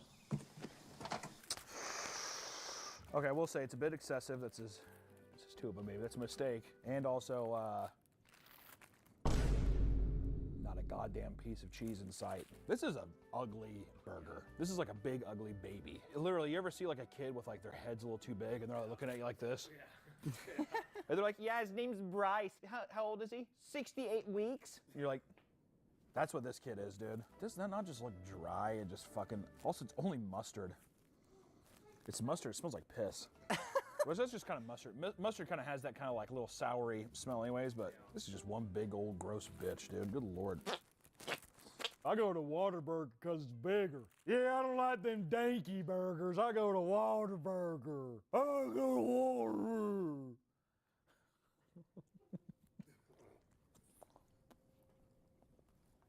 Is it Whataburger? Whataburger. Salty. God damn. A little piece of bread got caught in my throat, sorry. I need a drink. No, it's salty. Only having mustard as your base is a choice. Yeah, that was weird. I said only sauce, and he's like, so just mustard? And I was like, I guess. Is that what you guys do? Even he's surprised. You don't want to modify it? Let me guess. 530. $6.25 after tax. Criminal. Granted, here's the thing though, 625 is the biggest one we've had so far. We can at least throw that bone. I'll tell you, probably they're spending so much extra fucking money on paper. How about you cut down on fucking wrappers and we'll you know, cut down the price a bit. God damn, I mean, look at these. The bread does smell, the bread's good bread. Whoever does the baked goods for Whataburger, good on you. Holy mustard is so fucking weird. I call it, there's just like, Dave Whataburger, what do you want to do? He's just like, bigger. I'm like, okay. He's like, mustard? Yeah. Lay a bunch of salt on it. Whataburger. Kind of smells like weed. It smells like hemp. Literally, here, smell that. It smells like weed. Like a metal show. You know what it is? It's dead meat, disgusting processed cheese, and mustard. Yeah, it smells like a metal show. Let Frederick smell. Actually, that's a good point. Bring him to the table. Bring Frederick. Be careful.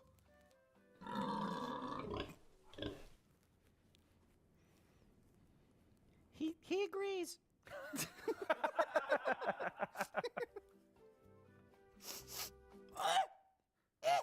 It's not that bad, Margaret. You're being I'm sensitive. I'm sensitive. You're being a fucking React YouTuber right now, dude.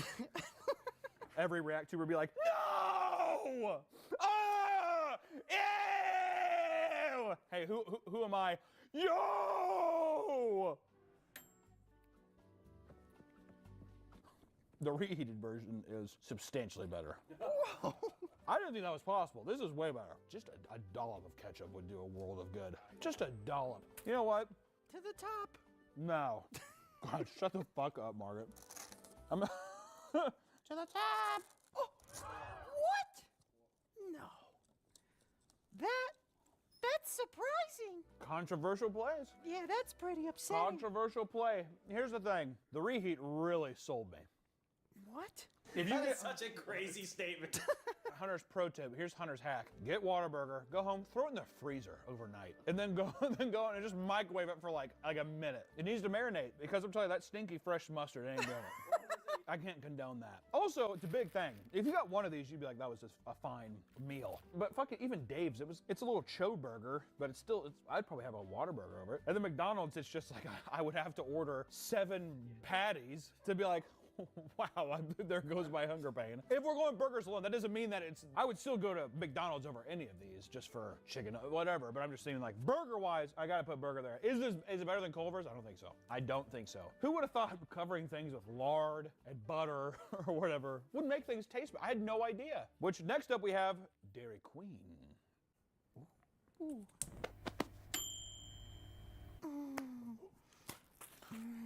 Dairy Queen! The queen herself is here. How much is this, Harry? Right off the top. $2.89. Ooh, $2.89. That's the second cheapest. McDonald's was $2.32. Yeah. Okay. First off, I just want to say, nice, fun, decorative bag, and they gave me napkins. Not everybody did. I don't know what kind of fucking Neanderthal you have to be to just be like, here you go, wipe your hands on the bag. Look at that, nice little fun graffiti. Ooh. Did Banksy do this bag? Good one. Fuck off. Also, I just want to say too, I never liked the DQ update. Give me back the old Dairy Queen, dude. What did the old one look like? It kind of reminded me of Pizza Hut. It had like that vibe to it. Barely. I'm still counting it. Little bits of like queef cheese onto the wrapper, not a lot. And then you get the dipping sauce as well. So we know that they've bukkakied it just a little bit. Is this? Oh, there's mayo on it. There's like just a white hue to something on this burger. What the fuck is this? Is that a panini press? It's a wet giant fork that they put down on top of it. Not even to grill it. They're just like, put it down. There you go. Oh fuck, we were supposed to heat it. It's all right. Got a little bit of stank to it. God damn. Just biting back a little bit. What the fuck? That feels like I got pepper spray. There ain't no pepper on this, but it feels like I got pepper spray. As soon as I open it, it's like there's like a tiny man living under the bun that just does like aerosol. Also, I don't like it's like very gray. There's something foreign about that. I don't know what. I said earlier about the Area 51 thing. This is if you asked the alien to do that and he just like killed his friend and cooked him. That's what that is. It's alien meat. It's the gray. He cooked the gray. I was gonna say that. Maybe the reheat will go. God damn, you kind of nuked this motherfucker, didn't you? Good God. God damn. This smells like a, you ever get like those frozen burgers that are microwavable? It smells like that. When that bun fell over, it was really white. I mean, it's like, it feels hollow. If you told me right now that you went to Dairy Queen, they're like, yeah, they air fry the burgers, I'd be like, we don't have any stovetops or anything. We just patty the meat and you just throw the raw meat in a fucking air fryer. We don't clean it. You don't have to. There's air. To me, it's a negative whenever you...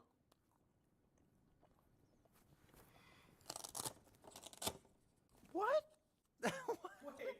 What happened? It's a negative. I was thinking about because the reheated version tastes better. It has got to be a doc. It has to be a pro Anacon that you have to go home and recook your food for it to be better. Ooh.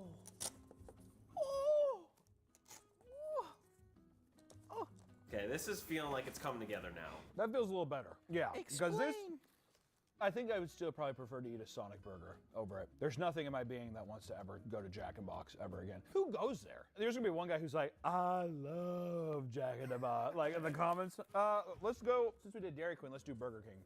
Let's get the royal family out of the way. I hate Burger King. You don't like Burger King? Nope. Why? Disgusting.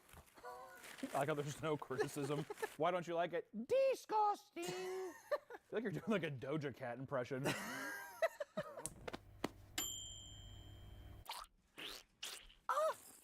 Hannah, stop! Stop it! Okay, stop. Enough with the fucking coming sounds, dude. I'm not. What do you I'm mean? Not coming. You do it.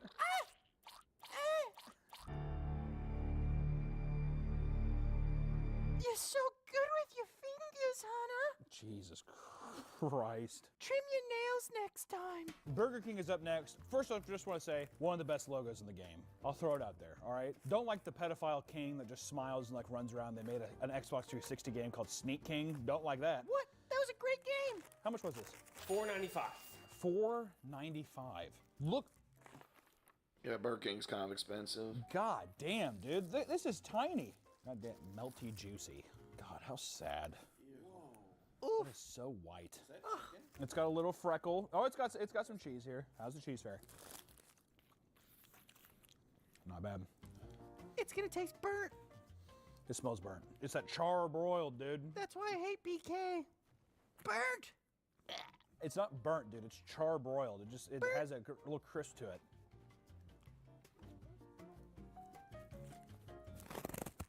That is one of the most unappealing buns I've ever seen in my fucking life. Is that not fucking horrendous? I disagree with Margaret. I actually like the taste of the meat. Got a little smoky taste to it. I like that, you know? Nope. Makes it stand out a bit. Fuck off, Margaret. You burn your shit all the time.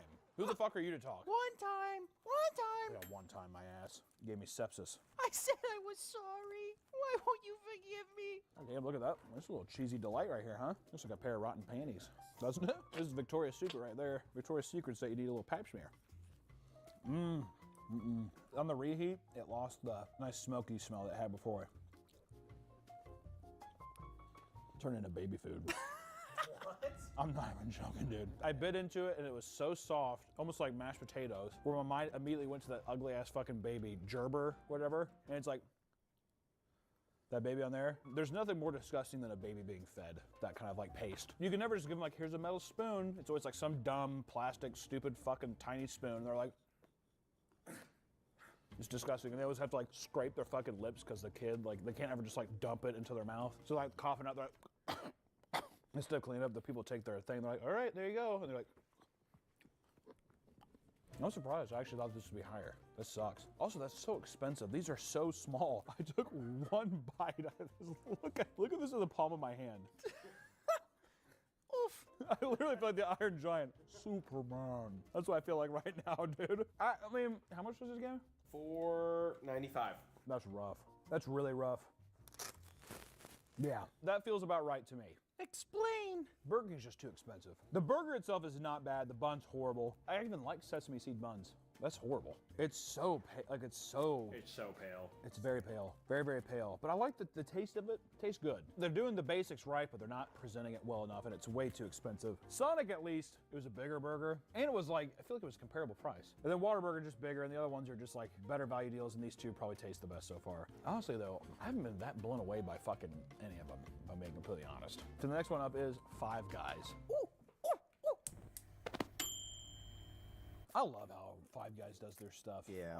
Yeah. Nice, like, brown fucking bag, like a drug deal gone wrong. And then just aluminum foil. Like, it feels like I'm at, like a baseball game or something. Or, like, I don't know, something nice. And the look at that. peanuts. Yeah, the peanuts. If you have a peanut allergy, go into a Five Guys with a blindfold on and walk around and just touch stuff. God damn, that's good. Fuck. This is actual fucking meat, too. Look at this. They're pattied together. How good is that?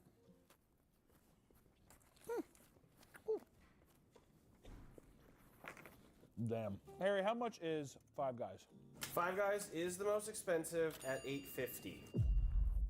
Okay, but They've always been expensive. Yeah, I think we all knew that it was going to be expensive at least. Yep, but so good. Oh, it's really good. I kind of just fuck with the whole thing, the food truck feel.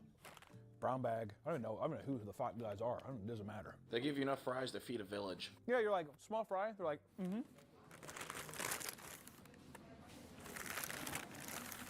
You're like, I'm okay. It's amazing. So yeah, you pay a lot, but I feel like you get a lot. I don't think I've ever seen anyone leave a Five Guys and be like, I'm fucking hungry. You know what I mean? Also, look at the beautiful cheese on there as well. Let me go ahead and just nab one of those off there. The American dream. Processed microplastic cheese, dude. That government cheese. This is the reheat boy. Oh, I mean. Yeah. Oh, yeah. I think it was obvious. It was just an excuse to get it. I think because it's actually meat too, it could reheat fine. I would even be as comfortable being like just if the bread was kind of like soggy or something, I'd just fucking put on some, I don't know, regular bread. It'd be good. The meat's that good, dude. The meat's that good. Take the bread off, put the bread in the toaster, reheat the bun. Or the meat. I feel like toasters are not that common. What? No. Mm. No one, everyone's looking around. Everyone's looking around like I just said that the Pentagon got hit. Listen, I'm saying that very rarely have I been to someone's house where they, one, actually have a toaster, or two, use it. More so universally seen a microwave. That's all I want to say. Not saying that's, that never happens. I'm just saying. That's all I'm saying. Maybe they don't want you to see it. Why? Show me your toaster. I have You a have toaster one? at home. What don't you have, dude? You have an air fryer, a toaster, a microwave, a fucking oven? What are you making? You got a brick stop stove for some fucking pizza, dude? Holy hell. Yeah, I would easily say that one's at the top. We got one more so far, and then we'll do a recap, but it's Carl's Jr., Hardee's, whatever. I think it's Hardee's here in the Midwest. Where's Carl Sr.? Very silly. The amount of disappointment there. Awesome. Hardee's, Carl's Jr. I'll say it. I've always liked the Star. Yep. Ooh, the Star Nuggets, too. The Star is fun. Do they have Star Nuggets? Yep. Oh, there's so few of them in the Kansas City area, at least where I live, where I've never actually been there very much. So this is a treat. I've actually always been curious. I always feel like they make it, oh, that's very tiny. Oof, way smaller than I expected. I thought it was gonna be something. You gotta get their $6 burgers. Oh yeah, so these are just the entry-level burgers. The bun looks good. Gnome paper cheese. The bun does look good though. It feels good, smells good, looks good.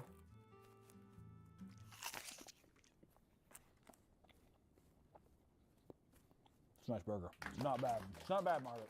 Oh, that's good. It's not bad. Do you like Hardee's or Carl's Jr.? Yeah, I used to. They suck at making chicken sandwiches, though. I always forget you're a chicken sandwich person. They made them raw or rubbery or overcooked them. Oh, how much is the? God damn, that buckled thing, that sensation. Look at that, peeled up. $3.55. Ooh, that's on the cheap rim. This is a nice burger. It's not bad. God damn, did that reactivated something. And that cheese, dude. Wherever they dug up that Velveeta cheese they throw on there, holy hell. Reheating that motherfucker was a dangerous plan. Well, I'll say this. That's a cheap burger, too. Also, they vowed to bring back sexy supermodels in bikinis for their commercials. Ooh. I'm putting it at 2. Dude, first off, listen, it's not the biggest burger in the world, obviously. I would say it's probably a little thicker than McDonald's burger, a little more expensive, but it tastes like actual fucking meat. Like McDonald's burger, I mean, you know how a McDonald's burger tastes like. It's just kind of like, it just tastes artificial. It's like, oh, this is what a McDonald's burger tastes like. This tastes like an actual burger. The bun's good, it smells good. The branding's good. The Star's good. They have big-titted women up on the advertising. They said they're bringing that back. The only thing I would have, not even joking, I was thinking about putting it at 1 for a brief moment. And I'll tell you something really, it's silly, but it's something I had to do. Pick a name. Here's the thing. We have Carl's Jr. up there. Rapper here says Hardee's. I don't like when people don't know who they are. Get a little more respect for yourself. Just choose one. Here's the correct answer, Hardee's. Who wants to go to fucking Carl's Jr.? We already got a pig-faced girl, Wendy, and you see what happened to her. Which granted, she's actually pretty high up on the list, if I'm being honest. She fared pretty well. Actually, okay, so wait.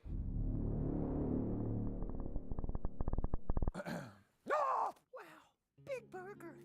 Let me relook at this. So right now, the list is this. It's Five Guys at the top, Carl's Jr.'s, Culver's, Wendy's, McDonald's, Whataburger, Sonic, Burger King, Dairy Queen, Jack in the Box. Jack in the Box being dead last, I'm perfectly fine with. That will not change. My gut wants to put Burger King higher, but today's performance was not good. Too expensive, too. If anything, you know what I would do even? I'd probably even switch up.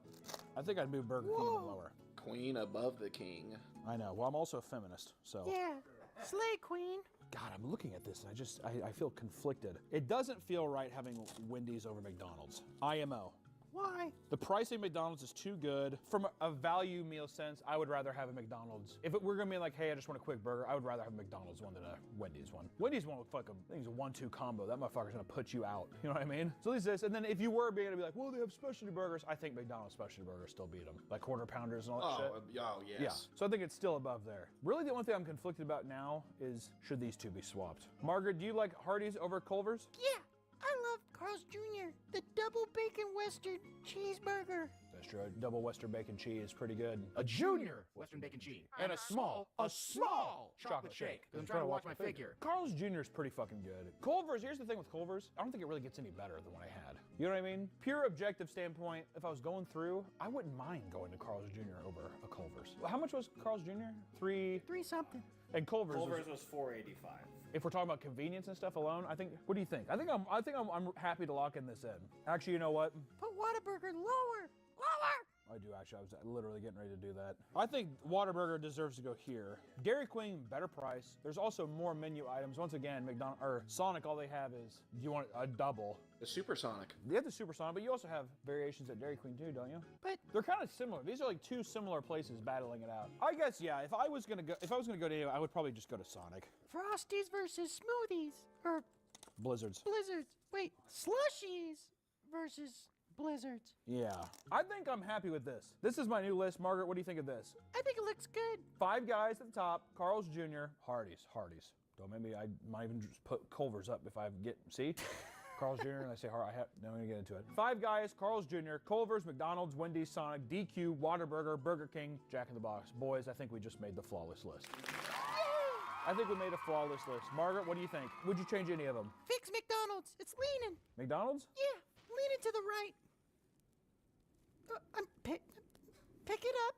It doesn't fucking matter. Do you like it or not? Do you like the list? I agree. All right, well, as long as we agree here, I think that we can undoubtedly say, and the comments are going to, all of them, every single comment, this is gonna be a 100% liked video. You know, dare I say, this is an easier rating. Rating cigarettes, which is available on the Patreon, you can go look at it right now. If you wanna see me, you also see my man tits in it, just saying that that's a perk if you like that. I don't care what you do with that, all right? You know, what people do in the private, just like harp on it way too long. This was, you know, I think that this is a flawless list. I know people are gonna bitch and complain. That look cool. Fuck off, we did it. There's gonna be a lot, everybody who's a Whataburger stand, you know what, I'll say this, and I'll be honest, like I'm gonna be at least kind. You know, because look how low they're placed. I'll at least be kind. If you're a Whataburger stand and you're upset with what happened here, go that's what I gotta say. Put a all right, Whataburger stands. Literally, who am I? Yahoo! And you're the healthcare person. Oh, I got that. I got that. You like that reference? Yeah, that was good. Yeah. See how Margaret likes. All right, that's all we have today. You know, here's the thing too. We had baby bites. All right. We have a tub of aspirin that I've been eating off of to stave off the fucking heart attack I have. So thank you so much for watching, guys. We'll catch you in the next one. Stay hungry. Is that cool? Bye. Fuck you!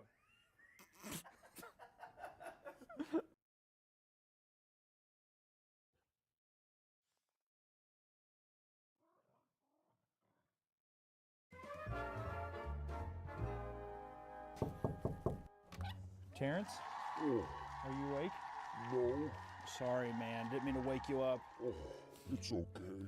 I just have a couple pieces of new merch I just want to run by you. You're the fashion bug in the house. Lay it on me. The first shirt we have is the I Control Fire shirt. It's pretty awesome. It's a big meme right now. You know, people, they love saying that I control fire, you know. Ooh, spicy. How's it feel? High quality. No, don't eat it. I also got this nice little workman shirt. It has Papa Meat's Butchery on it. You also get a little meat name tag in case you want to feel like you're a part of the crew. Maybe you want to go bowling. You know, Terrence is a big, big bowler. You love to bowl, huh? I used to. Why not anymore? Arthritis. Oh. This is a Kill Every Influencer t-shirt. Kind of has an old Hot Topic vibe like this one because I also think every influencer deserves to die. But Hunter, you're an influencer. That's okay. I think I deserve to die. I don't want violence. Terrence, don't say that, man. Come on. And then last but not least, this is my favorite one, Terrence. This is the Monster Truck shirt for my little monster. Me? Yeah. Look at this. Isn't this nice? And it has meat all the way down the side of the arms. It's absolutely phenomenal. Here, you can keep that one too. And last but not least, the Heartburn hoodie. Oh, that's fire. Oh, thanks, Terrence. You know, you got some nice grill here. You got grill down the arms and you got meat on the side. I think it's very fashionable, Terrence. It makes me hungry. Well, you want me to go make you something? Yeah. Well, I was going to say the doctor said you can't do anything with your legs. How are they feeling? Oh, they're feeling much better. Oh, keep pulling.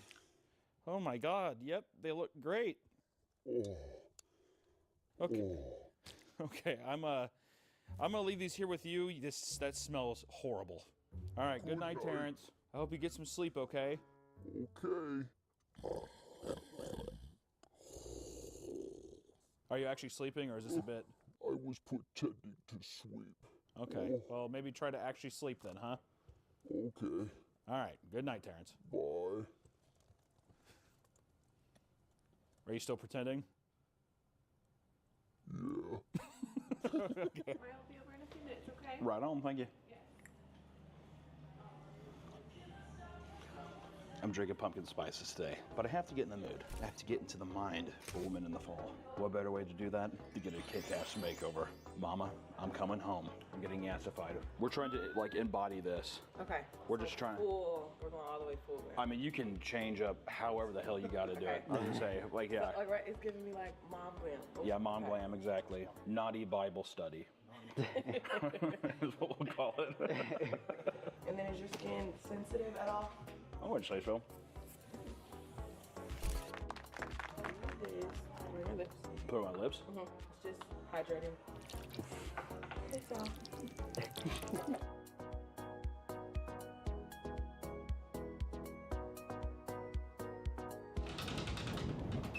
And just like that, a star is born. I feel like the transformation's almost complete. Can you imagine me in this with a nice little pair of panties on? Okay, it's coming together. It looks good. It looks good. Mama's got herself a nice little get up. Nail time. Oh. Oh. Not bad, I would say.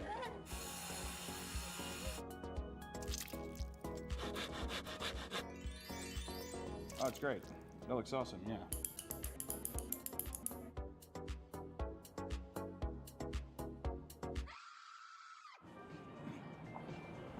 I don't know how the people do this shit, dude. Fuck. Look at that. I could barely put this shit in my fucking pocket. Look at that. Good God. Nope, that ain't going in. Nope. There you go. You got it. I'm a girl boss. I'm a boss bitch. Pumpkin season's getting ready to go. We're gonna hit everything that we did last year because last year the video got age gated for whatever fucking reason. So I had to redress up, but this time I went bigger. I went better, and this time we're gonna hit it again. And we're gonna hit the hard-hitting news for all of our beautiful viewers out there. Which place has the best pumpkin spice item? Preferably coffee, but the caveat this time is also if they have like a different kind of pumpkin item, we have to order that as well. It's gonna be a goddamn pumpkin fiasco. This video is sponsored by PDL's Debt. It's so easy getting into debt, but getting out of it's a different story. So many of us are struggling with credit card debt, personal loans, collections, and medical bills. And then the system's set up to keep you there, locked in a cage. And look, I went to school, took on a bunch of debt, and I wish that I had PDS Debt around to help me out. And if you're currently struggling with debt, making payments every month, but balances don't seem to be going down, PDS Debt may be able to help. PDS Debt's here to provide alternatives tailored to your specific situation. Everyone with $10,000 or more in eligible debt qualifies. And the best part is, there's no minimum credit score required. Save more while paying off your debt in a fraction of the time. And PDS Debt works hard to understand your unique situation and find alternatives to get you debt-free. Stop waiting and start saving. Get a free debt analysis right now at pdsdebt.com/PapaMeat. It only takes 30 seconds. That's pdsdebt.com/PapaMeat. pdsdebt.com/PapaMeat. Thank you to PDS Debt for sponsoring this video, and back to the vision. And then he triggered my G-spot until I came all over my jeans, my Jinko jeans. Wow. Good reading. Today we're going to be doing another pumpkin spice triathlon. This time I think we're going to base it off of what we would give the initial Starbucks one, off of taste, not pumpkin anymore because people bitched last year and they said it was all about nutmeg. So it's just to see how good is it, and also do I feel like a big boss bitch, a big fat baddie who wants to trigger her G-spot here in Barnes & Noble reading icebreakers. So let's see, out of 10.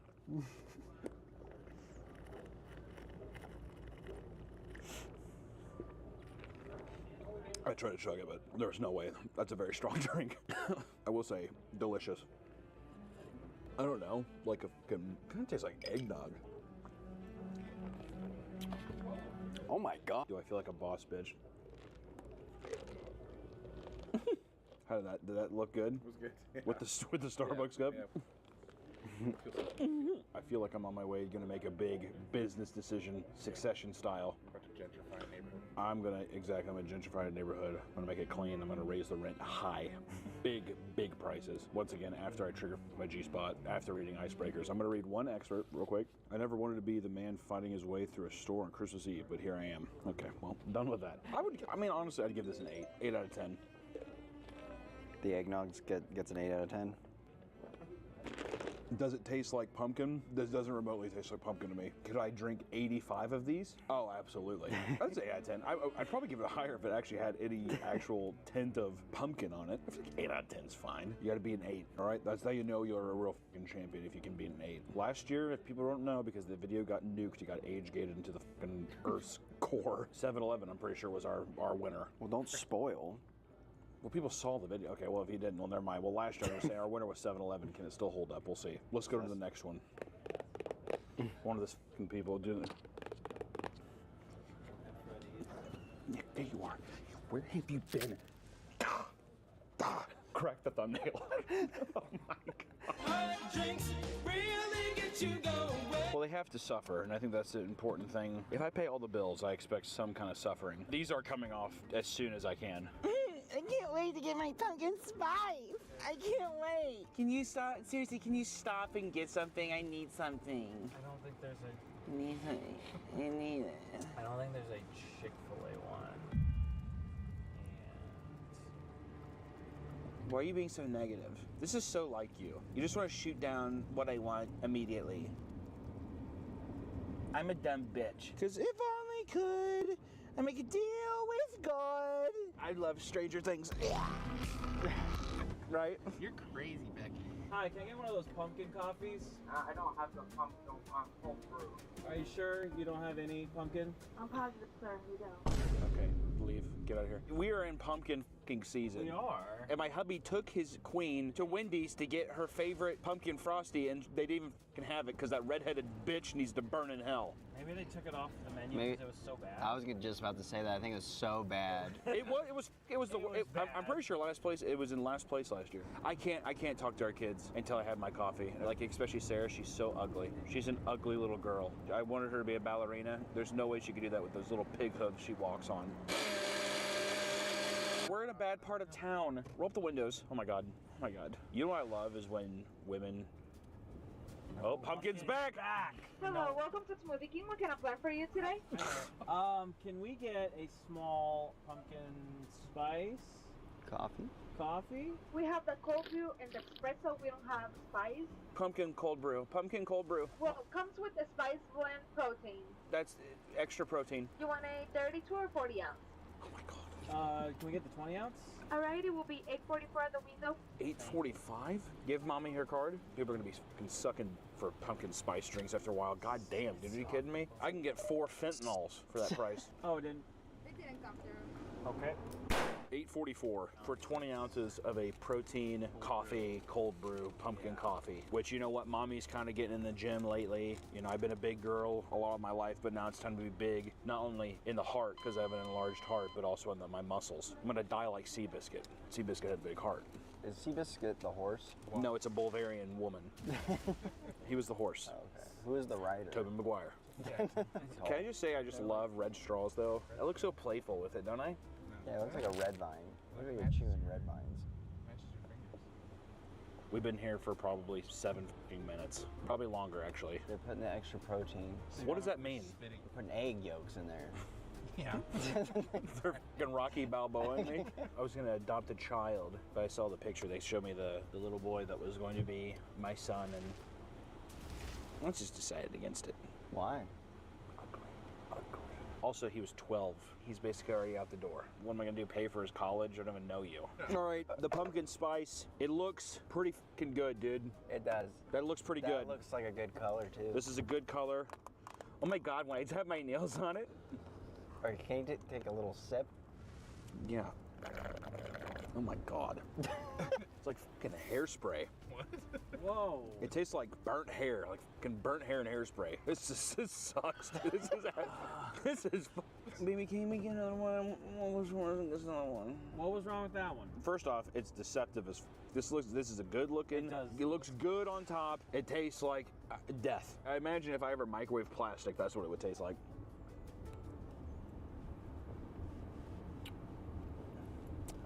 I'm giving that motherfucker a 2. Numero Duso. You want to try it? That is. It's worse than I remember. Oh, it's definitely worse than last year. The Smoothie King one is a fucking 2. This is dog shit. If somebody gives you one of these, it means they hate you. You know those little memes where it's like, send this to someone you love? This is send this to someone you want to die in a ditch. Okay, Smoothie King, step it the fuck up. That was terrible. Never buy no weed from the gas station, bro. Fuck. Fucking nails, dude. God. Slow down. Fuck. Slow down.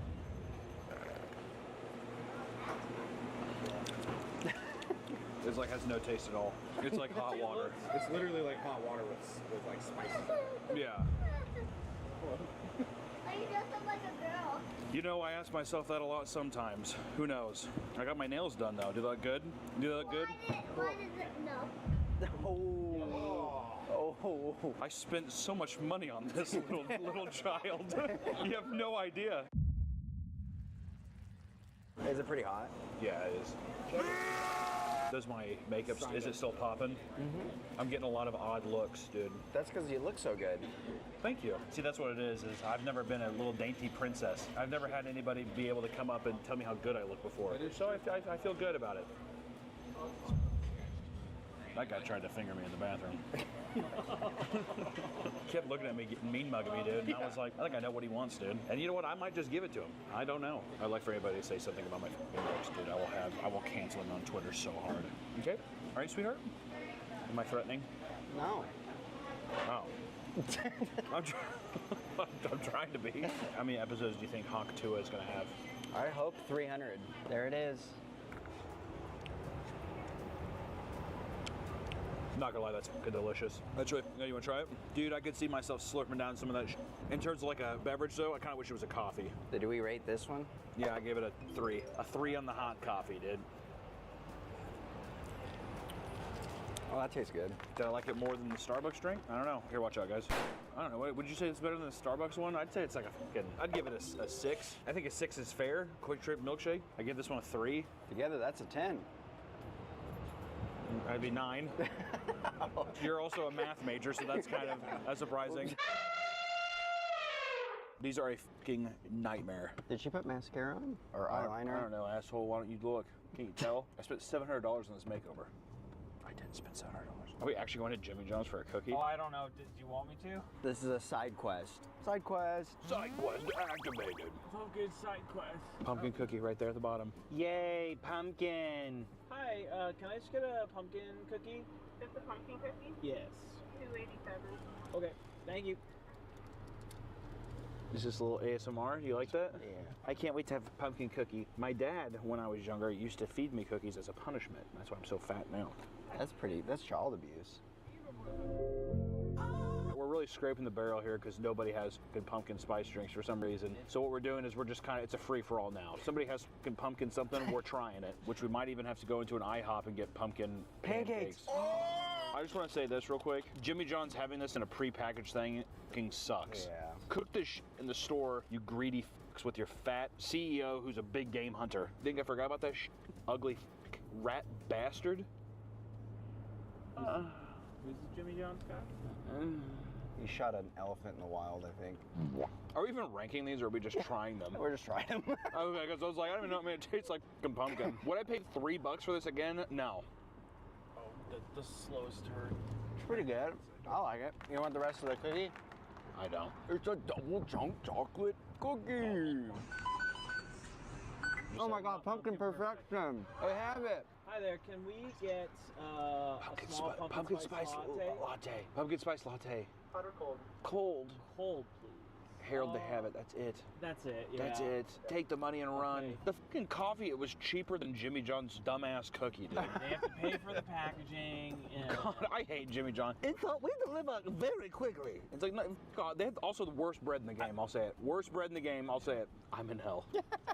My makeup into my eyes, I'm in hell. I just need to blast a little bit. My fat fucking thighs are getting all greasy, dude. Jesus Christ. I'm like basically made of butter. It's disgusting. This is one of the biggest mistakes I've ever made in my life. You know what's even more frustrating is that none of the goddamn, like, there's no pumpkin drinks hardly anywhere. yeah, thank you so much. What did I say? Why'd you look at her like that? You're a married man. You know that ever since I had your children, my body's never recovered. Oh my God. Please, Lord. I don't like. I don't like that you said that. You're doing a style thing that Nick did with the hot dogs. Because now I smell That is true. tuna. Also, I feel like a trashy bitch. Hey guys, sorry I'm late. It's like a fucking McDonald's thing. Wow, you fat obese. Unbelievable. This is, I mean, I'd give it a 5. It's not the worst tasting thing. Here, take a sippy. No, here, take a sippy. It's not the worst, but it also kind of has an aftertaste of like, I feel like I just smoked a cigarette. I'm a Marlboro man now. This is just a McDonald's coffee. How do you feel when you're holding it though? Do you feel like a boss, Autumn Queen? Do you feel like, you know who you're gonna pledge to for your sorority? Trump. What? Last year, Caribou Coffee, it tasted like what I imagined Michael's. Like Michael's or Hobby Lobby with those fucking cinnamon brooms, exactly. It was that personified. Right in your mouth. It was like you being sprayed with some kind of chemical. I wouldn't recommend anyone drink it, but here we are, we're tasting it for you today. Because who knows, you know what I like to think? That they got better. People can change. Can I just get a little pumpkin chai latte? Is 2% milk okay with that? That's acceptable, thank you. Yeah, that's fine. Thank you. Can I get you anything else? That'll be it. I'll do it. This is at the window. Thank you so much. The kids have just taken this week out of me. Also, I want to say, so far at Caribou Coffee, the person working the window actually has some kind of essence of life or soul left in their body. The other places have been, I mean, it's been fucking slim pickings with people's patience and overall energy. What the hell is happening here in front of me? Caribou Coffee presentation looks very similar to last year, to be honest. You gotta mix it, yeah. Look at the bottom, it's a little. I shouldn't have to mix it. That's what they're paid to do. 2-sip maximum. It's the fuck. It's the goddamn broomsticks again, man. Oh, I don't want it. Where are they gonna fucking learn? It's just like the worst artificial cinnamon. I feel like I just ate like a brick of cinnamon. I feel like I got fucking pepper sprayed. If I worked a hard day and my man's like, hey baby, I'm gonna go get you coffee, and I'm like, oh, I drank too much. Oh. It's the worst. Caribou Coffee has got to be the worst one every fucking time, I swear to God. If I was out and about and I was like, baby, can you bring me home a nice pumpkin coffee? And I saw a Caribou cup walk through the door, bags would be packed, okay? Huge back shots by this guy in the Explorer. Oh, I don't know if you want or not, but I'm finishing inside of you. I'm splayed out of the bed and he throws some fucking cash on top of me. Go take the morning after pill. This is a guy piped me down. Just trigger my pussy. I'm like, ah! I'm just coughing and shooting juices. Because I'm a woman in the fall. Do you think a part of the aesthetic, because I looked up some pictures, fall white woman or whatever, a lot of them had a lot of camel toes. Is that just a part of the tight jeans, or why is that? Yeah, I think that's the unknown. You hike the jeans up as high as you can. You hike the jeans up as high as you can, and then all of a sudden, I borderline thought I was watching Lawrence of Arabia, if I'm being honest. That motherfucker straight up looked like it was an Aladdin movie. Most women don't want to show off their camel toe. Is it not a good? I thought people liked showing camel toe. Camel toe is not in, actually. I thought it was like an aesthetic thing, like, because at first people were like, oh, it's a camel toe, but then you see like a big fat fucking plump one, and they call that a moose knuckle. But I thought that was like a, oh look, the same way girls wear those like leggings, whatever, when it makes their ass look like huge. I was just surprised because I thought it was a part of the aesthetic, because almost every picture there was camel toe in the picture. And I was like, oh, that must be in. Looks like two seal heads right next to each other. Just a quick question, do you have any pumpkin spice latte drinks? No, we don't, I'm sorry. Okay. I want to say that every company that doesn't have a pumpkin spice drink right now, if they don't have a pumpkin spice thing on their fucking menu, you're a coward. You're not progressing this country forward. They're all fucking bowing to Xi Jinping or whatever the fuck his name is. If you can speak Dutch to order it in Dutch. Next up, we have Dutch Bros. I still look yassified. Oh God, that was horrifying.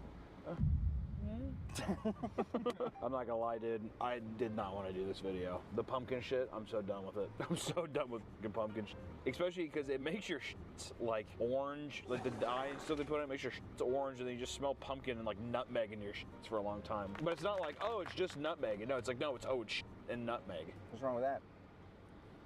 How's your guys' day going? Not too bad. How's yours? Pretty good. The weather's nice. It is nice.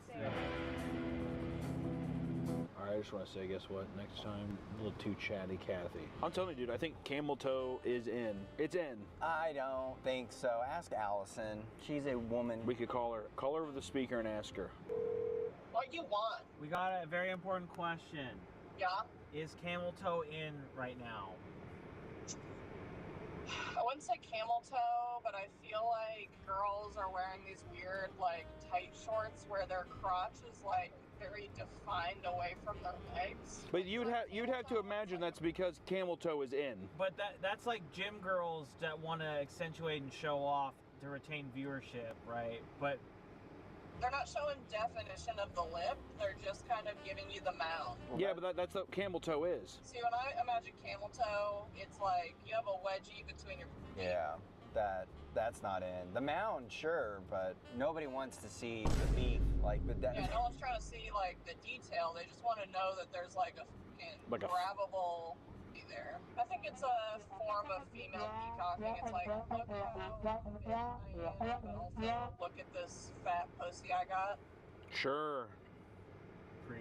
Did you see how sexy I looked with my get-up? Yeah, I texted you. I said, why are you kind of sexy with it, though? Would you like to see my camel toe? I see it every night. Hang up, Barry. Hang up. We can't. All the viewers at home, I just want to say I'm so sorry. That is unbelievable. That is actually pretty disgusting. What is that supposed to mean? Dutch Bros, pumpkin, brulee, whatever. Dude, a big. God damn, there's like some thick shit on top of it. That's pretty good. It's the first one that actually tastes like coffee. It's a nice, pleasant taste. It's not too nutmeggy. I would feel good about drinking this in the morning, maybe. Too much sugar, though. I would rather just have a regular version without all the fucking syrups and creams and stuff. But it does taste pretty good. And that's like the perfect white girl thing, because Dutch Bros is a very... get the Dutch, pull up in the hat and the sweater with the Dutch Bros. Yeah, but all my friends gonna think that I'm like poor because I'm drinking Dutch Bros instead of Starbucks. It's a 7.5. 7.5. Too much sugar. All that bullshit. 7-Eleven, bitch. What are we doing right now? We're waiting on 7-Eleven because this is the last one. I'm calling it. I've drank so much shitty pumpkin stuff today. Also, it seems like, is the pumpkin meme died? Is it dying? I don't think so. Well, where the fuck is all the pumpkin shit at, man? Got dressed up. You know what? No, you look beautiful. Really? Yeah. I think so. Your lashes really bring attention to your gorgeous eyes.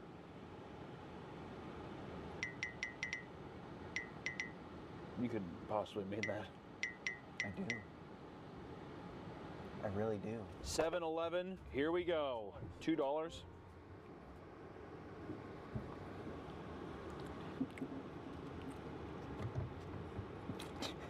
See, very disappointed. This is not as good as last year. Very mid. This was our #1 last year, so it's very surprising that it's not good. I feel like this year the pumpkin has just gone downhill drastically. Yeah. The quality of this year's stuff has gone downhill big time. Big time. And I got all dolled up for nothing. Is this the death of pumpkin? It feels like the death of pumpkin. Cry about it. I would say, fuck you. I would say it's a 6. Like, I would say it's a little above average. The jack-o'-lantern. America runs on Dunkin'. Once again, it is a good catchphrase. We ended here last year. It was really terrible, and we're going to end here this year, and I'm hoping it feels a little better. Secret Lair X Ghostbusters Slimer. That's actually kind of cool, the Memoplasm as Slimer. That's kind of fun. Dude, don't get this on camera. I can't wait to finger my pussy later with these. Can you show me how? I feel like this is a very one-note video of me just like calling myself a whore and stuff like that. I hate women! Oh my God, Gypsy Rose, is that you? Yeah, it's me, Gypsy Rose. What happened with you and Ryan? Yeah, I ate him. You ate him? Yeah. He was huge. Yeah, I'm full. This looks a little better than last year's. Last year's, They might have stepped up their game. It's like dish soap. Oh, don't tell me that. Also, shout out Action Sports again. The best magic shop in Kansas City, Missouri. Dare I say this side of the Mississippi. It's not as bad as last year's. I will say that. Last year's, I was like, it pissed me off. You just said it tastes like soap. You did say dish soap, though. Well, only think about last year. I don't remember what last year there you go. tastes like. It just tastes like the regular coffee, but it had just a little pinch, like a sour pinch to it that was like a soapy taste, dude. Yeah, it does taste so like you didn't finish cleaning out a cup. Oh, God. That's weird. Oh, God. Ooh. Oh, no, yeah, it's like you got a Tupperware, you were cleaning it with Dawn, and there was still a little water residue, and if you just took a swig. Listen, ladies, listen, fellas, listen to anybody who's trying to get in that fall mood. Just stick with Starbucks, dude. All right, everybody's just following the fucking coattails of the goats themselves, right? So just fucking, if you're out and about, just go to a Barnes & Noble, nestle up with icebreakers, read a book about a girl getting fisted in her car in the back of an Uber driver. Basically, just go to Starbucks, dude. Why are we even, we're not doing this again. It's just Starbucks. Everywhere else is just it's a gimmick. Starbucks is the only true king of this castle. Can we all agree? What about the pumpkin cookie, though? The pumpkin cookie pissed me off because it's at Jimmy John's, and also the person looked at us like this. You don't have to fucking cook it. It's like, just hand me the pre-packaged cookie. She's like, we're gonna ride off into this afternoon, into this fall season, knowing that we did the gauntlet again, except this time we changed history. Starbucks is back on top, dude. I see news articles about them closing left and right. I don't give a f. I'm going back. Wait, we still have one more place to try out. No, we don't. Twin Peaks. Well, we'll see. Well, let me see. Are we actually going there or no? I thought that's what you said. Don't put words in my mouth, dude. That's what you said.